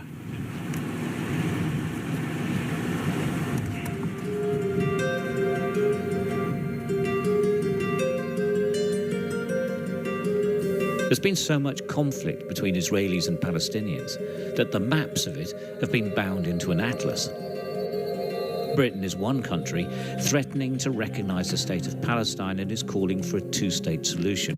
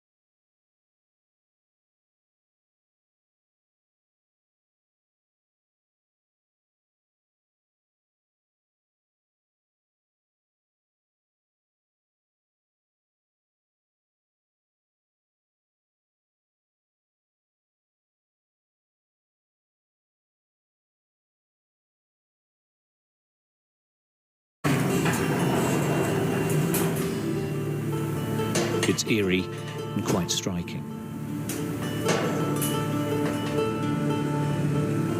We found that uncertainty, argument. I want to make a comparison to Ukraine. When people say, Hassan, you're not making concessions for the Palestinians when you talk about like Gaza and the genocide in Gaza, and the way that you're saying like Ukraine has to make concessions. No, I am. The reality is, this is a settlement project that has unfolded over 80 years. The true justice in this situation would be the forcible removal. That's never going to happen. And there are plenty of instances where there would be unjust. There's like children, there's people that only know this land as their home. They didn't choose to be born into a settlement like this. So the one singular solitary state that is secular in nature is a compromise. Because the reversal of the Likud policy, the reversal of the Israeli policy, which is the complete ethnic expulsion of all Palestinians from the land, would be the complete ethnic expulsion of all Jews from the land. That's not an argument that I'm presenting. That is an argument some people advocate for. I'm not one of those people, okay? But that would be the no concessions, no holds barred, only Palestine and nothing else counter. So having a singular, secular, solitary nation state with equal rights and representation for all of the Jews and non-Jews living on this land currently is the compromise.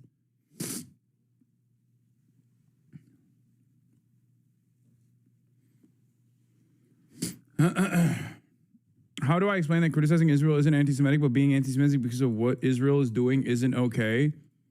I mean, you ask them, is this putting the blame squarely on the shoulder of Jews that are, many of which are anti-Zionist? Do you feel like that's a productive way to go about it? Because it's just not true. That in its simplest terms, anti-Semitism is a harmful bigotry. It's hateful. It's violent when implemented. But like in the simplest terms, it's just also untrue. It's no different than saying ISIS is doing all of this shit for Islam. And if you criticize Islam or you criticize ISIS, you're criticizing Islam. You're Islamophobic.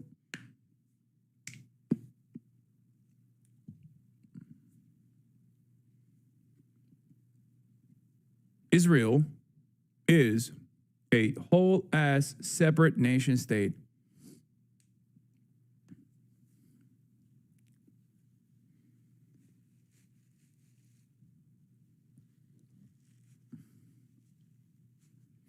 That's it.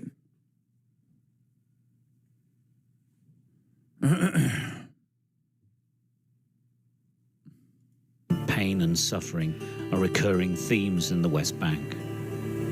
A hospitable place made inhospitable by a conflict that's no nearer to resolution now, 6 decades after it started.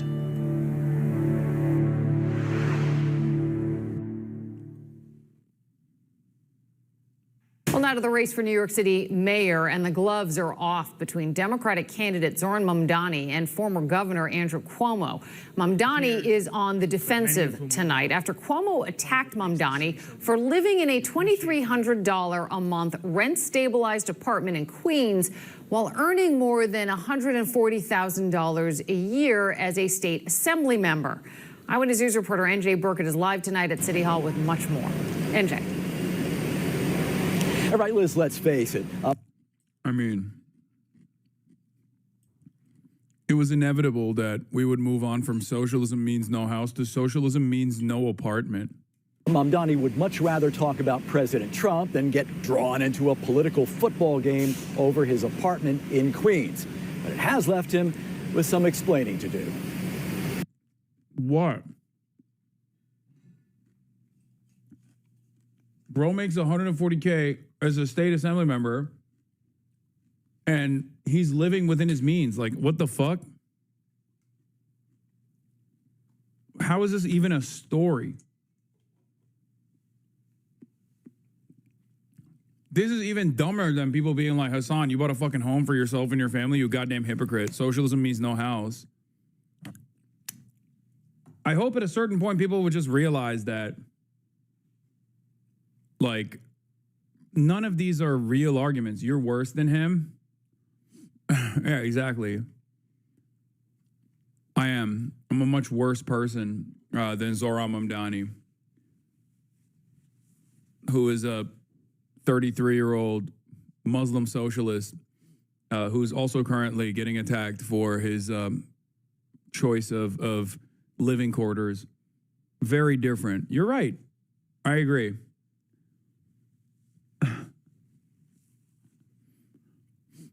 My favorite division now is no longer the people who are like, I love AOC and I fucking hate Bernie, or I love Bernie and I fucking hate AOC, which is very common. It's the, I love Zoran, I fucking hate Hassan. He's just sucks so bad.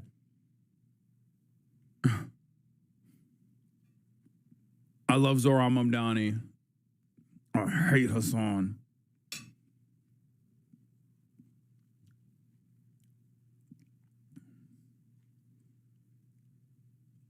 It's just interesting to see the exact same lines of attack. People in chat saying 140K isn't a lot for New York. Yes, it is. But that being said, what is the argument from the media that he isn't paying enough for an apartment? Americans love living far beyond their means and living with no saving. Yeah, 140K is decent money for New York City. And it seems like he has a really good living quarters for $140,000. But like, how is that his fault? Like, he's literally running for mayor to fix the problem. like if this wasn't one of his policies, I get it. I get why you could be like, oh, dude, you literally are advocating for, I don't know, no fucking rent stabilization whatsoever, and you living in a rent stabilized apartment. What a fucking hypocrite. That makes sense.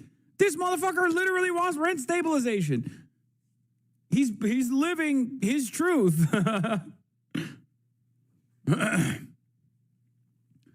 It's crazy because, like, I know that $2,300 a month is a fucking steal for New York, right? It's a steal for LA. Depending on how big the apartment is, it's probably a steal for New York. What is crazy is that $2,300 is a steal. That is crazy. This situation is fucked. We have to fix it.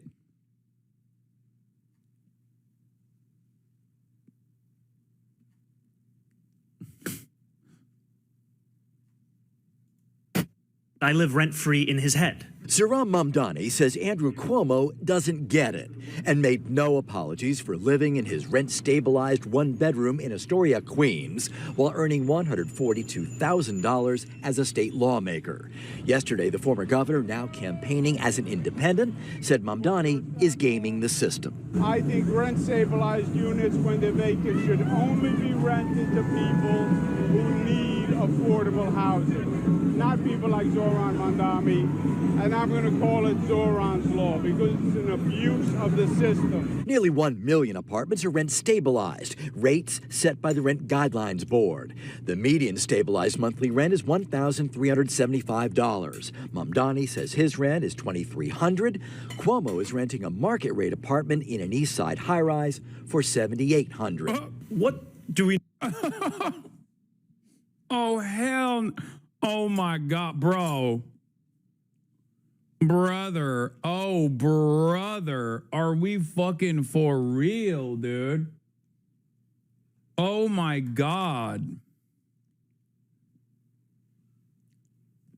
Oh. I can't wait for the dumb fucks to chirp and be like, well, Andrew Cuomo is not a socialist, so he can be a fucking awful asshole and we will like him because Zoran is a socialist. Zoran, Map Daddy, he's a socialist. We hate him. Know about this policy proposal beyond the fact that it seeks to evict me from my apartment. Unless you're wealthy, it's basically impossible to find or stay in a home that you can afford. Mamdani won the Democratic nomination, squarely focused on affordability. He says he moved into his apartment when he made less than $50,000 and that he always intended to move out. But he opposes needs testing. It is a larger question of how do we ensure that each and every New Yorker can live those same lives of 10, 20, 30, 40 years where they pay their rents and they know what their rent will be next year, what their rent will be. I'm pretty sure he said he got the apartment before he was making $140K a year. At the time, he didn't even know it was rent stabilized. This is like getting mad at you for your home's value, presumably having gone up since you bought it. Okay, but people do get mad at me for my home's value going up since I bought it. Sometimes they just make shit up about the value of my home going up. 2 years from now. Tenant advocates say needs testing is, quote, a backdoor plan to gut it, ensuring that the people who keep our city running, teachers, grocery clerks, delivery workers, nurses, get pushed out. Mayor Adams suggested Mamdani should live elsewhere, but blamed Cuomo for making it necessary. He's complaining about who's in the apartments, and they are high-income earners. He was the one that created this. And Mamdani continues to meet with the city's power brokers. The Association for a Better New York says theirs today was, quote, a productive first meeting. Live tonight at City Hall, NJ Burkett, Channel 7 Eyewitness News. 4 years ago, Andrew Cuomo resigned in disgrace, and you probably know why. The governor's office kept the nursing home death data secret. Cuomo aggressively groped an aide. Inappropriately touched a female state trooper. Use of state resources for a COVID-19 memoir. Less well known is what he spent the last 4 years doing, besides getting trounced in the Democratic primary. In 2022, Cuomo started Innovation Strategies, LLC, to represent individuals and corporations in a variety of matters. Definitely not vague. Last year, it raked in more than $500,000. Who paid for Cuomo's services? He refuses to say. But what journalists have been able to piece together is troubling. In April, Bloomberg revealed that Cuomo advised a cryptocurrency exchange based in the Seychelles as it faced federal investigations. Then in May, Politico reported that Cuomo failed to disclose $2.6 million in stock options to the New York City Conflicts of Interest Board. His excuse? The stocks were technically owned by Innovation Strategies, LLC, of which he's the sole proprietor. Finally, in June, the New York Times uncovered that Cuomo had worked with his longtime friend Andrew Farkas on a luxury marina project in Puerto Rico. Farkas' previous partner on luxury marinas in the Caribbean, Jeffrey Epstein. We had a finance chair like none other, Andrew Farkas. That's the thing about Andrew Cuomo. Once you think you found out about all of his scandals, you find out about another, and then another, and then probably another. But if my friend, the disgraced former governor of the state of New York, feels that's unfair, Habibi, release your client list. A key progressive voice in the reddest of red states. Senator Bernie Sanders is spending this congressional recess back on what he calls his Fighting Oligarchy tour, trying to help Democrats find their footing among working class Americans and reclaim power next November. I hit the road with the senator in West Virginia as he took his message to the heart of Trump country. It's good to be with you here. We're in Wheeling, West Virginia, and it's so fascinating that this is part of what you call your Fighting the Oligarchy tour, because this is a state where Donald Trump got 70%. Really? 70%. Not tonight. Well, yeah, and this was an auditorium that was packed. It was at capacity. Still, what makes you think that your message tonight is going to resonate in such a red state?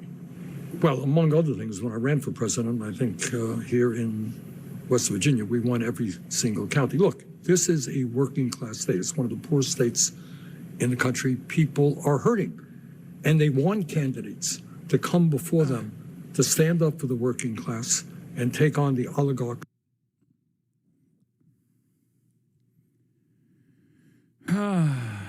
What's the point of Bernie doing this? Doing all this at the large gatherings of people lead to nothing? I said this in the beginning. I think Bernie Sanders' method here is to try and get the rest of the Democratic Party to pay attention to what he's doing, because there's a lot of mobilization taking place and there's a lot of momentum. I still also repeat that it's not enough. It's not enough. I think you should be, instead of just like simply raising awareness or having like a cathartic meetup, where everyone's just like, oh man, shit sucks. I wish Bernie, maybe his age won't permit him to do this, but like, I wish he would just like mobilize people in the direction of issues, right? Issue-specific mobilization, I think. Having rallies directed towards like ICE apprehensions, having rallies directly against, I don't know, Israel's genocide of the Palestinians. Obviously, that second part probably not going to happen anytime soon, but like, do you see what I mean?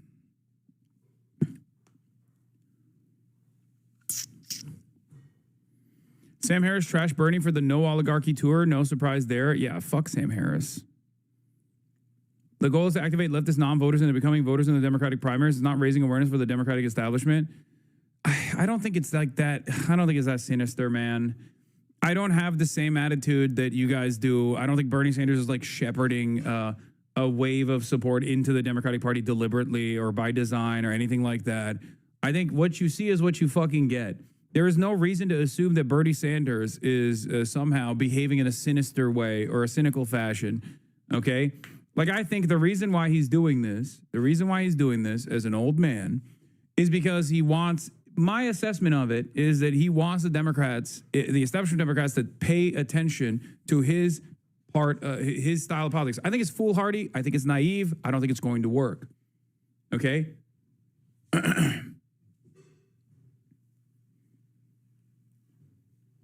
I just don't. I think it's a foolhardy endeavor, which is why there is a lot of momentum here. And this mobilization should be directed at issues. Okay? It should be directed at specific issues. It's not.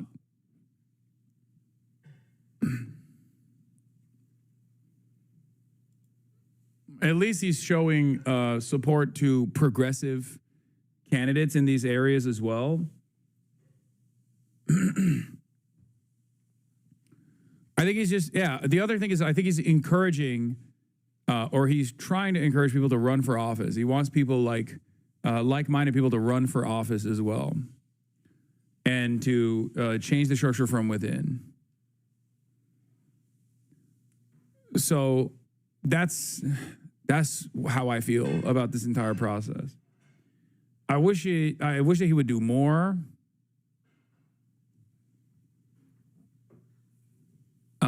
I wish he would do it directionally. Like, I wish he would do it in an issue-specific way. And I wish he'd have more smoke, but the expectation from a 800-year-old man is it's going to be limited. No universe where Zoran and AOC exists without Bernie doing these kinds of things. I don't disagree with you. Zoran himself would openly admit that. Like, Bernie Sanders was an influential figure in his political development, and he ran for office because of Bernie. It's true.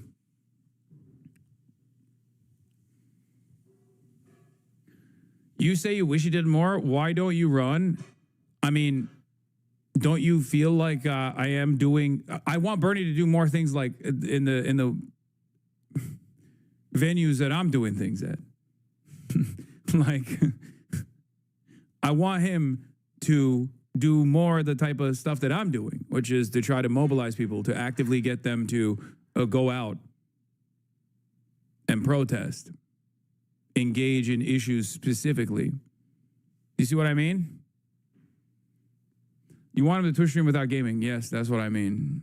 No, I mean, like, go out the fucking, go out and do one of these rallies, not just like for the sake of doing a Stop Oligarchy tour rally, but instead, like, I wanted Bernie and AOC to do a rally outside of the detention facility where Mahmoud Khalil was being imprisoned unjustifiably. I think that would have been a banger. I mean, it would have been a difficult logistical undertaking because it's like 4 hours away from fuck all, right? But that's what I wanted him to do. That is, I thought that would have been a much better way to organize.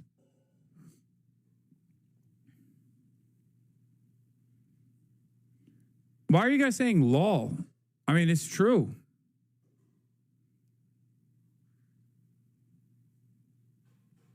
It's literally that's not an unreasonable demand. I think that was a perfectly reasonable demand. Bernie made it possible for socialism to even come back into the conversation in America. People don't remember or how it was like before Bernie. That will be his historical contribution to American politics. Beyond that, it seems like it's not going to go any further. I agree.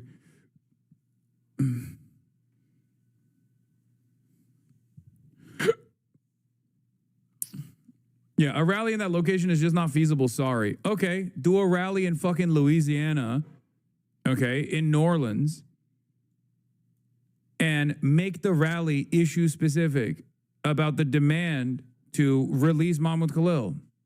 Problem solved. I recognize that it's 4 hours out from anything else. New Orleans is not.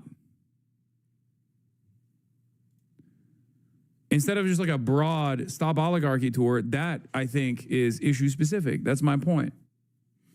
Believe me, we try both. Yeah, I know.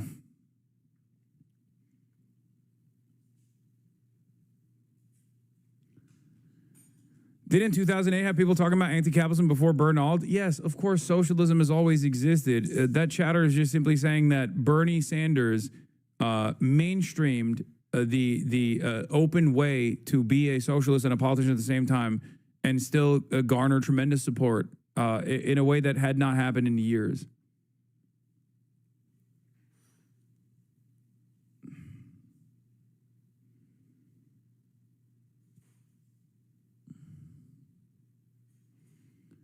At what point do we admit the Democratic Party can't be reformed? As soon as progressive figures come to power, their message gets diluted or sidelined into oblivion? We'll see. We'll see.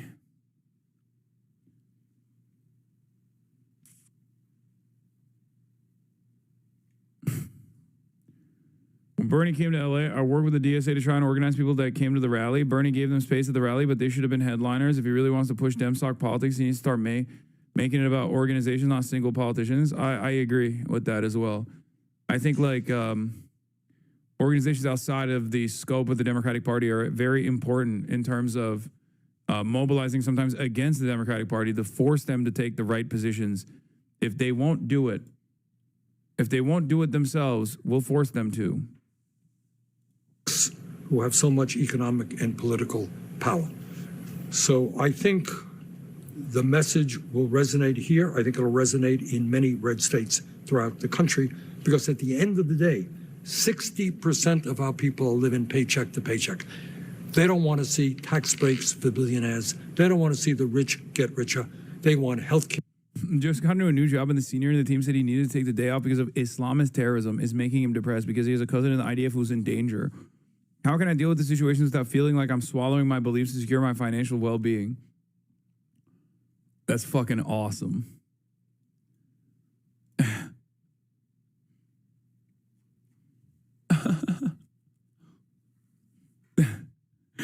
What do you do to that, dude? You just laugh, I guess. Just make fun of him. I don't know.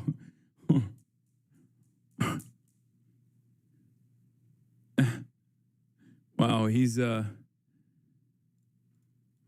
Argentina, mind you.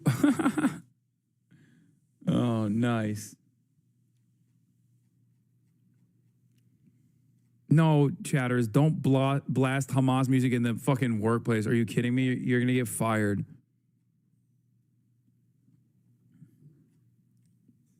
Is a human right. They want to raise the minimum wage to a living wage. They want to be able to live in housing that they can afford. One of the things that you talked about here, as you've been talking about since even before it passed, is what the president calls his big, beautiful bill.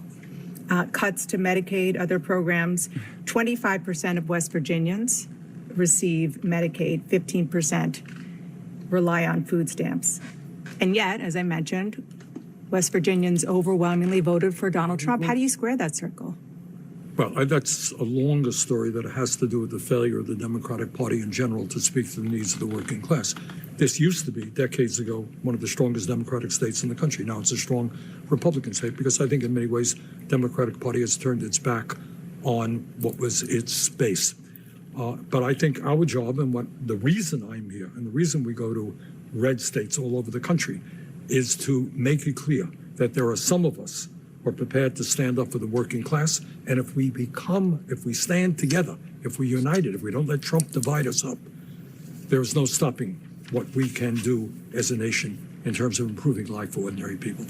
You said the Democratic Party is These brain dead neolib questions, they can't like leftist policy because they didn't vote for neolib Dems. Its back on the working class. You'd said something pretty tough when you were speaking to this crowd about Kamala Harris. One of the reasons, in my view, that Kamala Harris lost this election. Yeah, how dare you?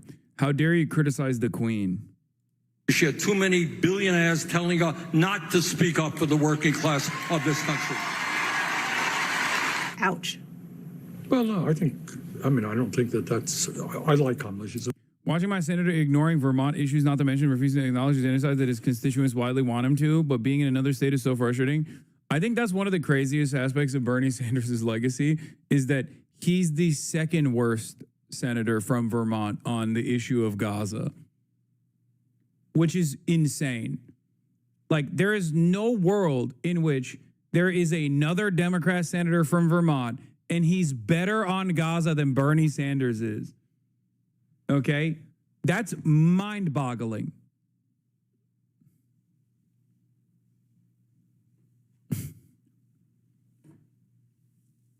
There's no point where you get outflanked. You're Bernie fucking Sanders, man. You don't get outflanked by Welch. Yeah, second best, which is first last.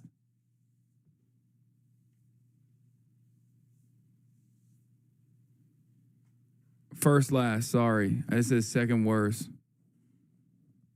A friend of mine, but she was, her core consultants, were heavily influenced by very wealthy people. How do you run for president and not develop a strong agenda which speaks to the economic crises facing working families? You have more income and wealth inequality today than we've ever had. You have 60% of our people living paycheck to paycheck. You got a healthcare system which is broken. Welch also takes AIPAC money. Bernie doing it for the love of the game. Yeah. It is crazy. God, there was always a man.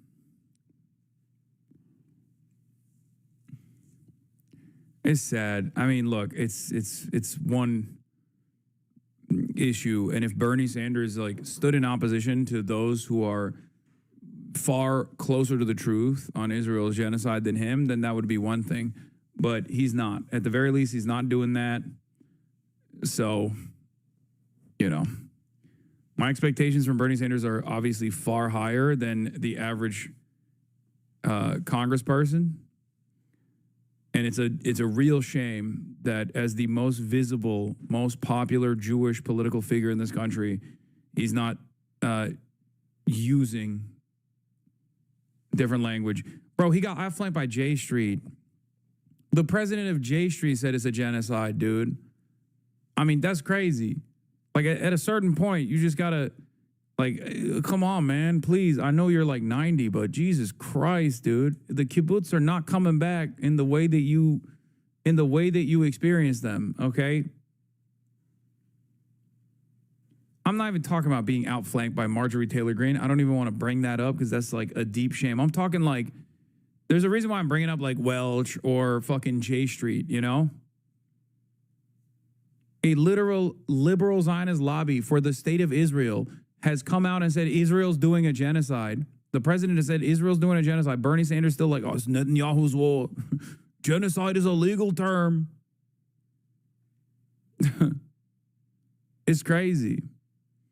Unc really thinks labor Zionism is going to make a comeback. Yeah, he just thinks he's still stuck. He's like, you don't understand. David Ben-Gurion, he was a socialist. He was a national socialist. It's true.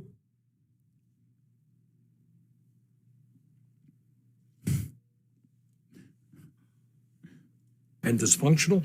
And despite spending so much, we're the only major country not to guarantee health care to all people. How do you not talk about those issues? She talked about affordability. Well, but innovation goes to a kibbutz once, gets the liberals on his brainworms and senators called. This is why I didn't go on birthright. They put some kind of modified MDMA in the water to make you dance like an insane person to support the Jewish state no matter what. Okay, so what happened to Adam Friedland or Sam Cedar? I guess they didn't get the MDMA blend. They don't fuck with Psytrance. What happened? He got outflanked by Tana Mongeau. Okay, dude, stop. Oh, it's killing my soul. It's killing my fucking soul, dude. Hearing like random content creators that have a more decent opinion on what's going on, what Israel is doing, than fucking such an important political figure for me personally. Oh, God.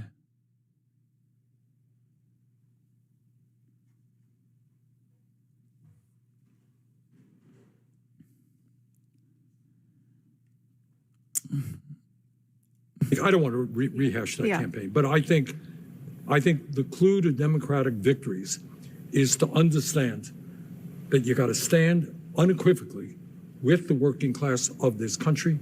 You need an agenda that speaks to the needs of working people. Is it a radical idea that we join every other major country on earth and guarantee health care to all people? Is that a radical idea? You tell me how many people are talking about that. Is it a radical idea to say that we've got to raise the minimum wage to $17 an hour? Is it a radical idea to say that in the midst of a competitive global economy, we need to make sure we have the best educated workforce, that all of our kids, regardless of income, should be able to get a higher education? These ideas exist all over the world. They don't exist in America. And they don't exist because of the power of the oligarchs economically and politically. All right, let's be clear, in my view. The current political system in the United States of America is broken and corrupt. Bernie is like this because of advisors like Matt Duss, who are not relating to him general opinion on Israel because they're ideologically evil. Dog, Matt Duss, I think, is outflanked Bernie. He's not his current advisor, by the way. I don't know who his current foreign policy guy is, but Matt Duss is his former foreign policy guy. And Matt Duss also outflanks Bernie. So there's nothing, you're wrong. This is just him, okay? I think this is just him. He's like, I'm old, I'm set in my ways. I personally believe this is the way, and this will be the way, and I'm just fucking committed to it. Yeah, bro, we got fucking outflanked by the Podjons, dude. Are you kidding me? Does anybody think that it makes any sense at all that Elon Musk can spend $270 million to elect Trump as president and then become the most important person in government? Billionaires should not be able to buy elections. And by the way, that's not just a progressive perspective. Wait, what's up with Matt Duss, Samus Adam? I mean, he's a little bit of a liberal. Matt Duss is. It's fine. I don't think he's like evil in the way that the chatter was presenting it. I feel like if I'm thinking about like someone who's evil, I'm thinking there is such a target-rich environment, especially within the consulting class in American politics. That like a guy that works for, what's the fucking institute that he works for? It's like an anti-war institute for the most part. Like a dude that works for the CI policy, like Center for International Policy Institute, is nowhere near in my crosshairs at all. It's probably one of the only existing good think tanks. Yeah, Quincy Institute and CI policy is like the two think tanks that are like advocating for more reasonable American foreign policy.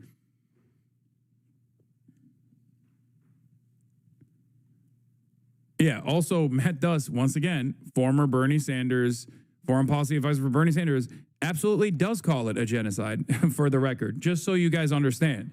So the notion that this is like Matt Duss in his ear or whatever is wrong. You can't say it's fucking J Street. J Street has called it a genocide. At a certain point, you have to realize, like, no, he's like 855 years old, and he fucking, like, his liberal Zionist principles were just that. It wasn't a way to like, I don't know, make it more permissible to shit on Israel. It was just like he literally does want it to stop right there.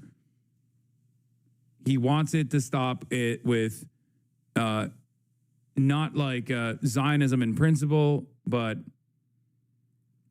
he wants it to stop at like offensive weapons to Israel as long as they're using it on like Palestinian children.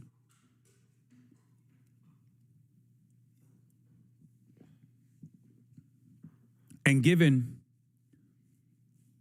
how insanely cruel and violent American Congress is, he looks like a fucking angel in comparison to the average American congressperson. That's what's so fucked about the situation, is that Bernard Netanyahu's War Sanders is like literally seemingly a fucking angel in comparison to the rest of American Congress for actively trying to push bills to stop giving weapons to Israel. Like, he has spearheaded that charge. He has spearheaded that charge forever.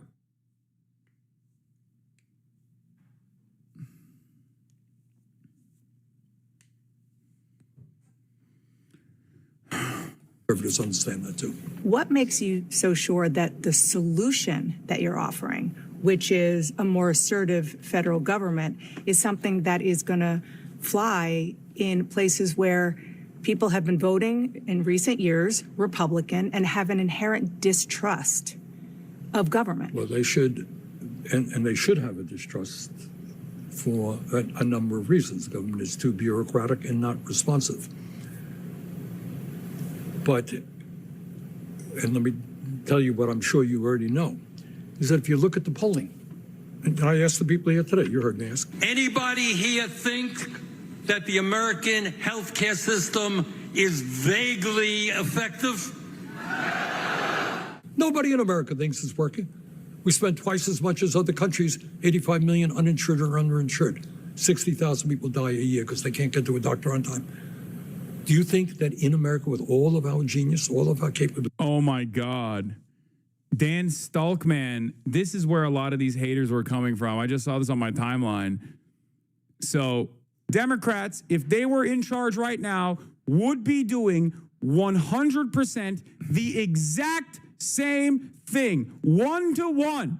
Make no over U.S. Supreme Court overturned landmark same-sex marriage ruling ABC. Okay. Fucking mistake. I was wondering where all these like new lipshits were coming from, yelling at me, chirping Anyone who tries to tell you that Kamala Harris will be different is a fucking delusional moron. Do not listen to them. So, 18-second clip. I wonder what this is about.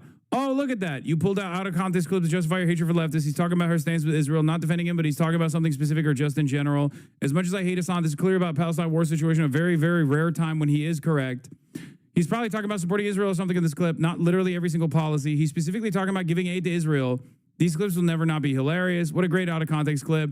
I didn't even know that this existed, but it turns out there was hella people that were fucking defending different than Donald Trump. You guys are fucking delusional. If Kamala Harris genuinely had a perspective that was even a little bit different than Donald Trump when it comes to Israel and defending Israel, she would have fucking let it known. She would have let it be known right now.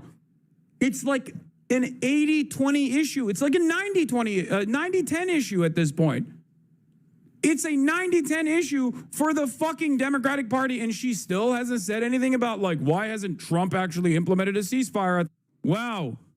Almost like when you expand on the 18 seconds and even if you show the rest of the fucking thing that I'm looking at, instead of like classic zooming in on me to make sure that no one can even mistakenly figure out the context.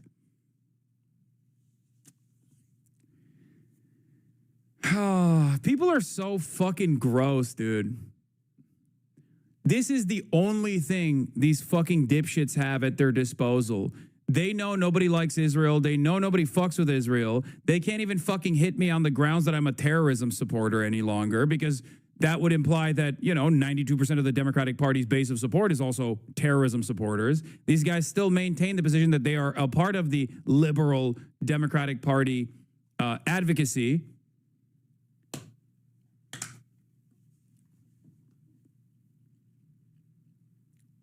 Law, that clip chimp was really bad. Well, welcome to my life. They do this every fucking day, 1 million times a day.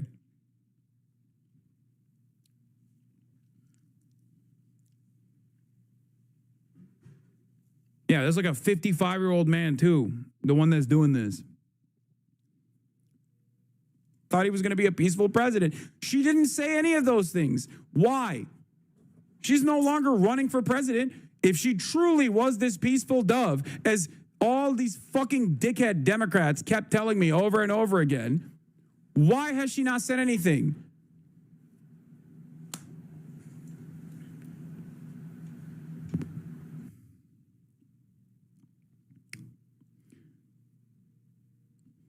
Hassan, if you didn't have haters, none of us would know who you are. It's because you are effective.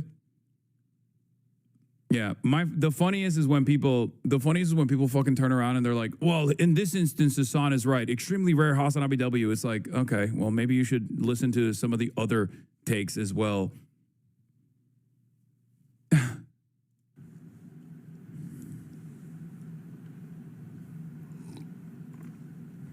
Don't let anybody fucking move the goalposts on this, by the way. I'm talking specifically about Israel, okay? In terms of like mass deportations, I'm sure mass deportations would still be happening under the Democrats, as it always has happened under the Democrats. It just wouldn't be as gross as it is currently with Donald Trump. But Democrats play a different role when it comes to deportations in this country. They play the role of calcifying right-wing white nativist immigration policies, as they did this past election cycle.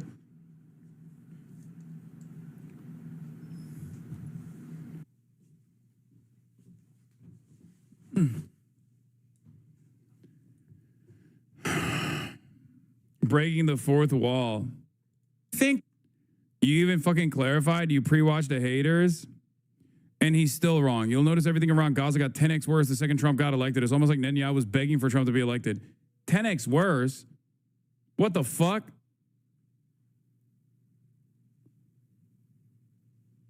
Joe Biden literally at this stage, well, we don't know the official numbers, but Joe Biden at this stage allowed Benjamin Netanyahu to kill even more fucking Palestinians. What is that? What kind of take is this? The genocide was already happening by the time Donald Trump came into office. What do you mean? Are they doing a harder genocide? Like, what are you talking about?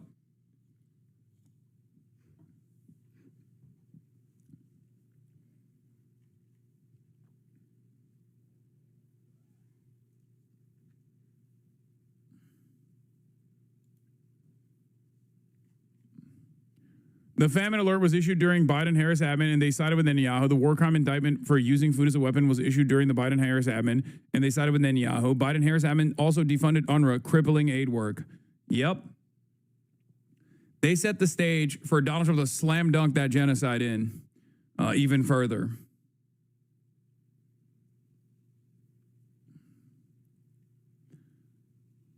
It is pretty crazy that they still try to do this shit, though. Like, who is this for? You know what I mean? Who is this for? 2 million views, dunking on a clip where we have no context as to what specific issue. Wait, did they take it out of context? No way. No, that's just what Dan does. He's psychotically obsessed and needs to lie in order to deflect from his pedophilic complicity and genocide support. We should be thankful it's all documented online forever. Yeah.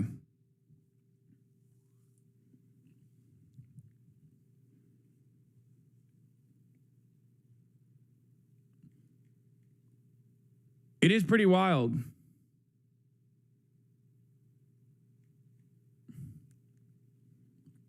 I don't know. I guess people will just like continue to cast blame on people who are ostensibly on their side. You know? I guess that's how it goes. Like, because I suspect that a lot of these people who are actively upset about this are people who are Democrats. So they're supposed to be closer to my side of politics than they are to the Republicans. Probably even closer to my side of politics than fucking this dipshit. You know? It's funny because he like had to zoom in to further erase the context as well. I think his content is only for your hardest haters audience. It's so funny how these conversations are just them spinning their wheels. They have so little actual political knowledge that they can't even discuss politics or do anything meaningful except hang off of our nuts. Meanwhile, the left is electing the new New York City mayor. You're meeting international politics and actually organizing and pushing for real shit. I know, but I just wish I wasn't getting fucking ass blasted with regular frequency by these dumb fucks who can manipulate people in the margins. You know what I mean? I can't quote tweet it because he blocked me and I blocked him. So I can't even fucking quote tweet him. He just does this from behind the block.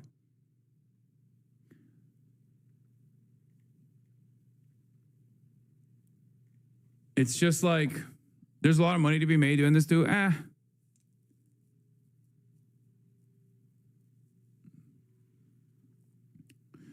lot of these people are basically doing the premature anti-fascist commentary. Oh, you were an anti-fascist, but prematurely before everyone else came on board with it, right? And therefore, you must be wrong. It's like, okay, well, you arrived at my position. Have some grace. Have some fucking decency. Not Dan. Dan is a Zionist, ultra-Zionist, a genocidal piece of shit. But, you know, all the other people that are like actively looking for some kind of own against the left, you know, against the quote-unquote left.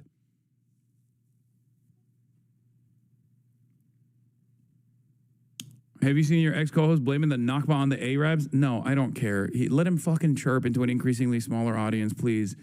It is utterly irrelevant. He is so desperate for someone like myself or anyone else to be at odds with so that he could just like turn around and make content off of it. I don't want to give him that. Please, stop bringing that shit up here. Nobody asked.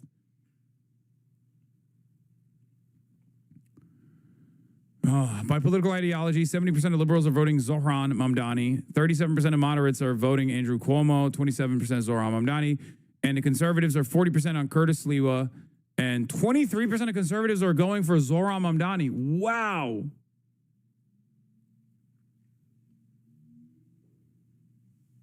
Wow. 23% of conservatives are voting for Zohran Mamdani. What the fuck? My man is popping, dude.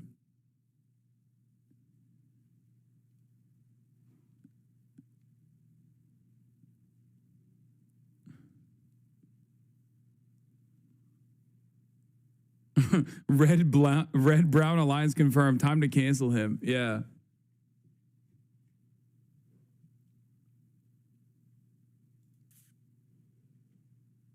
It's weird seeing Bernie theory vindicated 10 years later. Zohran doing better than Andrew Cuomo and Adams with conservatives is fantastic. Maybe a bunch of motherfuckers still think he's Italian. Mamdani, that sounds Italian. He's just as brown as my Sicilian cousin. What are you talking about? Of course I'm going to vote for the Italian over anybody else, all right? Get the fuck out of here.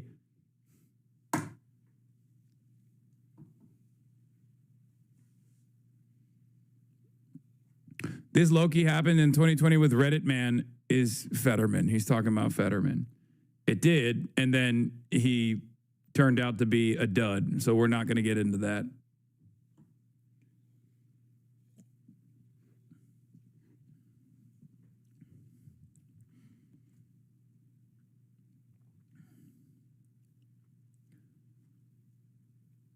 Yeah, Fetty Wap man. John Fetty Wap man.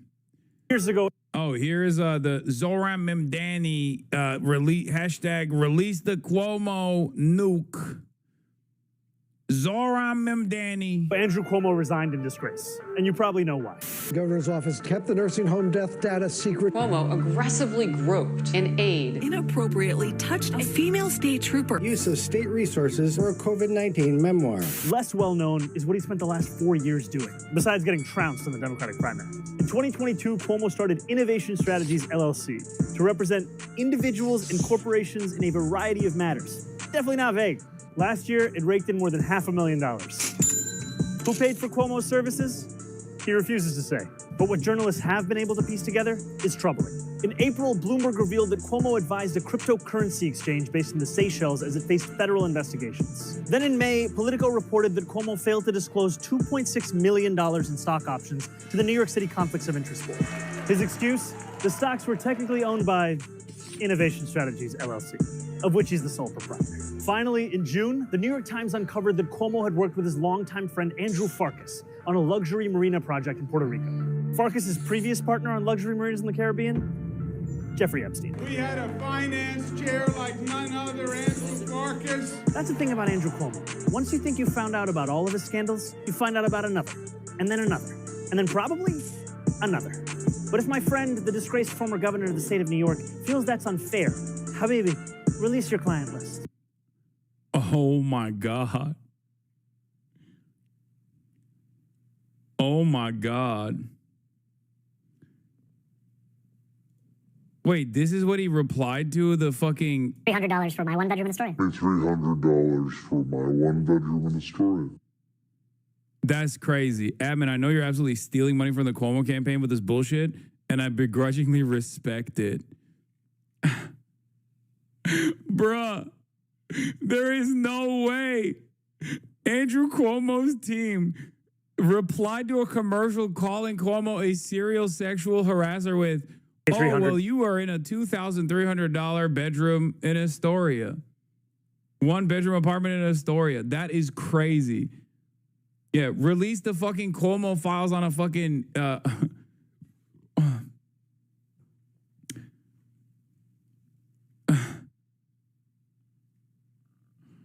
Cuomo account's being ran by a bot for sure. It auto replies to comments.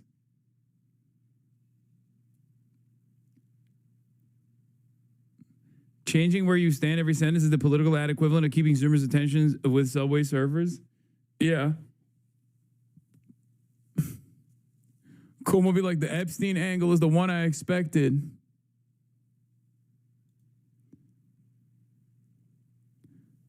They criticize people like Hassan Piker when they own a more expensive home. They criticize you when you pay slightly less than rent prices that are way too high. You literally can't win. Schrodinger's leftist. Yeah. Oh, for sure. By the way, it's kind of funny because I used to say, like, if I lived in a more affordable house, then motherfuckers would literally say, I'm stealing that house from someone who deserves it more.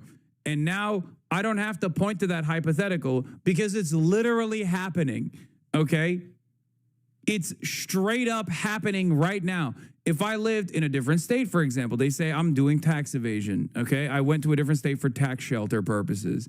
If I lived in an apartment that was cheaper than the current house that I own, they would say, oh, you're taking that from someone who is more worthy, more deserving of that fucking apartment. You're stealing it from someone else who should be paying for it. You're taking it away from someone, okay? If I lived in a cheaper neighborhood, they say you're gentrifying that neighborhood. The point has never been socialism but house. The point is socialism. That's the point. They just hate that. And they can't contend with the policies that I'm advocating for, the policies that Zoran's advocating for. So they have to find some other thing to get mad about. And a lot of dumb fucks actually eat that bait so goddamn hard. They do. And they go along with it. They don't realize that, like, the things that I'm advocating for, I'm unironically advocating for you, you know?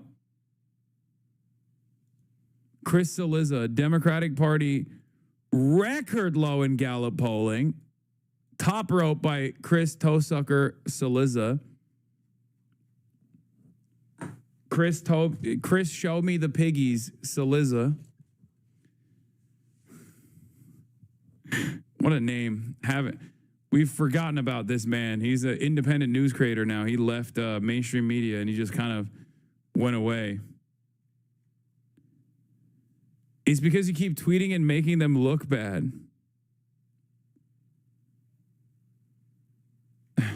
What are you talking about? I don't know. Google it.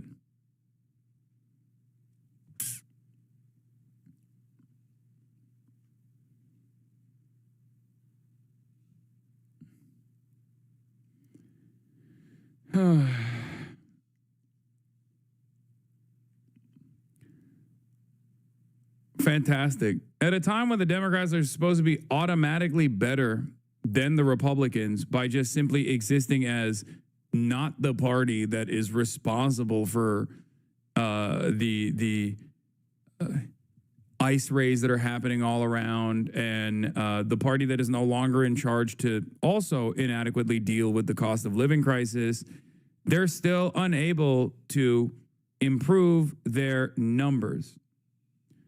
And perhaps there's a reason for it. It's because they need 1,000 Zorons.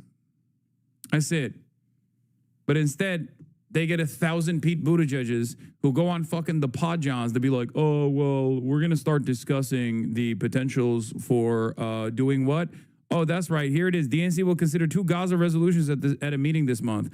One submitted by DNC Chair Ken Martin calls for ceasefire and 2-state solution on left. One from progressive DNC members calls for arms embargo and recognizing Palestine as a state.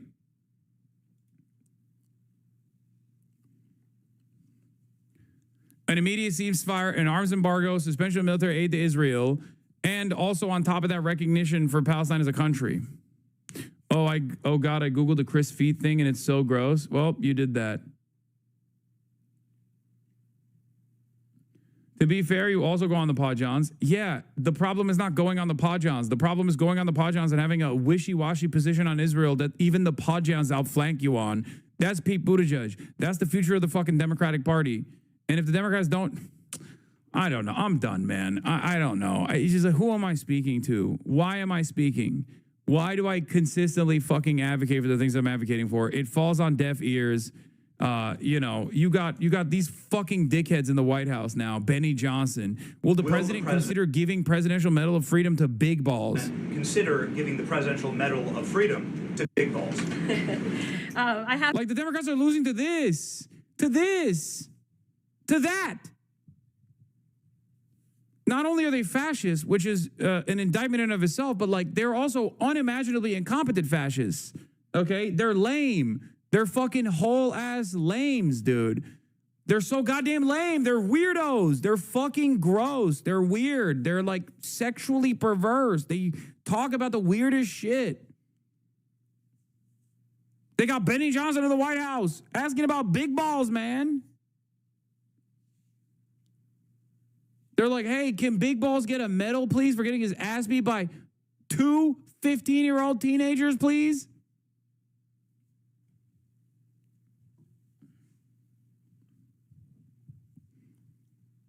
That's crazy. I haven't spoken to him about that, but perhaps it's something he would consider. I'll ask him and get back to you, Benny. Fuck, man. Yeah, Medicare for balls. A 15-year-old girl beat Big Balls' ass, bro. Allegedly. And now they're demanding a medal. Please give me a medal for getting my ass beat by a 15-year-old girl, please. Who the fuck is still part of the Democratic Majority for Israel? Democratic Majority for Israel urges the DNC to reject the second Gaza resolution. For context, here's the preamble. DMFI condemns it for not mentioning 10-7 or Hamas. Who is this for? There is no more Democratic Majority for Israel, brother. Maybe for Democratic Majority for Israel's demise, I think. There is a majority for that. I don't think there's a majority, Democratic or not, that is in defense of Israel. The only place where you can find a Democratic majority in defense of Israel is going to be Congress. That's it. And everybody fucking hates them. Certainly not in the Democratic Party.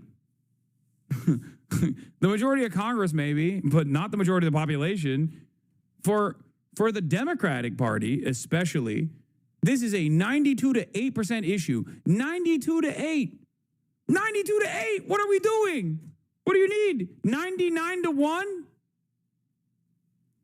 So you're saying the Democrats don't support Israel? Do you not hear the words coming out of my mouth? The Democratic voters do not support Israel. They do not. Maybe they're not at the same position that I'm at. They will eventually get there. Give it a couple more months and they'll be fucking getting to the positions that I was at a year ago. Okay? Like, who here genuinely thinks that this is going to get better for Israel? How fucking stupid do you have to be? How dumb are you to think in your mind that this is not the most popular day that Israel will ever be? This is not the day that Israel will be the most popular it'll ever be going forward. Yesterday, was also the most popular Israel would ever be in Western society. It's less popular today, and it will be even less popular tomorrow. Why do these people think? I guess they don't think, really, because, like, how can you be an adult, like a Harvard-educated adult who's been doing politics for as long as you have, and you still assume that there is going to be some kind of change, some kind of sea change when the dust settles, and people are just going to be like, oh, actually, Israel's genocide was awesome. You keep sounding shocked at this, like you don't know that the electorate's interests don't come anywhere near the policy of the one-party state you live in. How do you keep being shocked at this? It can't and won't work. Otherwise, especially in the late-stage neoliberal polarization we're going through. Yeah, no shit, dude, okay? The reason why I'm doing commentary in the way that I'm doing commentary is because there are still people who are coming on board, okay? If I were to spend every day being like, this is uniparty, which I do explain that all the time. But if I just, like, constantly fucking talked about it from that angle, people get annoyed and bored.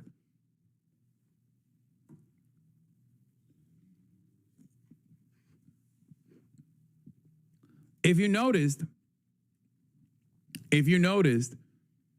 I'm also not consistently shocked at the Democrats' inability, but, like, they still do have a capacity to surprise me because it's such a fucking ridiculous, it's such a ridiculous division. It's just like, what do you want? You want people to just be like, no, you have to literally invade Israel? Like, is that the demand? Because it feels like no, the more radical the position gets on the ground, the more Democrats love conceding. It turns out they're just concession machines. So if they hear people go like, no, we have to militarily invade Israel now, only then will they go, okay, we should stop all weapons to Israel. They have to only concede. They don't have any interest in actually coming to a conclusion on their own.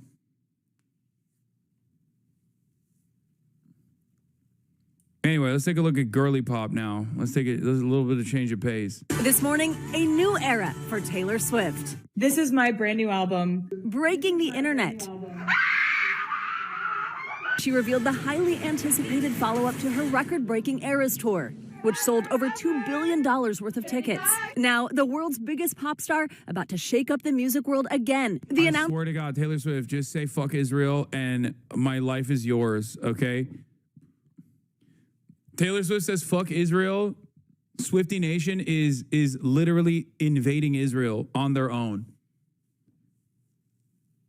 The end of Israel would be swift. Taylor Swift, say fuck Israel and my life is yours, okay? Of course, came with a string of Swift's signature Easter eggs for fans. Swift getting a little help from her boyfriend Travis Kelce and his brother Jason. Their popular podcast New Heights teasing a special guest, sending fans into a frenzy. Later, revealing it was Swift. Such a nice color on you. Yes, I know. It's the color of your eyes, sweetie. That's why we match so well. We're about to do a podcast. With anticipation Oh growing. my gosh, she said fuck. For her 12th studio album, a countdown clock appeared. Yeah, remember, there was a Taylor Swift updates account that literally went to jail in Israel because she refused to conscript for the Israeli occupying force. This is a very famous, this is deep lore. This is deep lore in the Swiftie universe, okay? Deep fucking lore. In my mind, she didn't say, we're doing a fucking podcast. In my mind, she said, fuck Israel. For 12:12 a.m. on August 12th. 12:12 Eastern Time. That's in just under 3 hours. Finally, the title dropping as she announced it to the Kelces. So I wanted to show you something.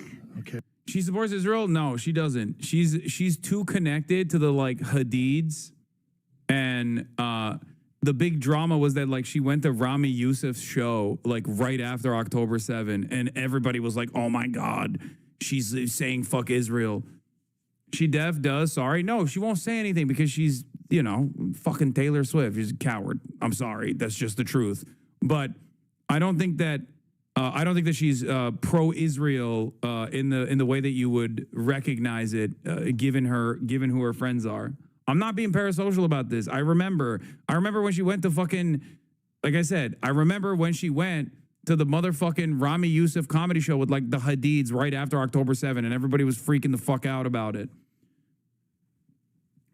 My sources say she's a major funder of Palestinian Islamic Jihad, my queen.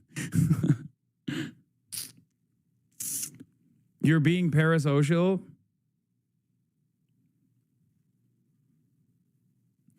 Oh, Lord, you're about to get ass blessed on the timeline now? I don't think it's unfair for me to say that any fucking media figure at this stage that still remains silent on Israel's genocide in Gaza is being a little bit of a coward. Is that really unfair of me to say? Am I being out of pocket? Like, I'm not expecting her to fucking carry the banner over here, you know? I'm not saying Taylor Swift say globalize the intifada, okay? I'm simply saying, like, it'd be nice for such a prominent figure with so much influence to greatly expand the permission structure. And at this point, it's not even an expansion of the permission structure, to be fair. At this point, it's basically to, you know, to save her, to save good favor for her. Because I feel like Miss Rachel was right when she said, you know, it's more of a problem it's more of a problem for you now to not speak out against Israel than it was in the past. Okay, what do we got? This is my brand new album, The Life of a Showgirl. And Swifties, of course, celebrating. Swifties, we are getting TS12. I repeat, we are getting TS12. Crashing her website. The website literally crashed. Does that extend to large content creators, in your opinion? Yes, it does. But TS12, I can't breathe. Like, this is insane. New music! And reveling in the reveal. Taylor to announce her new album on Travis's podcast, they must be like the most in love ever. The day full of orange hints, in keeping with Swift's practice of color coding her albums. Her fan account posting 12 photos of orange outfits on Instagram. The Empire State Building posting this photo. Mysterious billboards popping up in Times Square, leading to a Spotify playlist. The news comes a year and a half since her release of the Tortured Poets Department, and 8 months since the end of the Eras Tour, as fans waited breathlessly for new music, now learning it won't be a cruel summer after all. The Swiftie argument is that she doesn't want to talk to prevent future harm to his fans, like when her shows were canceled in Vienna for a supposed terrorist attack. Wait, what? What, like, they think Israel is going to firebomb a Taylor Swift concert? If she speaks out against Israel?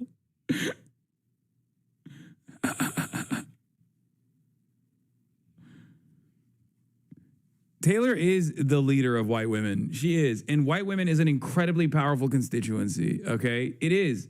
It's a profoundly powerful voting bloc. It could just overnight she could swing it. There's already so much momentum.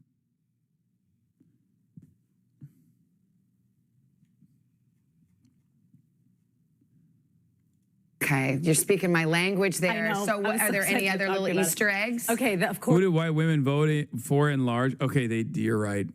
Fair. She was not able to move white women to vote for Kamala Harris. But I think the animosity people feel towards Israel is far more powerful right now than the positive opinions that people had over Kamala Harris. You know what I mean?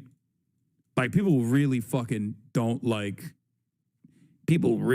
Israel. People didn't really fuck with Kamala that hard, but they really don't fuck with Israel. You know what I mean?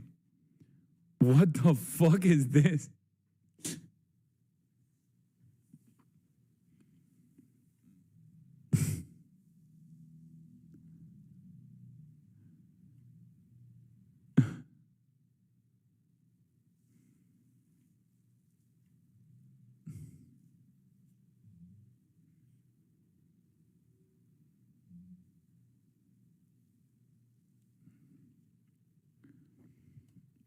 First responder of my heart.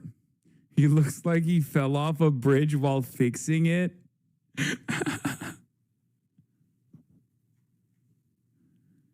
This is Hasanavi coded. I'm sorry. Is it? Do I do stuff like this? I also have a GQ photo shoot coming up, and I am wet in it, for the record. I shot this before this came out, for the record. I'm just saying.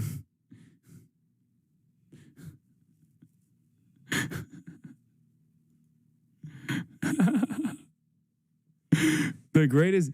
Yo, what is going on? Bro, okay. Guys, don't get mad at me for saying this, but I do think Travis Kelce had like a cooler look when he had the buzz cut and the high and tight. Like this is, it's just not, I don't know.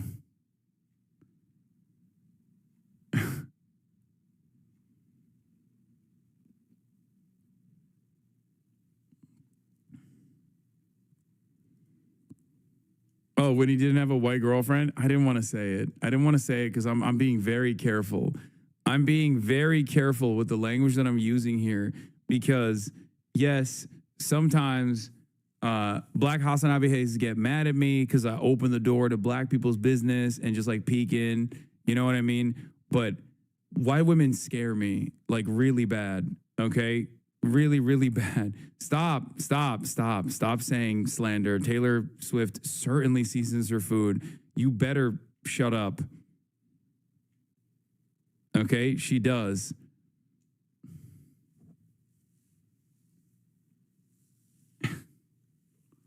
Your local construction site has 3 men looking like that?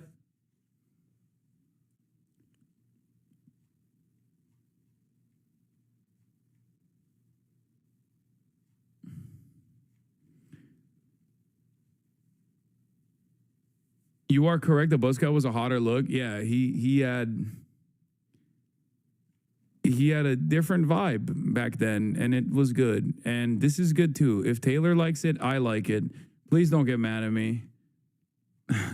Please don't get mad at me. If Taylor likes this look, I like this look as well. Of course there are. So one of them, we mentioned that Spotify playlist. If you go to that playlist, it actually composes songs of hers specifically produced by this powerhouse team out of Sweden, Max Martin and Shellback. The two of them made all these kind of upbeat songs with her. We're wondering if that's kind of a key about what could be coming. Is it going to be that type of album, kind of like that folklore era is behind us? Exactly. And now we're, okay. We go more like synth pop kind of thing. We'll find out. The other thing people are wondering about is that Sabrina Carpenter picture, like I just mentioned there. That was the only other artist in that carousel of 12 photos that her fan account posted. People are wondering if it could be a collaboration. Also, Sabrina Carpenter's website right now has today's date noted right at the top. Oh, that could be. But she's also wearing an orange dress in that picture. That's true, but she did a lot of orange dress surprise songs in that moment. You know what I mean? She could have cropped Sabrina out. So I don't know. The Taylorology just continues this morning. Thank you. By the way, if you're watching Taylor, we have been orange forward on this show for many decades. I was going to say, for a long time. She should feel comfortable here. Very orange right there. Yeah. There you go. Today, orange is now. Bro, I never said this, but come on, turn off this bullshit, Hassan. Bro, Kitty was literally saying the same shit on stream yesterday. Lamau.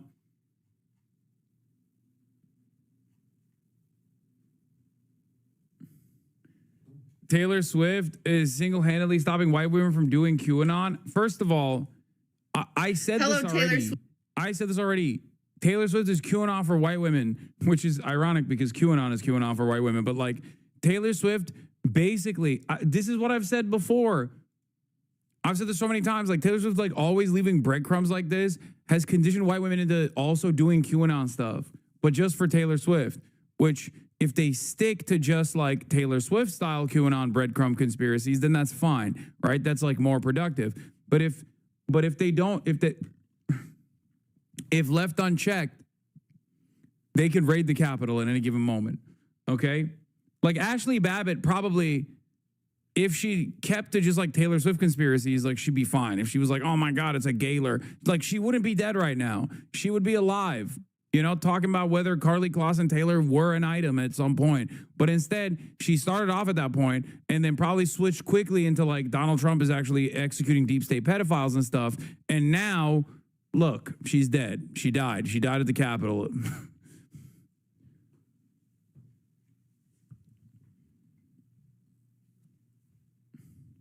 Swift Nation, it's me, a fellow Swiftie, reporting in here. What a crazy day we've had out here. Am I right? Some important things that I would like to point out before other people point out on TikTok is that the playlist that you see right here that Taylor Swift just added to Spotify only has songs by Max Martin and Shellback. So we know that the new album, The Life of a Showgirl, is not going to be produced by Jack Antonoff. Yeah, thank God. Yeah. Or no, I don't know. What am I supposed to say to this? Jack Antonoff, do we like him? Swifties, do we like? Is that a good thing or a bad thing? Fuck Jack Antonoff. Okay, is that? Are we on that? We don't like him. Yeah, I'm tired of Jack Antonoff. Thank God.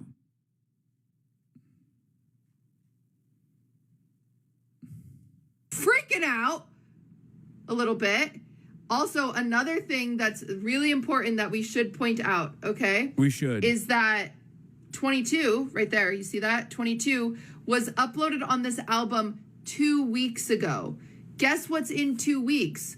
The 22nd of August. Guess what the 22nd of August is? It is a Friday. Guess when singles usually come out? Friday. And there's 22 songs on the playlist. Woohoo! Are we paying attention here?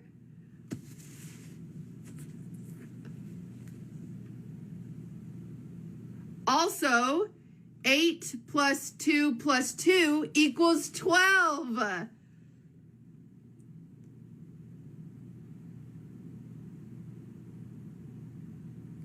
What? Really trying to get to 3 minutes because that's what you got to do to get like the best ad rev or something like that. This is the investigative journalism skills Hassan wishes he had. What the hell?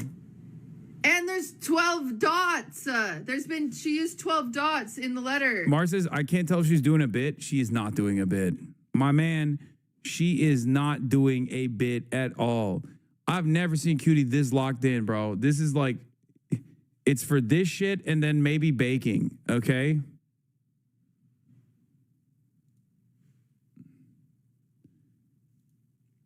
That's the two things that she's this locked in for. 12.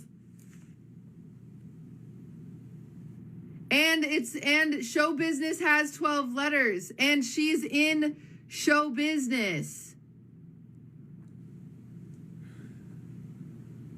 And Sour Patch Kids tweeted some orange Sour Patch Kids. What? Okay, this is falling apart a little bit. Fuck it, new FBI director found. Does Cutie know about Israel? Can she change Swift's mind? Yes, Cutie does know about Israel. How would she actually change Taylor Swift's mind on Israel?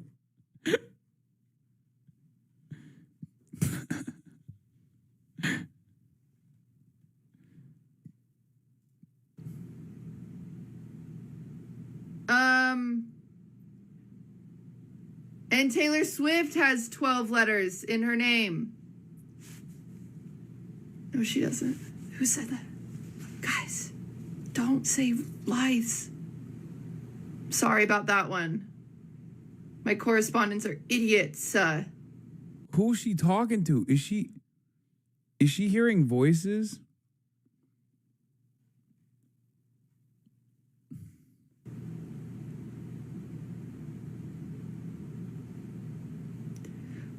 I just learned that TikToks actually only need to be over a minute to get ad rev. So I will actually be seeing you guys later. Hey, stay tuned for more Taylor Swift information.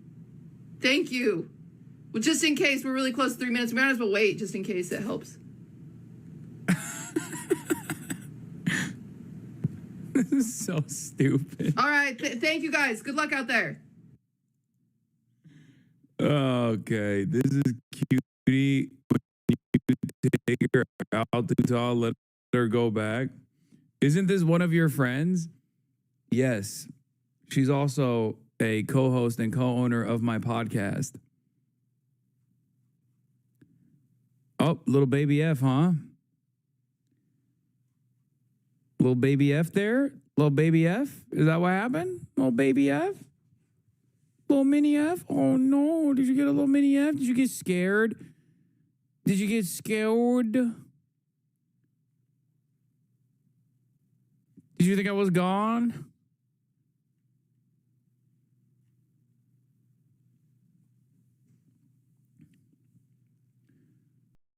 Cutie quietly posted this the other day. What is this? Bro, how can you quietly post on TikTok? To the Domino's, I forgot my cheesy bread. What is the, I can't say anything. I can't say anything positive, okay? I'm sorry. I can't say anything positive. She gets mad, and then she gets in her head when I say I support this. Okay? Do it, lady. But also, I can't even say do it, lady, because, like, even then, it's too much support. Please tell us none of your pictures are this terrible for GQ.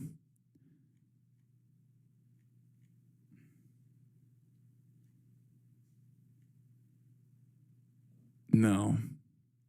I hope not. I hope not.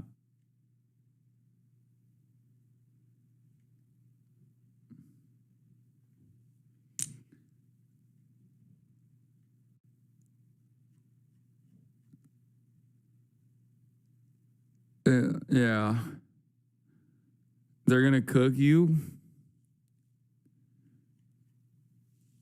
Yeah. Oh, by the way, Israel's in talks to resettle Palestinians in South Sudan. Forgot to mention that. Fucking insane. All right.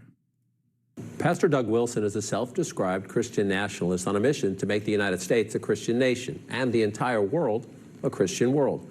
Over the decades, he's built an international network of more than 150 churches. And last month, he opened a new one just 3 blocks from Capitol Hill, with the Defense Secretary, Pete Hegseth, attending the service. Pastor Wilson preaches a strict interpretation of the Bible. He believes women should submit to their husbands and not have the right to vote. In his view, abortion, homosexuality are criminal. He's been on the fringes of the religious right for decades, but now finds more of a mainstream Republican audience. CNN's Pamela Brown reports. Christchurch senior pastor Doug Wilson makes no apologies for his beliefs on God and country. I'd like to see the town be a Christian town. I'd like to see the state be a Christian state. I'd like to see the nation be a Christian nation. I'd like to see the world be a Christian world. And now Wilson's controversial views as a Christian nationalist are gaining sway in the nation's center of power with the recent opening of his new church and high-profile parishioners like Defense Secretary Pete Hegseth. Is planting a church in D.C. part of your mission to try to turn this into a Christian nation? Yes. So every society is theocratic. The only question is who's the. It's so awesome that these guys just straight up look like villains all the time. I don't know what it is. And it's not just me, right? Like, I'm not. You're seeing this too, right? Like, just don't even listen to what he's saying, but just, like, look at him. Also, what the fuck is CNN doing? Offering, like a neutral interview to a guy who's like, we need to do Christian Sharia, like Christian jihad, like all of the things that they claim, Muslims are trying to do in America. They actively are trying to do at the behest of Christianity. And they're just giving a neutral, like they're setting a neutral tone here. Very strange stuff. In a secular democracy, it would be demos, the people. In a Christian republic, it'd be Christ. Well, what would you say to someone watching this and say, look, I'm a Muslim. Who are you to say your worldview is better than mine, that your God is better than mine? Well, if I went to Saudi Arabia, I would fully expect to live under their God's rules. But you said earlier that you want this to be a Christian world. Yes. So you want to supplant their religion with your Christian. Yes, by peaceful means, by sharing the gospel. There's a lot of work yet to do. I believe that we are working our little corner of the vineyard. Wilson's Little Corner, a picturesque campus nestled on the outskirts of downtown Moscow, Idaho, is growing by the day with thousands of like-minded Christians. Parishioners of his church, known as Kirkers, own and operate several businesses downtown next to liberal college town stores. If it's true, Why did he yell boo? Because it's because of me. Because of you. Yeah. Well, there you go. That's a regular day for you. That's not unusual. A big focus of his Christian. Everybody hates me. Oh, that's awesome. Hegseth reposted the segment and said, "All Christ for all of life." That's the defense secretary. He posted the interview as though it was a positive one. And in the interview, the guy literally says women shouldn't, like, it should be illegal to have abortions. Like, women shouldn't be able to vote and stuff. That's crazy. Cool. That's where we're at, I guess. I don't fucking know. That's cool. Movement is on a patriarchal society where men are dominant and women are expected to submit to their husbands. Women are the kind of people that people come out of. So you just think they're meant to have babies. That's it. They're just a vessel. No, it doesn't take any talent to simply reproduce biologically. The wife and mother, who is the chief executive of the home, is entrusted with 3 or 4 or 5 eternal souls. I'm here as a working journalist, and I'm a mom of 3. Good for you. Is that an issue No. for you? No, it's not automatically an issue. Josh. Oh. Yet. It's not automatically an issue that you're a woman with 3 kids and you're fucking sitting here talking to me instead of being barefoot and pregnant in your kitchen. Yeah. Obama should be ashamed for abandoning Jeremiah Wright while watching this shit. Oh, 100%. Dude, oh my God. Jeremiah Wright said, "God damn America" one time, and Obama was like, "I don't know that guy." Who? Jeremiah who? Meanwhile, you got motherfuckers who are just like, women should be slaves. It's not enough. We should literally enslave women to only do birth stuff. And you got the Secretary of Defense of the Trump administration being like, "This is awesome. I like this a lot." And also, he's a rapist. Cool. Fucking awesome. I don't know what to say about this other than this is crazy. It's so crazy. And Amy Prince, along with her 4 kids, moved here from Washington State. Do you see Amy as your equal? Yes and no, in the sense that we're both saved by grace.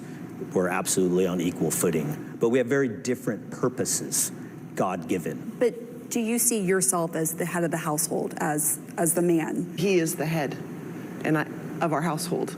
Yes, and I do submit to him. So, like, moving here was ultimately your decision. Yes. That's a great example. Wilson says in his vision of a Christian society, women as individuals shouldn't be able to vote. His fellow pastors, Jared Longshore and Toby Sumter, agree. In my ideal society, we would vote as households. And I would ordinarily be the one that would cast the vote, but I would cast the vote having discussed it with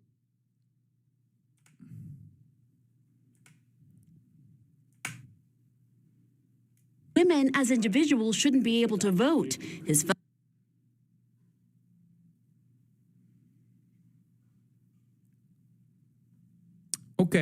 fellow pastors, Jared Longshore and Toby Sumter, agree. In my ideal society, we would vote. Bro, white people got bored that, like, Salafists were having too much fun. It's awesome. They're like, why is it just we need to do the madrasa system here in the United States of America. I mean, this is like, it's just conservatism, I guess, at its purest form, right? That's what it is. Yeah, I mean, they're just doing ISIS shit. They're literally, this is what ISIS would look like if Iraq had like a functioning infrastructure and was not invaded by America and destroyed, right? Like, an ISIS-style movement would resemble exactly this. This is what happens when you want to do ISIS, but in a country that hasn't been completely destroyed, right? Like, because the reason why ISIS is doing what we know as ISIS shit, like the incredibly violent stuff, is because their material realities are very different than like an American living in the suburbs. Yeah, when I said white boy jihad summer, I did not mean like the Christian version of that. Seemingly, these guys are doing white boy jihad summer, maybe white boy jihad winter as well. Vote as households. And I would ordinarily be the one that would cast the vote, but I would cast the vote having discussed it with my household. But what if there's your wife doesn't want to vote for the same person as you? Right. Well, then that's a great opportunity for a good discussion. There are some who have gone so far as to say that they want the 19th Amendment repealed. I would support that. And I'd support it on the basis that the atomization that comes with our current system is not good for humans. And Wilson, a veteran himself, is unapologetic about his view that women shouldn't be in certain leadership or combat roles. Looking at the leadership page for Christ Church, it's all pedophiles. Sorry. Men. Do you accept women in leadership roles in the church and in government? In the church, no. Why? Because the Bible says not to.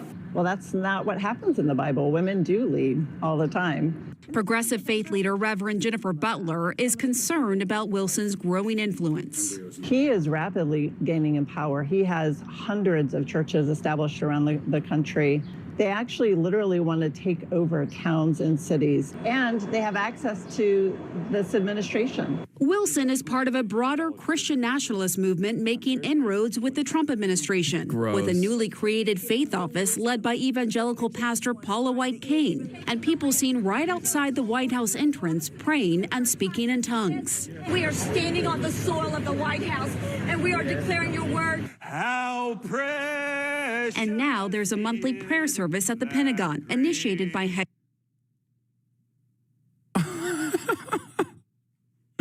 What the fuck? Yo.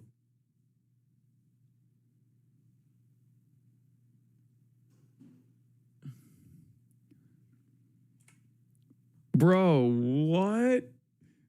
Dude, we're so cooked, man. I go back and forth on this where I'm like, are they faking it for the bit? Like, are they doing this because they feel like this is an opportunity for like upwards mobility or something, you know? Suck up to the boss? Or are they just like this crazy?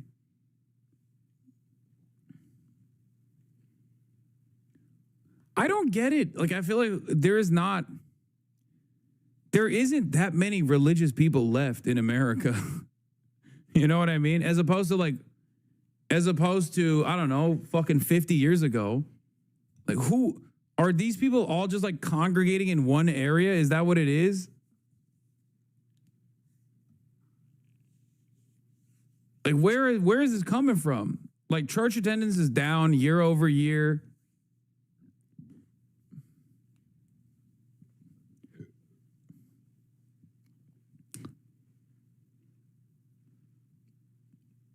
They're not faking. I come from these fools. There are so many of them.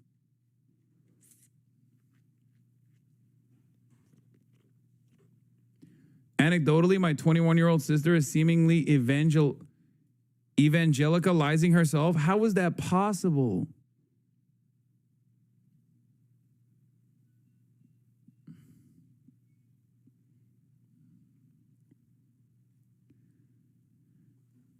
Yo, I don't understand. Like, I don't. Oh, my God. Hassan needs to go see The Real America. No, if this is what it is, I don't want to see it. Bro, I want to look away. I don't want to see this.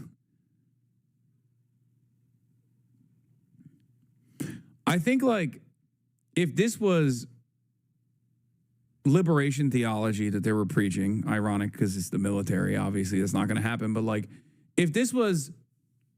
Like, I have no smoke for people who are just like religious people who are chill, You know, they go to their fucking non-denominational church or whatever. Their church is like woke and gay, all that kind of stuff. Great. Okay. If they were like actually religious people who cared about, I don't know, doing right by others, community fundraisers, things of that nature, like that's cool.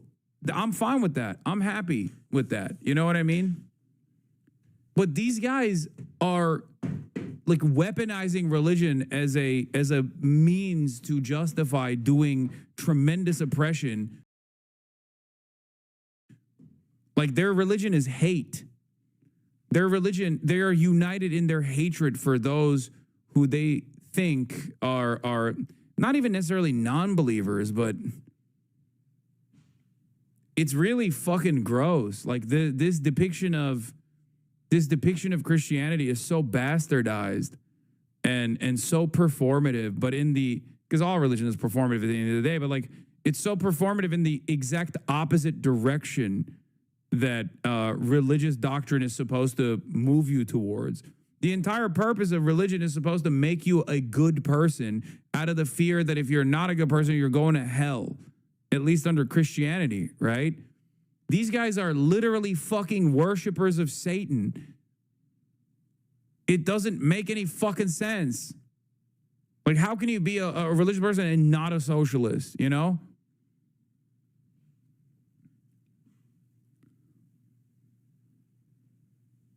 It's just so strange. It's so strange to me.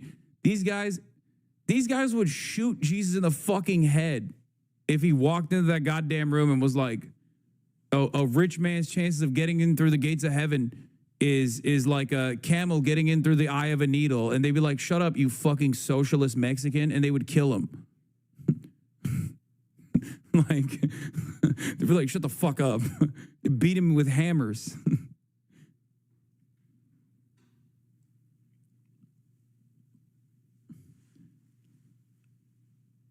My mom is very religious, but she can't stand these people. Religion helped her get clean, but she has leftist values unlike these freaks.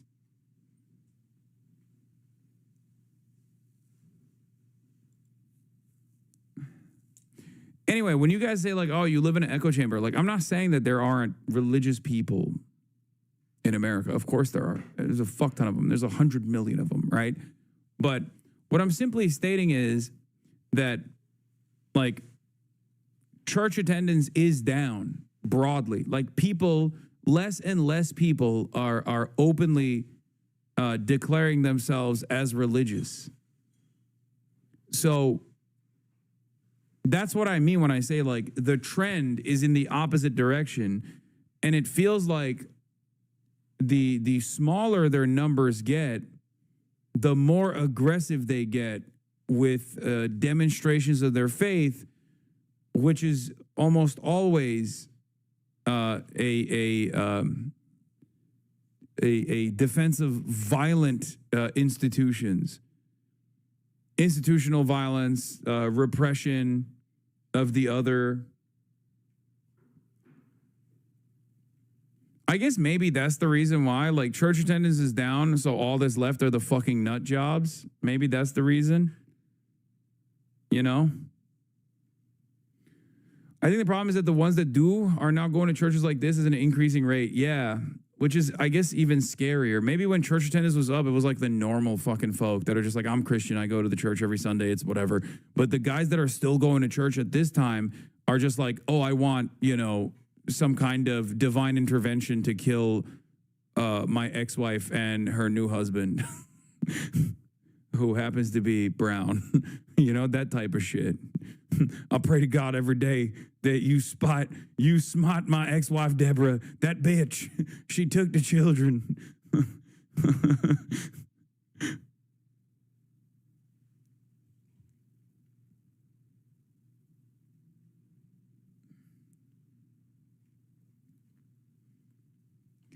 American Christianity has also always been like prosperity gospel. So that's also the grossest depiction that Christianity could ever, the grossest form that Christianity could ever take. So it does make sense. And now there's a monthly prayer service at the Pentagon, initiated by Hegseth, Wilson's highest level connection to the administration. It's not organizationally tied to us, but it's the kind of thing we love to see.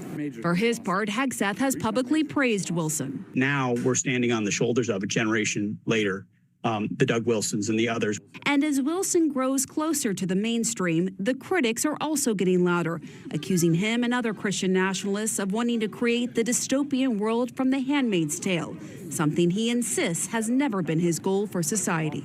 I'm not a white nationalist. I'm not a fascist. Dog, every fucking year they write this article. Young men are leading a religious resurgence. Oh, brother. The Christian radical response to 9/11 and the Catholic Rape Fest expose gobsmacked the entire millennial generation out of Christianity, at least 95% who are on the leftist political trajectory. This is just fucking maximalist cope. Christianity is starting to make a comeback in the U.S. and other Western countries, led by young people.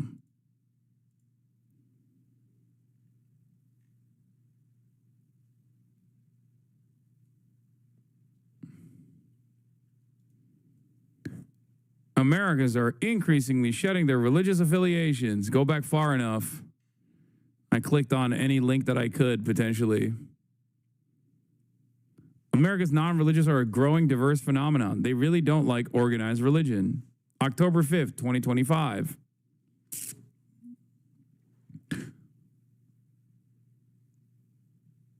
Where are the numbers? Let's look at the numbers. 30% of adults identify with no religion. That group, commonly called nuns, includes identifying as atheist, agnostic, nothing in particular. October 2023, sorry. This is from October 2023. I said 2025.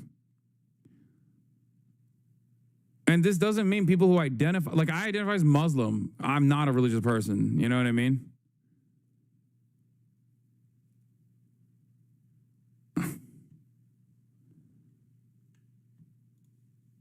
So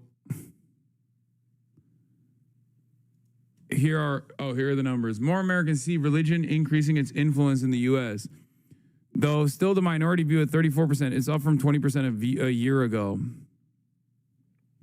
This isn't a positive thing, for the record. This is just people who still, right? Am I misunderstanding the question?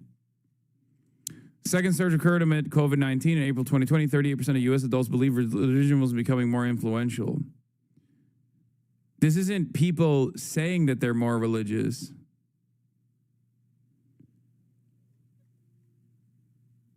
Views that religion is increasing its influence in American life by subgroups. Long-term religious trends in the U.S. are clear. Americans are less likely to identify with a religion, less likely to belong to a church or form a religious organization, less likely to attend religious services, and less likely to say religion is important in their lives than they were around the beginning of the 21st century. Americans appear to recognize those trends in religious attitudes and behavior, given the consistent majority since 2006 who have said religion is losing its influence on the U.S. However, as is the case now, the size of those majorities can fluctuate at times. To the extent where recent political changes in Washington are explanation for changes in opinion we've seen in December, it is unclear.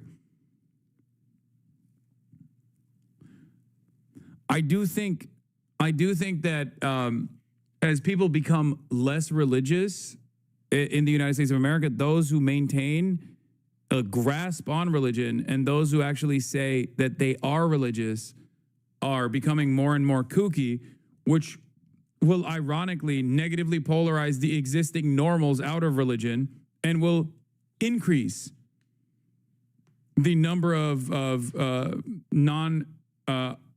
non-religious people in the country. Now, of course, considering the community aspect of religion, wasn't disagreeing with you, the conclusion is still aligned with your overall perspective. The issue, of course, is that because of the profoundly important community aspect of religion, those people get in cult-like situations. Like they basically are... they basically turn into a complete cult.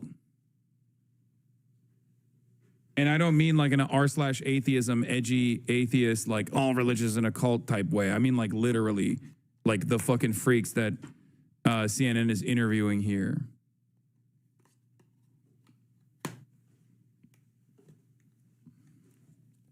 Do you understand what I'm saying? I'm not a racist. I'm not a misogynist. How far off do you see a Christian nation, like a full-on Christian theocracy? Oh, 250 years. 250 years. Yeah, honestly, that's yes. What you see. But you do think it will happen? Yes, I do. We're not going to usher in anything ourselves. We're really genuinely pioneers. John, we reached out to the Defense Department to better understand the relationship between Wilson and Hegseth, and a DoD spokesman said that Hegseth is a, quote, proud member of the network of churches founded by Pastor Wilson, and he also said that Hegseth, quote, very much appreciates many of Mr. Wilson's writings and teachings. John? Pamela Brown, thank you so much. That's fascinating. 930 million are set to unlock, testing crypto demand while growing the president's fortune.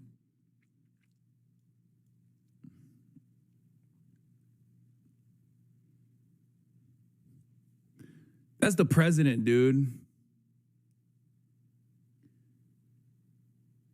Yep. Bag alert.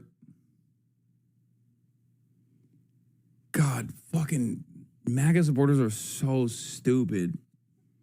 They're so fucking dumb. They're just getting farmed. And they're getting farmed openly. Like Trump doing a meme coin is basically like Donald Trump being like, yeah, I don't give a fuck about you. I'm in it for the money, dog. And his supporters are like, hell yeah, Mr. President. We love that. Please fuck us more. Please. I love getting fucked by you. Approximately 40% of PA are rural areas with no public transit. What's your solution to that? The reason America is on the trajectory it is rural areas get absolutely nothing from their politicians or communities and want no one else to have anything good out of spite. This is correct. This is not an incorrect assessment. But it makes sense. The less you have, the more you're like, well, fuck them. I'm on a trajectory to blow this whole thing up.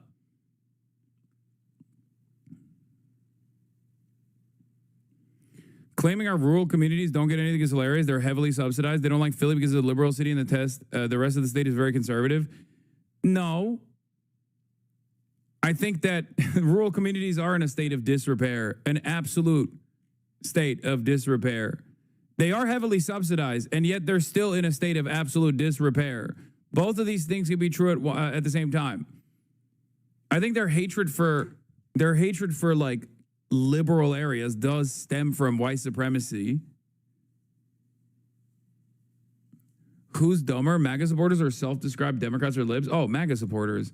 That's not even a fucking question.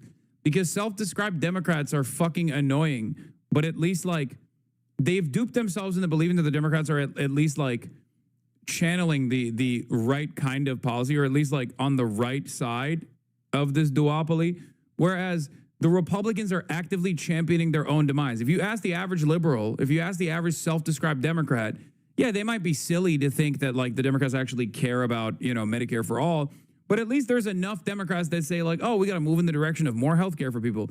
Republicans, on the other hand, are actively like, no, I want less health care. I want less health care. I want to make sure that we firebomb the remaining fucking rural hospital in my vicinity. That's the guy I'm voting for. And then the guy he's voting for is literally like, hey, there might be a black person or, oh, God forbid, a Guatemalan that takes advantage of the fucking rural hospital. We should just dump the hospital. And they go, hell yeah, I'd rather kill myself than let a Guatemalan get fucking health care.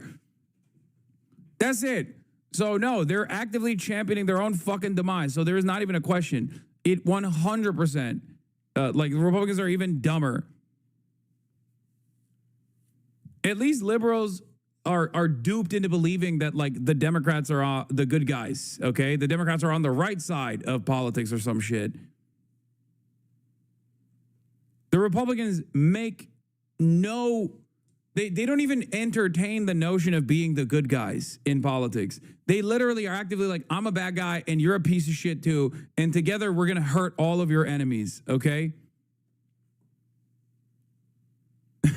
Like, and yeah, the Democrats virtue signal, Republicans vice signal. I'd rather take the virtue signalers every day of the fucking week than the vice signalers.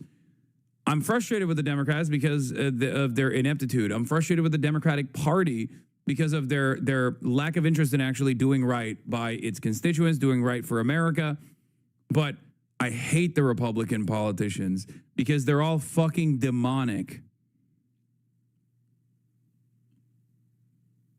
if you were to ask me about like the base of voters, just talk to a fucking Republican.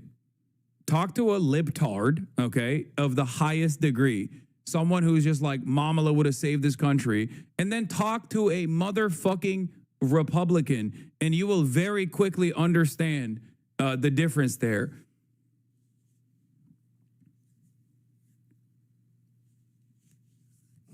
Like, the online liberal commentary sphere is not reflective of the average liberal at all. The online liberal commentary sphere is just way more predisposed with like drama and improving their own personal standing somehow by consistently putting others down, that type of shit. They're not actually invested in like defending the Democratic Party. There are honest liberals, like Philip DeFranco, I would say, is a straightforward liberal. He's a straight ticket Democrat voter. He actually does care about the Democratic Party, right? And he has his own worldview. He's not gonna be just like spending a good deal of time, I don't know, actively shitting on the left or whatever. He just kind of sees that as like people, he has like a Bernie Sanders to anti-Zionist approach to it. You know what I mean? Where he's like, Bernie Sanders is a liberal Zionist, but he's not going to get in the way of anti-Zionists. He's not going to actively defend it. He's not going to actively push for it. He's not going to say it himself, but he's going to stay out of the way. Philip DeFranco is in a similar capacity where he's just like, he's a progressive. He's not going to stand in the way of more progressive people. He's not going to spend a good deal of time just like creating drama or anything like that. He's just a progressive, you know? Most liberals are like that.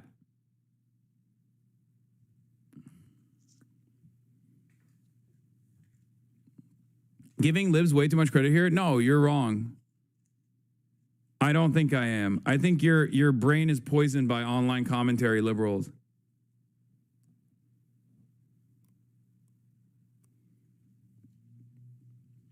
Liberals are squishy, but with squishy comes a bit of compassion and care for others at least, not necessarily about other countries, but at least they care about the poor or whatever. Conservatives want to melt the poor, yeah.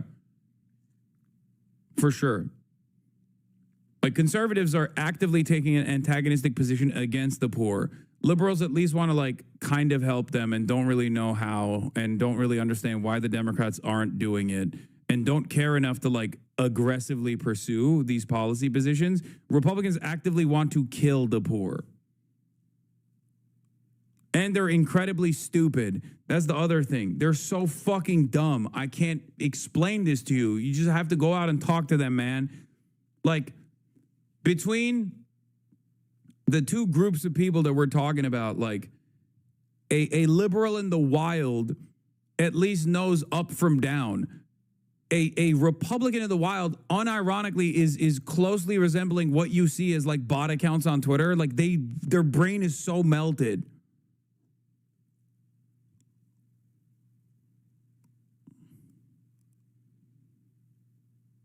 I mean, think about it this way. Like 95% of the Republican policy prescriptions are for problems that they hallucinated. It's just not true. Ask a Republican how they feel about any particular issue, and they will just tell you things that are patently untrue. There's no, like, I mean, objectively, okay? Ask them about anything. They're going to be like, it's not real. Climate change, fake, woke, gay, science, medicine, vaccines. Like they are just, their worldview is held together by their collective psychosis, just a refusal to reckon with reality. That's it. That's just how modern republicanism is. There's nothing, like you can convince a lot of those people. You can shake them out of that stupor. You can bring them back to reality. And the closer they arrive at reality, the closer they move away from reactionary sentiment. But overall, you know, it's just the political movement is unironically built together by just like hatred and animosity. Yeah,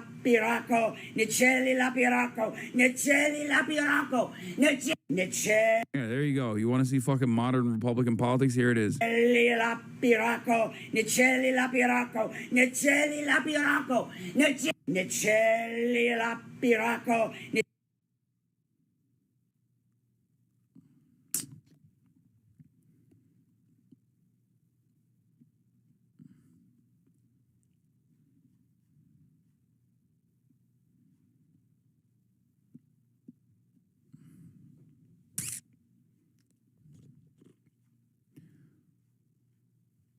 This is good? I mean, yeah. It is. It's just that Labubus are demonic. That's why.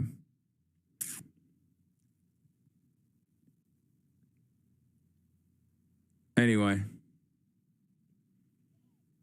Yeah, you guys don't know about Pazuzu? Labubus are actually Pazuzu is a depiction of the Antichrist. It's the devil. Speaking of the Antichrist, Anthony Blinken, recognizing a Palestinian state is a rebuke to Hamas, but France, Canada, and the UK are doing it too hastily. The plan won't work without conditions. Thanks, Anthony.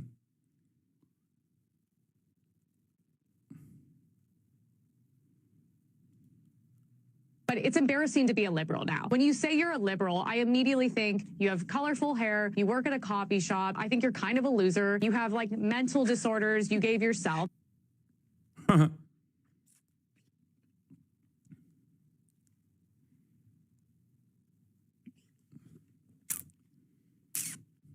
Liberalism is also monoculture, okay? It's a complete liberal victory. It's a complete liberal cultural victory in the United States of America and around the world.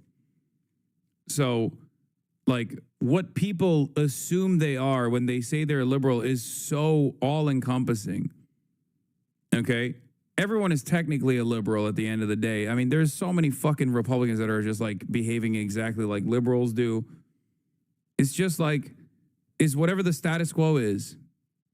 Liberalism is the status quo.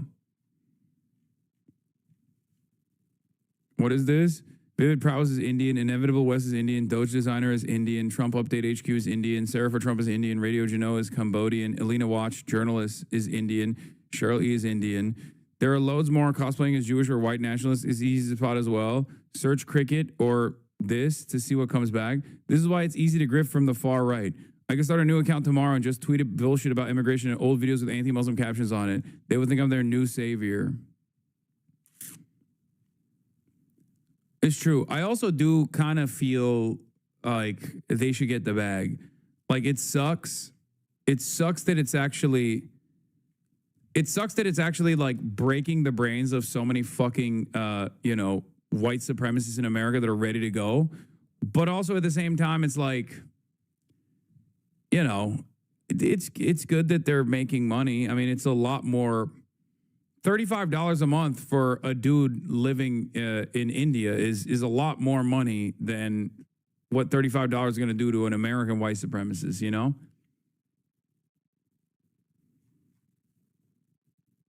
So who knows? So funny. People still go get him out base. Got time to cut grass, but don't got time to get papers. Get him out base. Listen, when your filthy ass crawled out of your mother's pussy on U.S. soil, you didn't do shit, okay? You're nothing. You contribute nothing to American society. You're just a hateful little monster, a weak, pathetic, hateful little monster that gets off on imagining that those with less fortune than you are somehow actually worse than you. You have to fantasize about these people being violent people. I'm actually a hardworking American, and I appreciated immigrants, but when they got coming in this country without paperwork, get them out.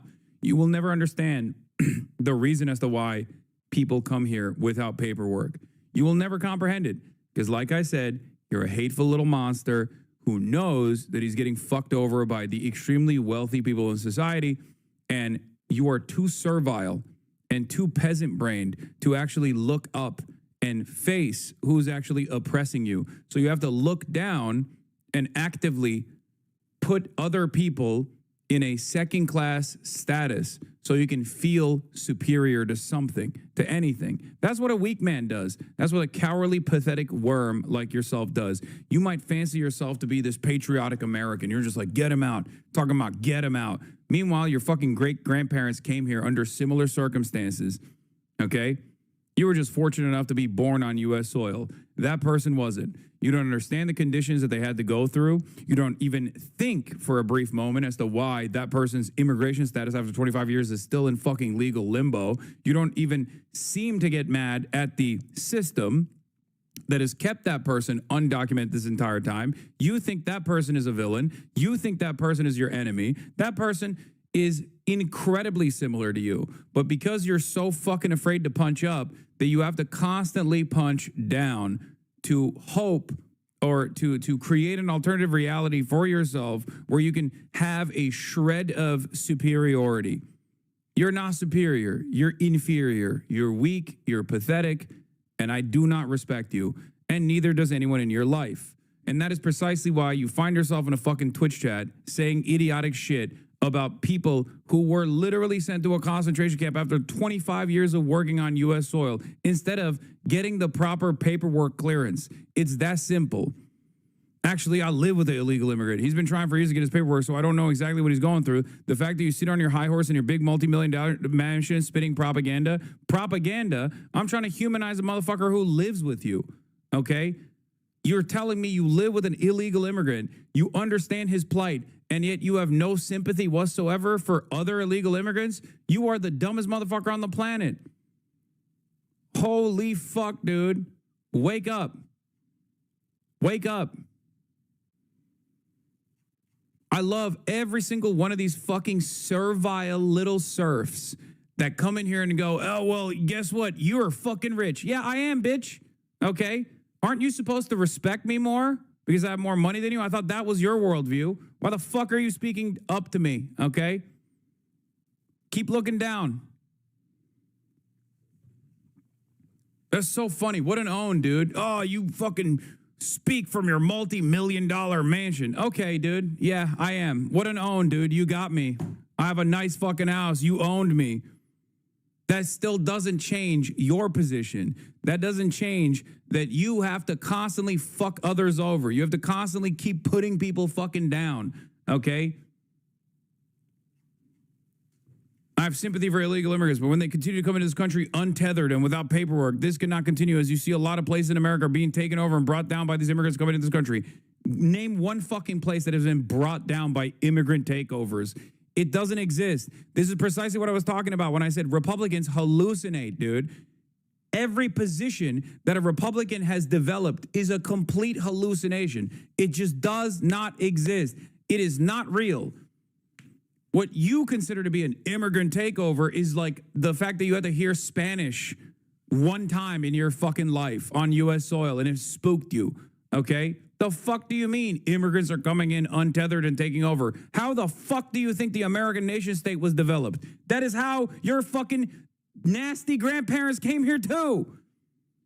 New York is a clear example of what happens when you let immigrants come into the country untethered. Now that there are new laws in place, they're out of this country, and look at New York now clean. Again, once again, back to back. Not only did you hallucinate an insane fucking reality that doesn't exist where you said New York was a shithole because of immigrants, you also hallucinated a reality where New York was somehow rid of its migrant population, which didn't happen, and now New York is clean. Not a single thing you said was real. You literally exist in a totally separate fucking field, dude. That is not real at all. You live in some bumfuck backwater town in Idaho fantasizing about what goes on in New York. What the fuck are you saying? Shut the fuck up. Now, you don't have to be like this. You don't have to be a fucking hateful little monster, okay? You don't. Seemingly, you say you live with an illegal immigrant, okay? I actually live in Texas, so you're wrong about that. Okay, my bad. Backwater bumfuck Texas town instead of Idaho. My bad.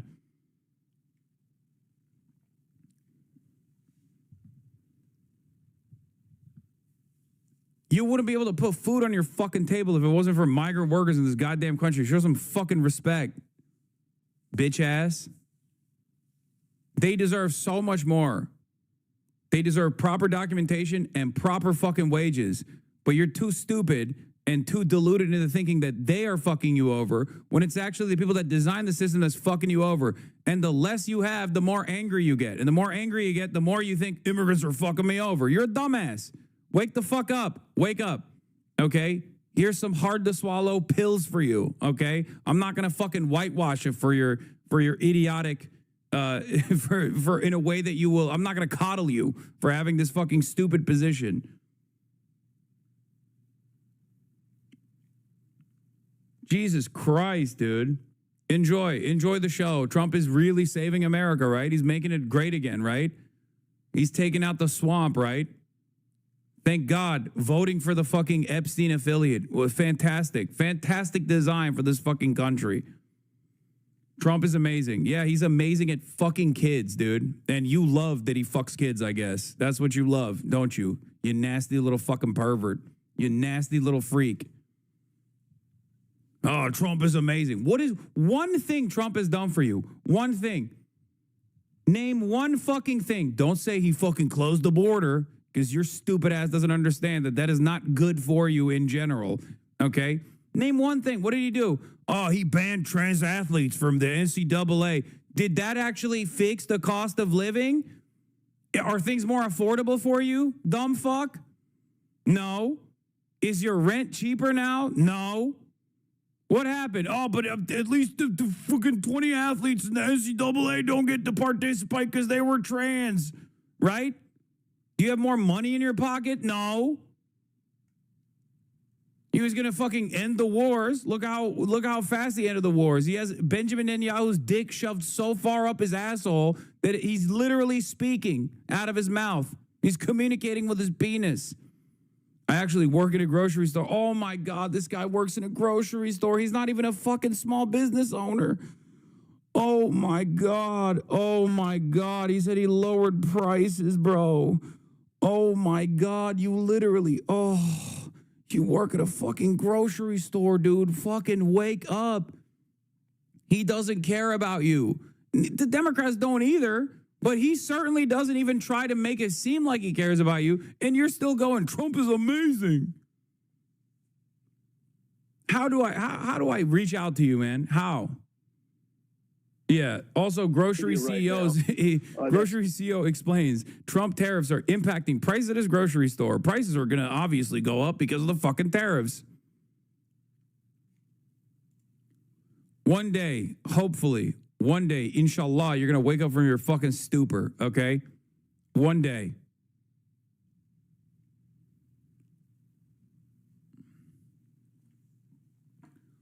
How can you be a Texan that works at a fucking grocery store and you're like, Trump's amazing?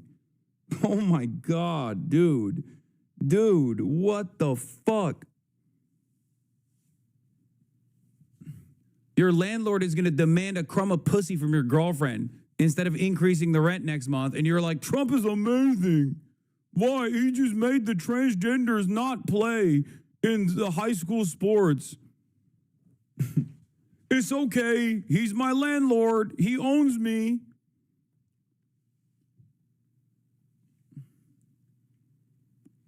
This is what I will never understand. Motherfuckers with no capital, zero capital, but they're capitalists. People constantly say, Hassan, how can you say you're a socialist? How can you say you're a socialist? You're rich. Motherfucker, you got no capital. You work at a grocery store. You don't own the store. You work there. Where is the deed to the factory, chatter? Yeah, sure, the mom and pop stores will be affected, but big corporations that supply most of America will not be facing the big problem.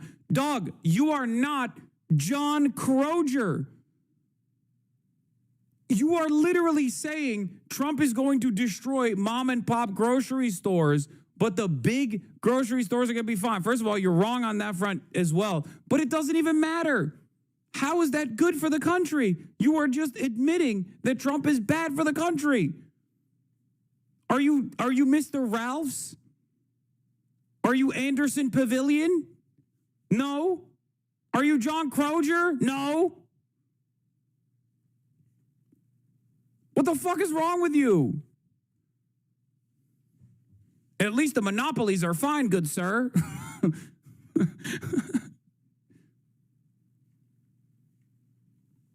What do you think happens when there's less market competition?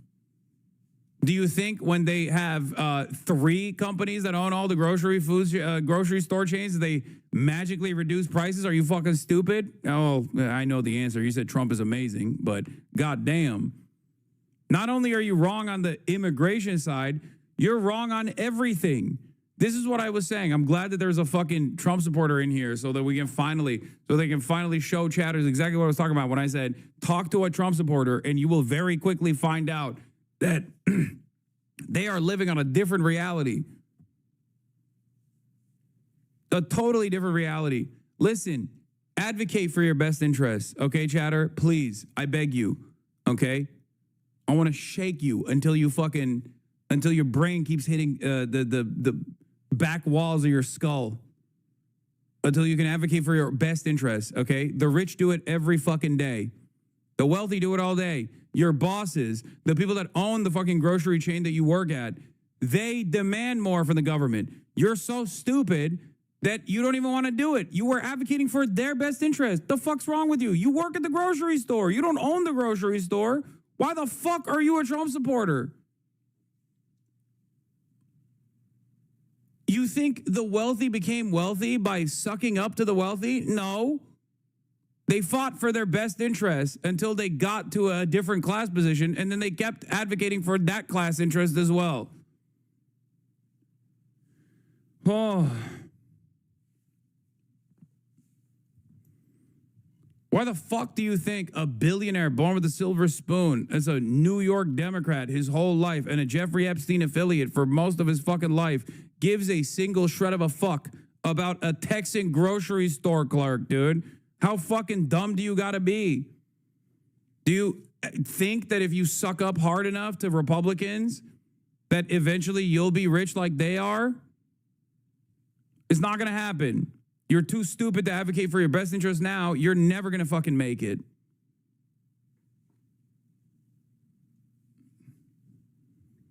Wake up.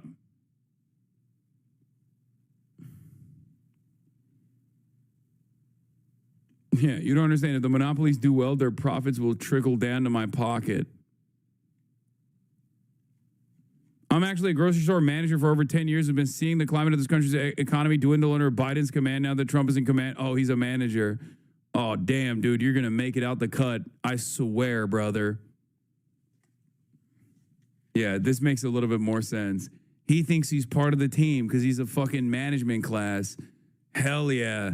Hell yeah, dude. Yeah, the faceless, lifeless fucking actual owners of the franchise that you're operating. Those are the motherfuckers that are making the real money.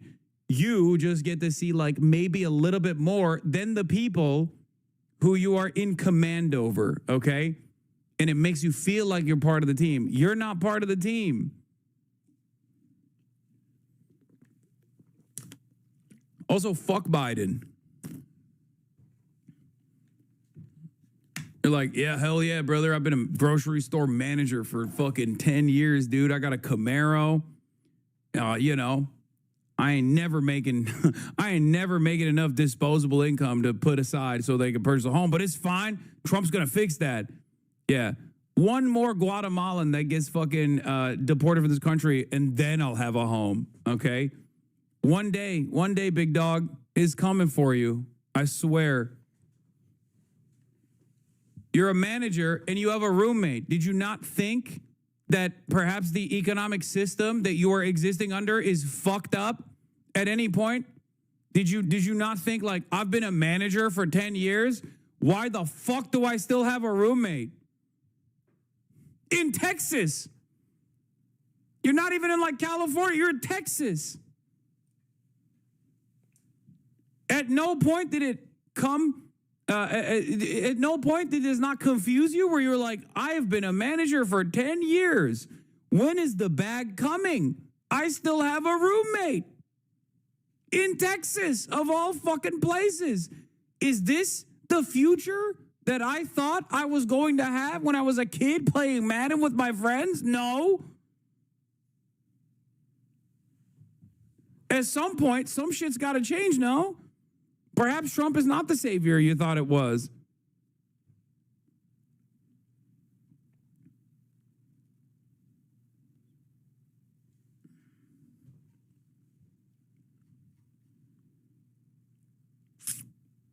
Isn't the American dream supposed to be that one day you can open a business and thrive in your community? This dude is literally saying Trump nuked the American dream of owning a local shop because the superstores will easily be able to tank his tariffs while local entrepreneurs get snuffed out. Trump is amazing, though. I know. None of it makes sense. That's what I'm saying. Unless he's lying about having an illegal immigrant for a roommate, and then actually he's just like, he's in one of those situations where he like owns the house and he just rents it out. What the fuck?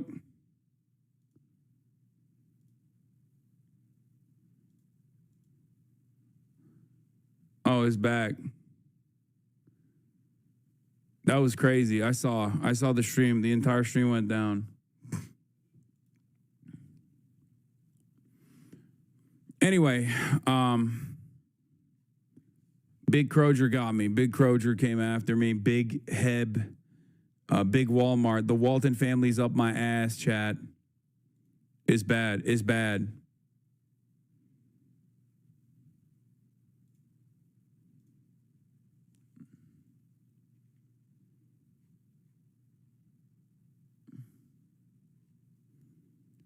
The other part of the story that's funny is he said he's been a grocery store manager for 10 years.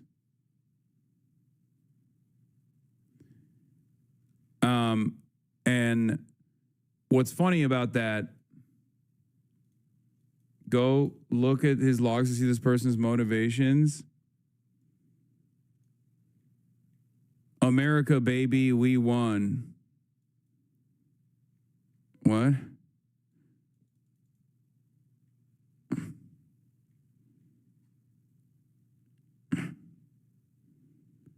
Mr. Beast is calling. Join the call. USA air raid. He quit because he got too popular. What? Radical left liberal lol.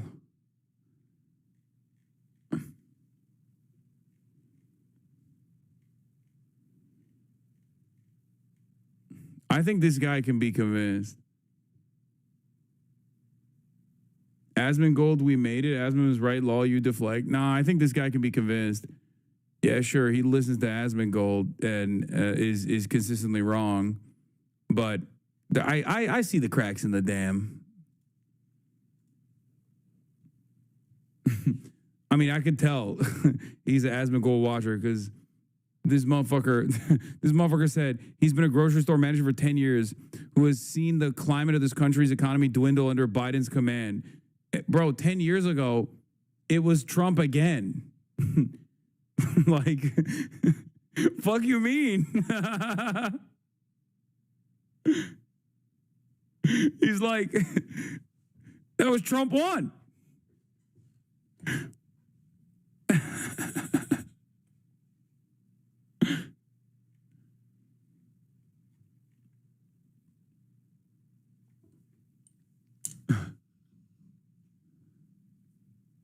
Four of those fucking 10 years is Trump. You know, one's Obama. Let's say if we're factoring in the Obama, the end of the Obama term. But 4 of those years is Trump, and the last half of this year is also Trump. So almost 6 of those 10 years is Trump. Fuck you mean?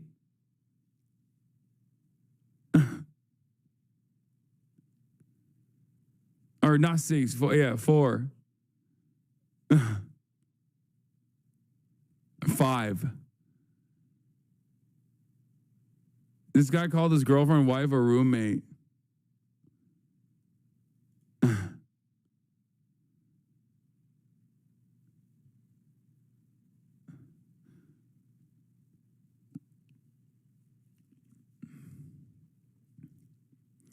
I like how it's Biden's fault too when he's literally from Texas. Everything's Biden's fault. Yeah.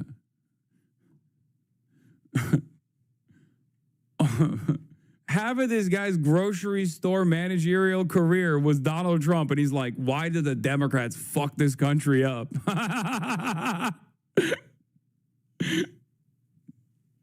I can't believe it. Yeah. They untethered this country. I mean, look. Democrats ain't too great either. Okay? I'm not saying that they are, but it's just funny because you're like actively pro-Trump. You would never catch me being actively pro-Biden. You know what I mean?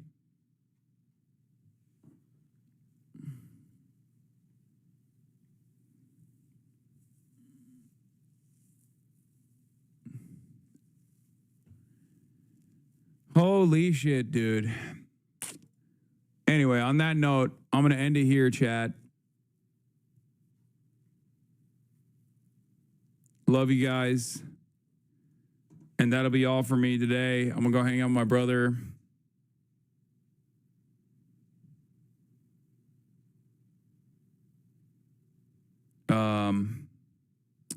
Yeah, that'll be all for tonight. And I'll see you tomorrow. It's another 7-hour half day.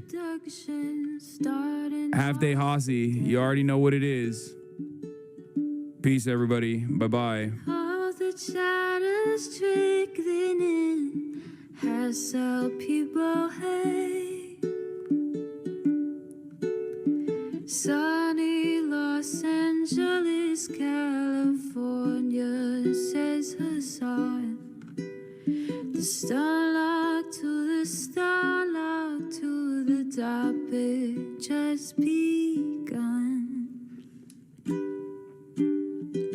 There he is again, Hassan is streaming, Hassan is streaming. There he is again, Hassan is streaming, Hassan is streaming. Review in the P.O. box, Uncle Uger's face. Sudden Discord agitprop, great names take embrace. Tiny Bernie Sanders, LGBTQ Air Force. The whole left at your fingertips, Ane at your door. The H3 crowded debate, the Young Turks online show. 3 full fucking years of this, plenty more to go. 90-day fiance talks of champagne bourgeoisie. A Trump rally live reaction, a mass riot at DC. There he is again, Hassan is streaming, Hassan is streaming. There he is again, Hassan is streaming, Hassan is streaming. Reading live stream fair comments, Austin show chat advice. And all the ways the right-wing pipeline can suck you in alive. JCS react, Lord frame gets broken, cover blown. A full-blown mass pandemic, monster streaming at your home. Total radicalization coming out to find. The system you were taught to trust in was was broken the whole time.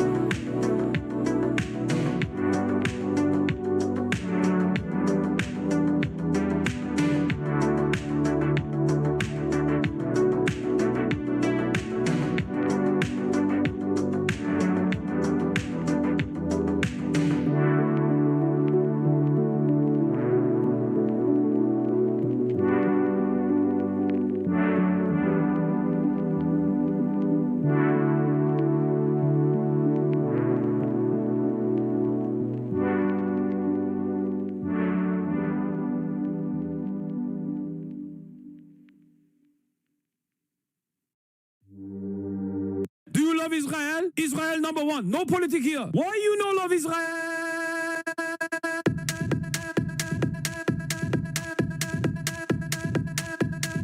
Oh, you hate it?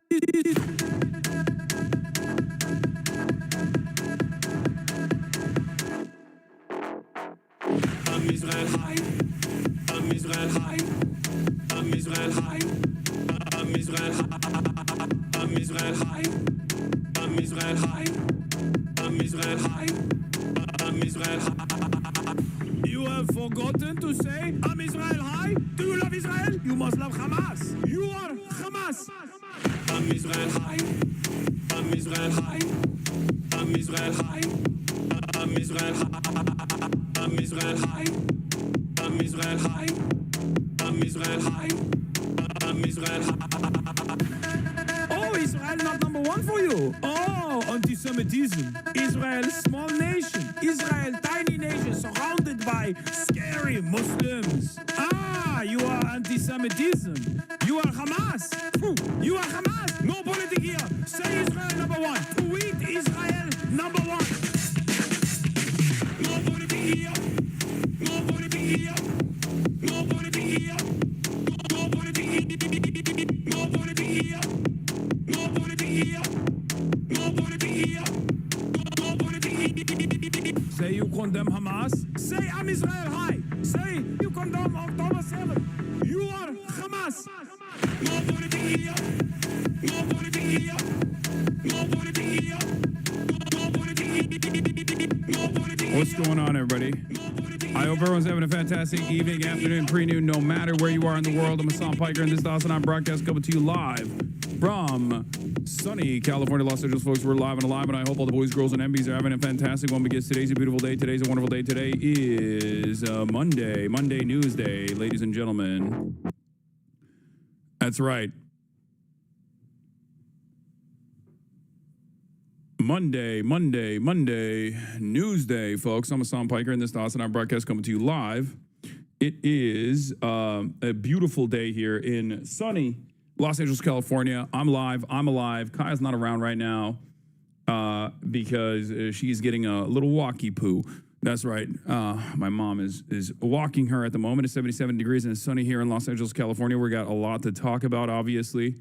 And I will get to all of that in a brief moment. But before I get to all of that, this is the time for my personal news. That's right. What has happened in the world of Hassan Piker in between the time period where I press the stop streaming button and press the start streaming button. So help me God, that's what I'm going to do. It is 8/11/2025, 11:05 a.m. Pacific time. 77 degrees and sunny here in California, Los Angeles. It's a beautiful day out, even though there are some horrifying things happening in the world, in the universe. We are going to cover it all. So first and foremost, it was my mother's birthday yesterday, and that's precisely the reason why I did not stream. I spent time with family, and most of that time, as a matter of fact, was just sleeping. I spent most of that time yesterday sleeping, and then the rest of it with family. But I will get to that in a second. I heard you didn't have enough forks. Yeah, I sent a text message to Cutie. I was like, this is the reason why you got to bring my forks back, you demon. But in any case, folks, where was I? Personal news-wise, I was in Chicago. I came back. I licked the bean in Chicago. Did I get COVID-25 from the bean? I don't think so. I think I survived it. Allah korusun, okay? You know, I think God has protected me, even though I licked the bean. I tempted fate, but hopefully I'm fine. I came back from Chicago, and let me tell you, okay, the process of coming back from Chicago was not the greatest. United Airlines is what I was flying back with, and yeah, here it is. Here is me licking the bean. For those of you who don't believe it, this is something you have to do in order to become a Chicagoan, okay?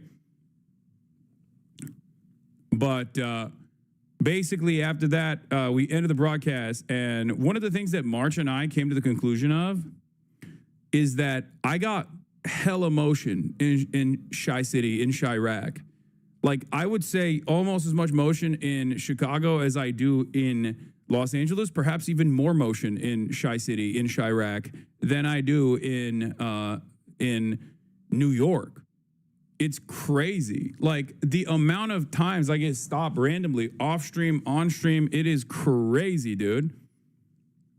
You do it in more places than you think, man. Thought you said you weren't streaming today? I didn't say that. But lots of hostile lobby heads in Chicago. But in any case, yeah, it was a great experience. Every time I go to Chicago, I fall in love with it more, I will admit. I mean, I still am on the New York is a better city agenda for sure, but every single time I visit, I believe in the Midwest more and more. Like Midwestern socialism grows in my heart.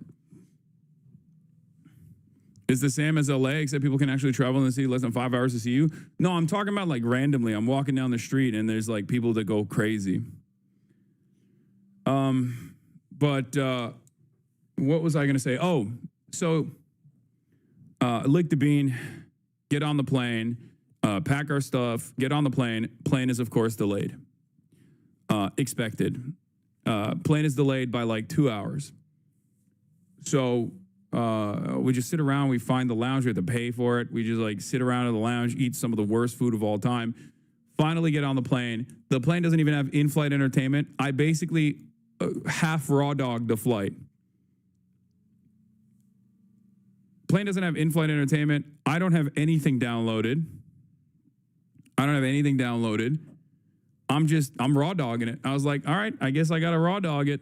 That, or I have to read the books that people gave me at the DSA convention. And let me tell you, I was not starting the zines or zines or whatever you call it. So, bro, why do you never get pics on these trips? L influencer? I know. So, I had nothing locked down on my phone with the exception of K-pop Demon Hunter.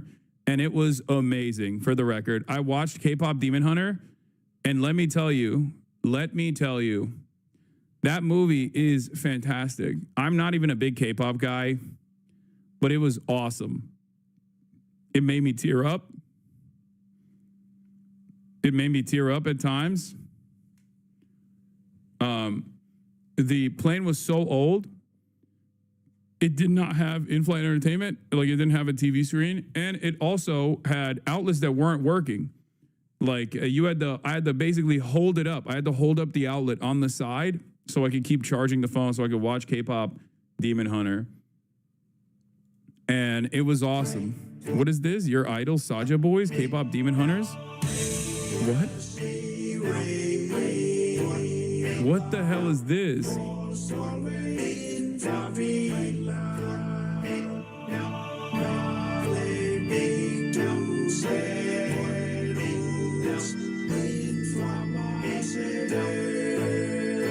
be your idol, keeping you in check, keeping you obsessed. Play me on repeat, could I'll see in your head. Anytime it hurts, play another verse. I can be your sanctuary. No, I'm the only one right now. I will love you more when it all burns down. More than power, more than gold.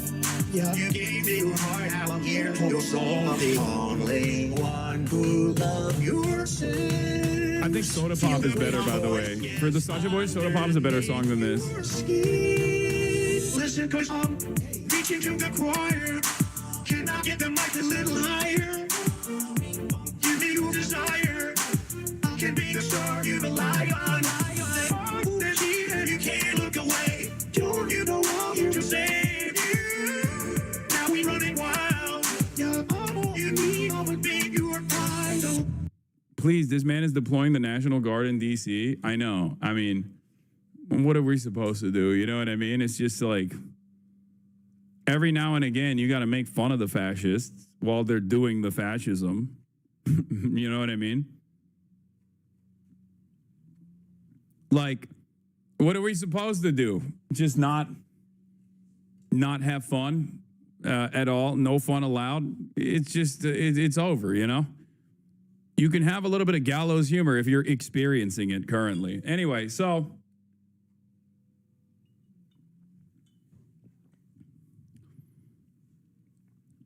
he's a demon taking souls. This is fantastically perfect to cover. Oh, pitching on the thank you, switch off your idol. Thank you for the pain, cause it got me going viral. Okay, so in any case, yeah, watch Demon Hunter. It was great. Definitely liked it. Then yesterday I spent most of the day just sleeping. Didn't do anything else. I get what you're saying, and I hate feeling so libbed up, but it's hard having fun when the country is disintegrating in front of our eyes. Okay, but you're on Twitch, okay? You know, we're gonna do serious stuff and we're gonna do not so serious stuff. This is my job. My job is to guide you through all of the awfulness that is happening on a day-to-day basis and make it as palatable as possible. And it is normal to sometimes do this kind of thing. I don't know why I'm explaining this. All right, let's move on. So, as I was saying, slept most of the day, woke up, and I had my mother's birthday. I have my cousin visiting with her husband and her daughter and her son. I had not seen them. I had never seen her daughter, as a matter of fact. Her daughter's 10, the son's 14, and it was cool getting to see these relatives that are not like distant relatives, mind you. They're just like, they haven't really come to America in a minute, and I can't go to Turkey, and plus they're not even like living in Turkey anyway. Did the daughter know who you are? Yes. So it was cool though. It was cool. It is crazy that how fast, and this is from my personal anecdotal experience in my own family, but the girls in our family develop way faster. Like their processing power develops way faster than the dudes do in the family. Like, no disrespect to my male cousins, but it is crazy how much smarter the girls are. I hope they never actually see this because it's messed up to say, but I don't know what it is. Is that like a universal experience? I don't know what's happening. Yeah, we can tell you're a dipshit. What do you mean? Like, I don't know what it is. I don't know. Like, this little one's 10 years old, and she's like, speaks multiple languages, has interests, is tapped into what's going on the internet. And I was just like, bro, you're 10. I was barely out of the Google Gaga phase when I was 10. What do you mean? What do you mean you have a broad range of interests and you do like gymnastics and stuff and also simultaneously speak multiple languages and are just like you're 10. Stop. Go back to Google Gaga right now. You know what I mean? Like, this doesn't make any sense to me at all. Is that a gold-plated Labubu? So you had the destroyer in the marketplace of ideas? Yeah. Bro, when I was 10, I didn't have shit going on. Like, if you were to ask me what was happening on the planet, I'd be like, what do you mean? What is a planet? Like, I was on that. I was, playing with Pokemon cards and shit, and that was it. That was all I cared about, you know?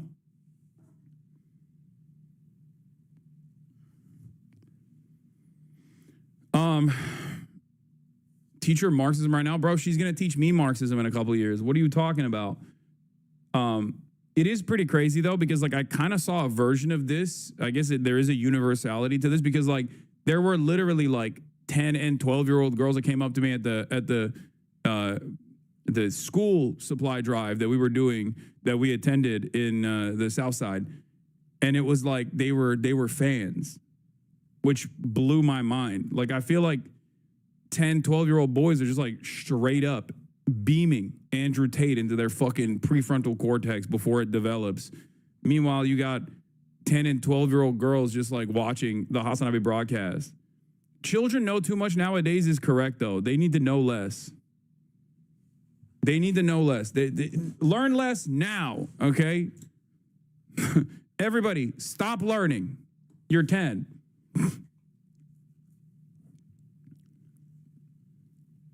But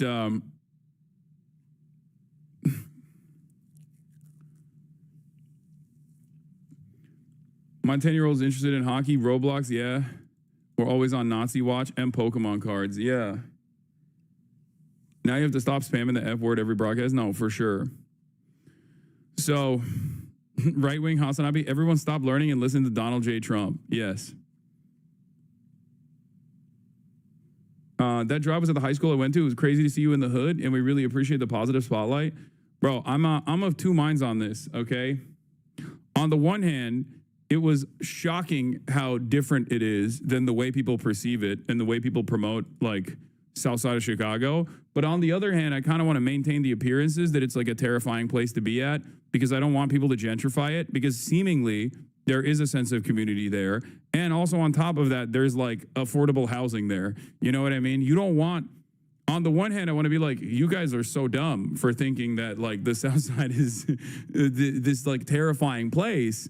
I mean, sure, there's problems, but like, very clearly, there is a community there. Very clearly, there is, like, a social fabric that is in a state of there's a permanent social fabric that is, like, repaired by the people that live there. But then also at the same time, like, if white people and capital owners in general caught wind of that, I feel like they would just go in there and start building fucking Whole Foods down the block, and the private equity would just chop down what remains of, like, these affordable houses that exist there, and it would turn into yet another playground for speculative for traders and VCs and BlackRock, and, you know, that's why I'm saying you have to, like, sometimes take out your gun and just shoot it in the air a couple times, and that's like rent control, you know? Like, it makes sense. It makes sense to do that every now and then. You know what I mean? Like, that's literally just like doing a little bit of that is like community defense almost, where you're just like, hey, don't come here. Yeah, it's just... That's basically rent control and avoiding gentrification. We'll do the I fell in love with my psychiatrist part 2 later today.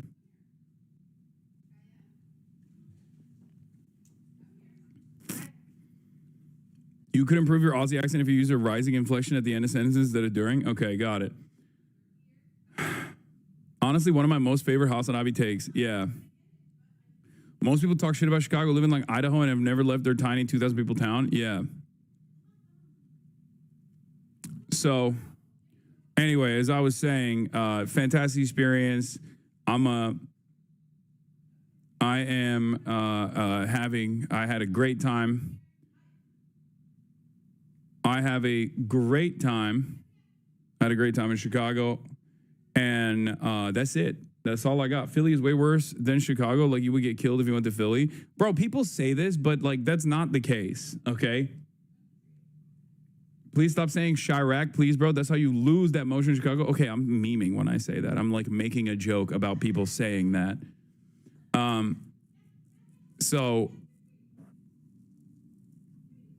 Anyway. Also, I've been to Philly many times. Did you see what happened in Diamond Street in Philly? No. So, what is this? 2 million views, how to keep rent low? Hey, man, can I ask you a question? Sorry, I don't have any money. Do you rent or do you own? Try a place. Wow. Where you live, Thank you. Do you rent or do you own it? I rent. Why? What do you... Well, maybe you should help me out because I'm all that's keeping your property value in check. Like, things are good now, right? But if I go, it's gonna get much better. It's either me or a Whole Foods. You don't look like you're making artisanal bread money.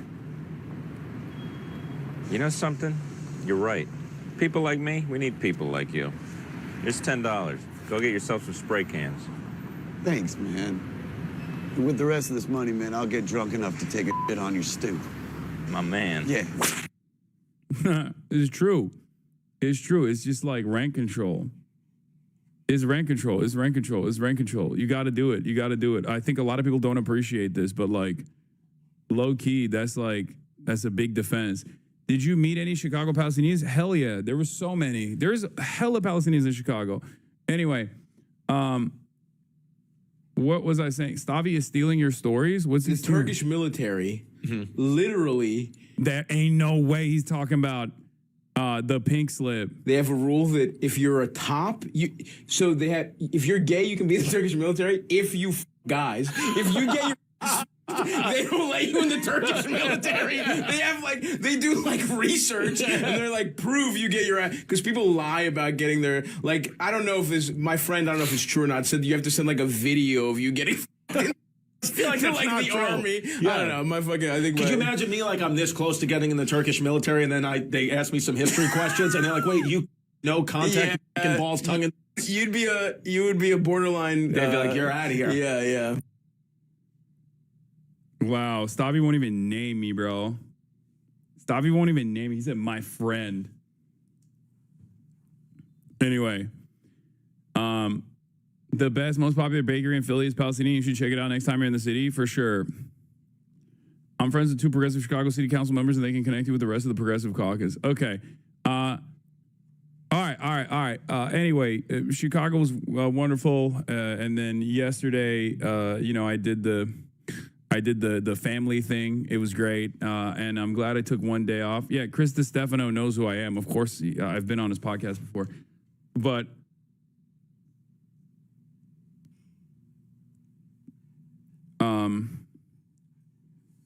gays also do rent control. Cookie cutter suburbans are kept out of the neighborhood. No, dude. Gays are the opposite, because cookie cutter suburbans, like post gay marriage legalization, cookie cutter suburbans actually latch on to the gays. They don't fuck with trans people, but they love, especially white gays. Like, they are fans of white gays. Like, they see it as like a rare Pokemon. For them, it's like a rare Pokemon. They see like a white gay in the neighborhood. They're like, oh my God, this is so great. You know? Gay men raise rent. That's how it goes. W nephew, Jason in New York City saying free Palestine. Oh shit, W nephew. Free Palestine, brother. Just walk with him. Much love, bro. Free. Much love.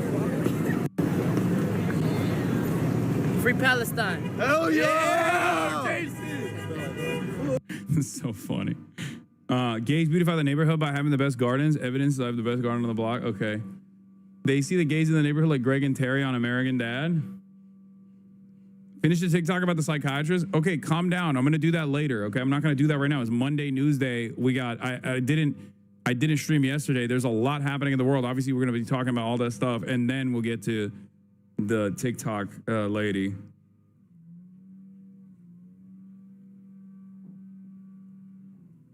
Anyway. Oh my God. The meme that I have dreamed of is literally happening. The White House is partnering with PragerU. The conservative biased education company is already making AI content in a series launched with the Trump admin. Oh my God, PragerU is going to be a substitute for PBS. Oh my God. Every single thing. Everybody stop making jokes now. Okay? Everybody stop making jokes. I'm going to stop making jokes. No more jokes allowed. Everything that I jokingly say ends up becoming the inevitable reality. I'm gonna stop manifesting. I feel like this is bad. I'm sorry. I'm sorry for this. Comedy is illegal. Okay. I'm back in LA.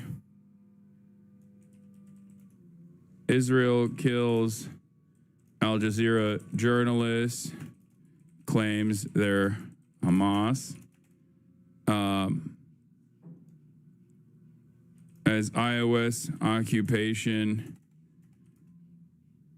intensifies, the world demands change. But is it enough? You're too good for LA, love? I don't know what that means. Are you going downtown for the protest tomorrow? Yeah, I believe I will be attending that.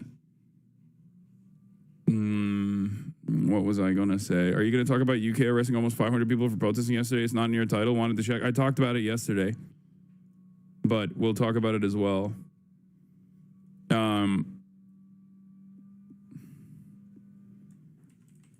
Trump x Putin summit. I was not live yesterday. I was live on Saturday, and I talked about the arrest on Saturday. Tariff terror.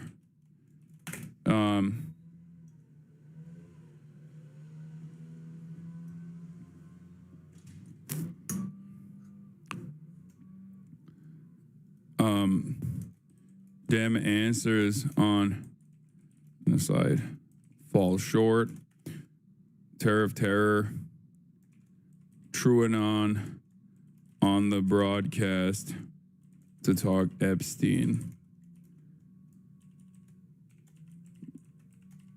TV/.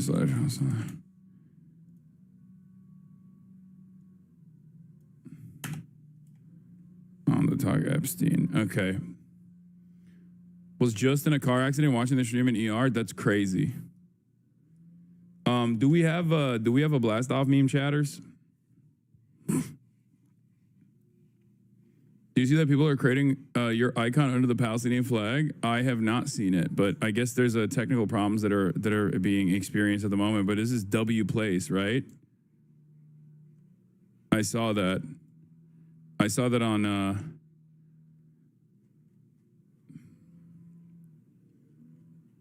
I saw this on Twitter.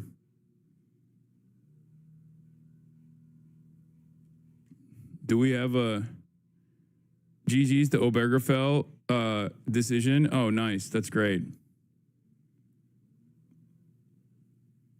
Do we have a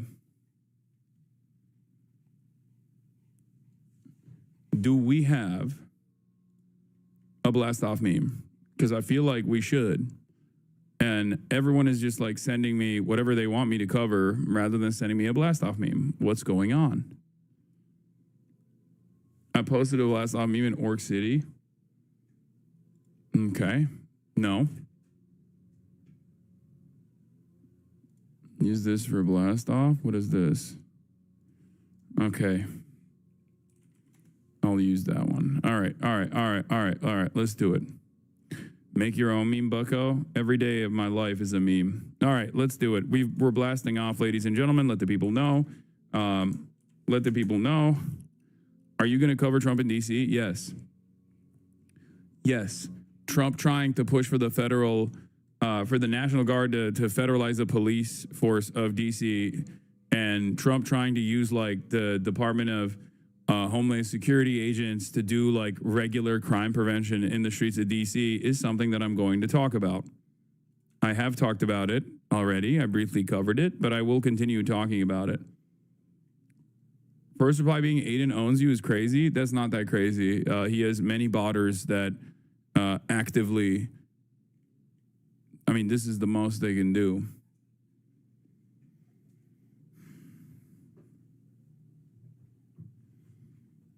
Is Kaya a bear? Yes. Kaya is a bear. Kaya down.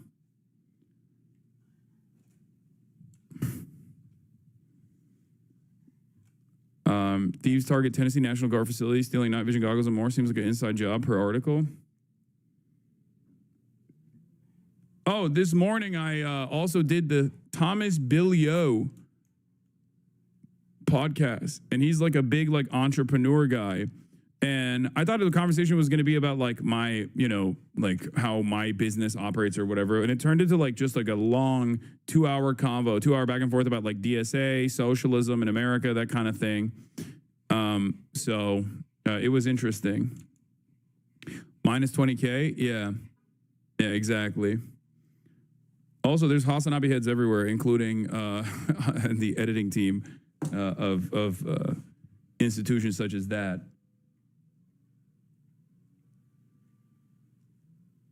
FDove, my goat geolocating this. What is this?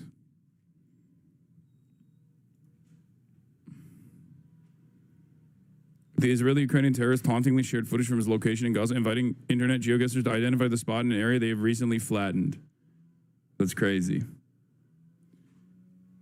Genuine question. Why are we not going to watch the new Jubilee? I don't even know what the new Jubilee is, but we have a blanket ban on Jubilee in general.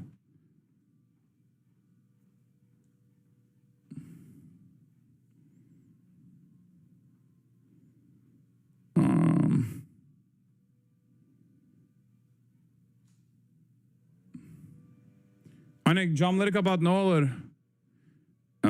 Anyway. For a rally. Okay.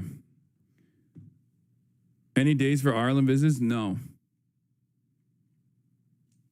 Hassan, why do you propagate hate? You fucking. I think this is the F slur. Mug slime. Thank you for not propagating hate.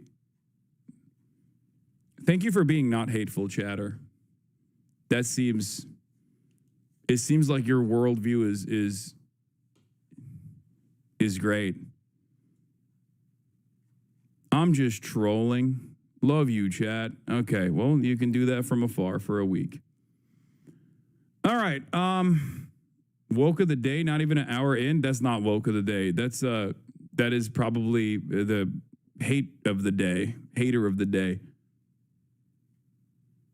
My sister says she sees supporting Trump as a red flag. That's a good red flag, among many others. I heard you got a Chicago handshake. How'd you like it? How did you like it, Law? Nice welcome from my city. It's horrible.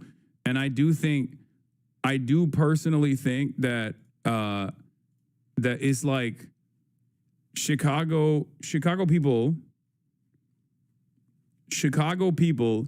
that personally present that as like a Chicago thing. Like they are doing an own goal there. Like there should be, in my opinion, if I'm a dude from Chicago, born and raised, I'm trying to stay away from Malort and any associations that Malort might have with my city.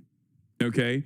I'm actively telling people like, nah, I don't know what you're talking about. That Malort stuff, that's not us. Like that's like Michigan. Michigan lied and said Chicago made Malort its like national drink or whatever. It's like city drink. That's what I'm doing. You know, it grows on you? No, like a fungus maybe, like a parasite.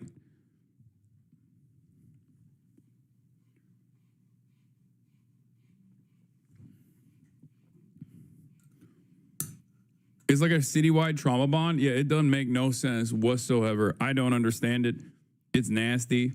It's the nastiest business. But yeah, how do you say so confident and calm despite everything fucking sucking? I don't know. I have seen the world for what it is in the 34 years that I've been alive, and I've seen a lot of death, a lot of destruction, a lot of pain.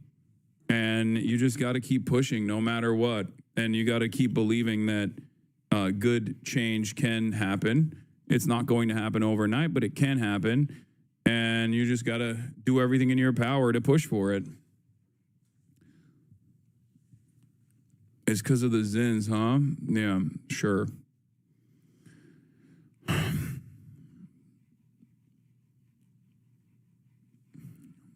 He says in the most monotone voice ever. I mean, it is what it is. That's just my voice. Anyway, let's continue. So, Trump pauses the China tariffs again. It's so cool that he's just destroying China. He's destroying and then saving China over and over again. But it's very clearly a technique to dominate China in the marketplace of tariffs, in the marketplace of ideas in general. You know, it's clear.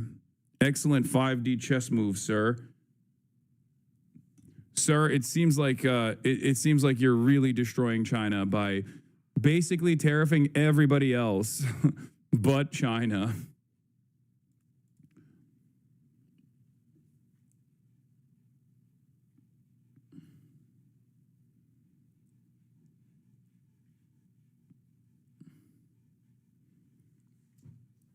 Everybody but China.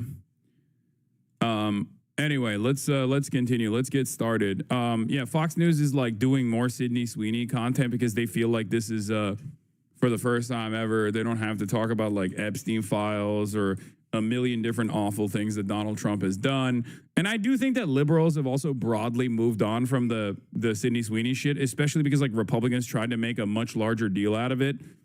So they're just like actively trying to do the culture war stuff, but I don't think it's going to work. There's always going to be limited success regardless. But the amount of success that they can get out of farming this like culture war shit is smaller and smaller. So it is what it is. Okay, so Simultaneously pardoning Maxwell is a bad move. Yeah. I did cover Mo Salah. All right, so Trump is deploying National Guard to D.C. and also placing the police under federal control. All of this started because of Big Balls. Big Balls was beaten up by a group of rowdy teenagers, according to the police. There were two teenagers, one 15-year-old, I think, teenage boy, and then another teenage girl. We don't know the exact details of what took place at this incident. Initially, they were like saying Big Balls heroically stopped a carjacking from taking place, but then like you look further into the situation and it doesn't seem like that was going on. It seems like they made it seem at first as though like Big Balls was stopping a carjacking that was taking place of a random woman. It turns out he was with his girlfriend potentially, I think. I just don't know the exact details of it, but it is Big Balls. We know that it is Big Balls. Big Balls was a victim of being attacked, a victim of an ass beating that he took from two teenagers, one boy and one girl. We know that those are the two suspects. It was the night of Big Balls. Many of you are laughing. Big Balls got his ass beat in D.C. by a teenage girl and a teenage boy, and you're laughing. And now Donald Trump is using. What are we doing, man? I can't believe these are the words that are coming out of my mouth when I'm describing like a potential federal takeover of law enforcement in the nation's capital. And like the fucking inflection point of this is Big Balls getting beat up by a 15-year-old girl and a 15-year-old boy. What the fuck is happening in this world, man? That's it. That's his name. His name is Big Balls. That is how we know him. That is how people have tweeted about the incident. None of this makes sense. Big Balls, for those of you who don't know, was one of the Doge employees, one of the barely adult Doge employees that was tasked with gutting the regulatory agencies.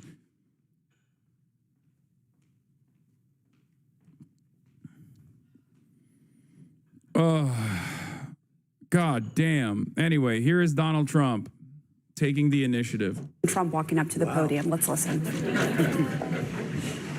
I've been up here a lot. I've never seen a crowd like this. I think we need a ballroom, and that's happening. It's going to be a beautiful ballroom. This is really a lot of people, most I've ever seen in this room. And we're here for a very serious purpose. Very serious. Big Balls was beaten up, very serious purpose. That's the very serious purpose we have here. We will never allow Big Balls to be beaten up ever again. He got beat up, but we won't let it happen again. This purpose, something's out of control, but we're going to put it in control very quickly like we did on the southern border. I'm announcing a historic action to rescue our nation's capital from crime, bloodshed, bedlam. Yeah, by the way, D.C. and many other American cities, of course, are experiencing the lowest level of crime. D.C. specifically, I think in like 3 decades, lowest level of crime. So like Donald Trump saying that this is like crime is out of control is just a relitigation of shit that is not happening. Once again, invent a problem that doesn't actually exist or a trend that is going in the positive direction, act as though it's actually in the negative direction, lie about it. No one is going to check you anyway. And then what do? You have to fix this problem that you keep claiming is going on. Okay? This is virtually everything that this administration has done. Literally, every time this administration identifies an issue that's taking place, it is basically a direct reversal of the reality.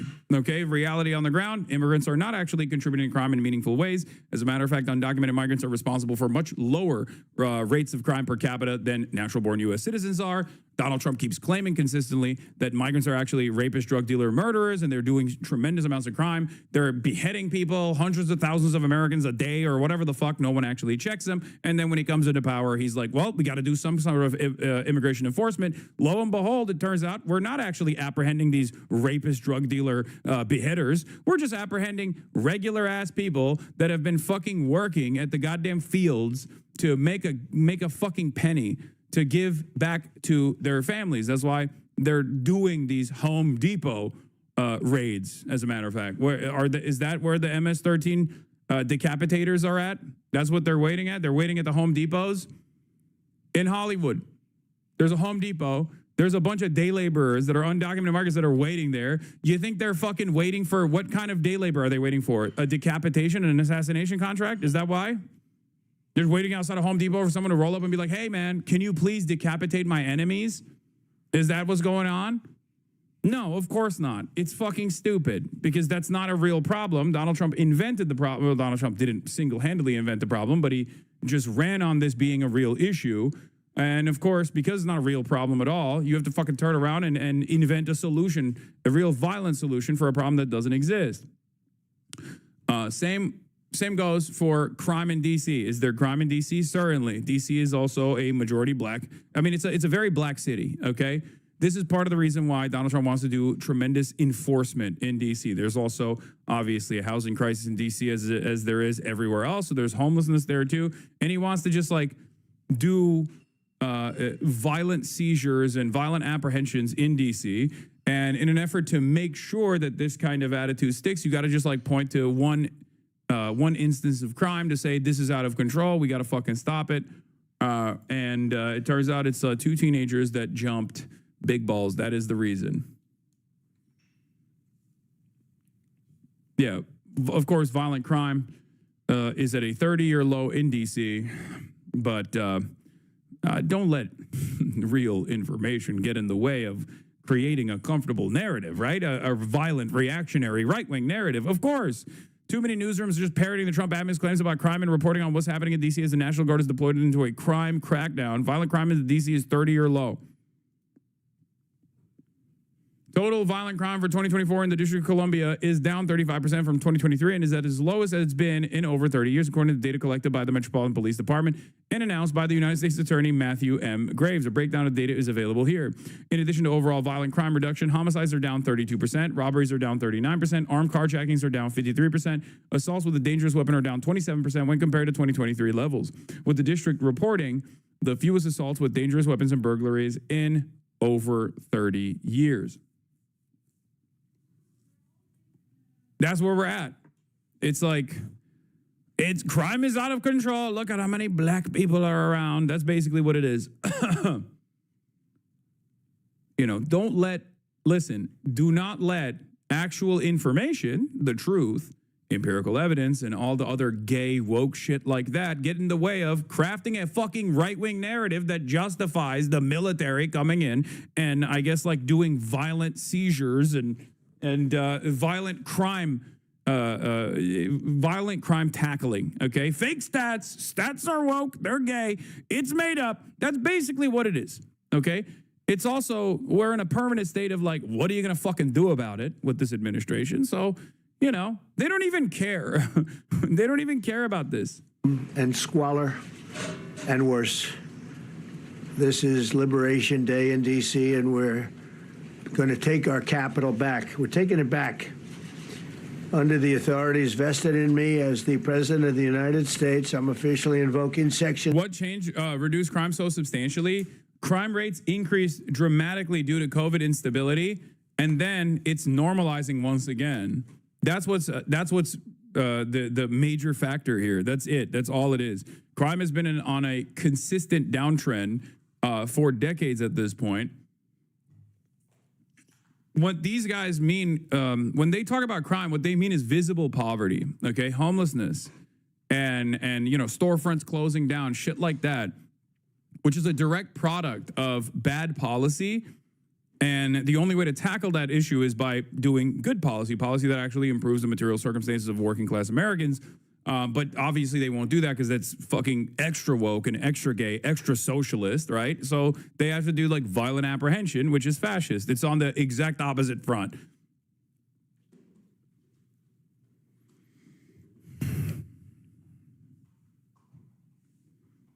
Not to get all blue and on, but this feels like a practice run for eventually declaring martial law nationwide. Oh, for sure. Abso-freaking-lutely. That's not even, I don't think that's blue and on at all. It's very obvious that this man wants to federalize the National Guard in every state he possibly can, specifically blue states. Red states will obviously implement the National Guard at the Trump's behest regardless. and he wants to violently and forcibly go through this process and take control over every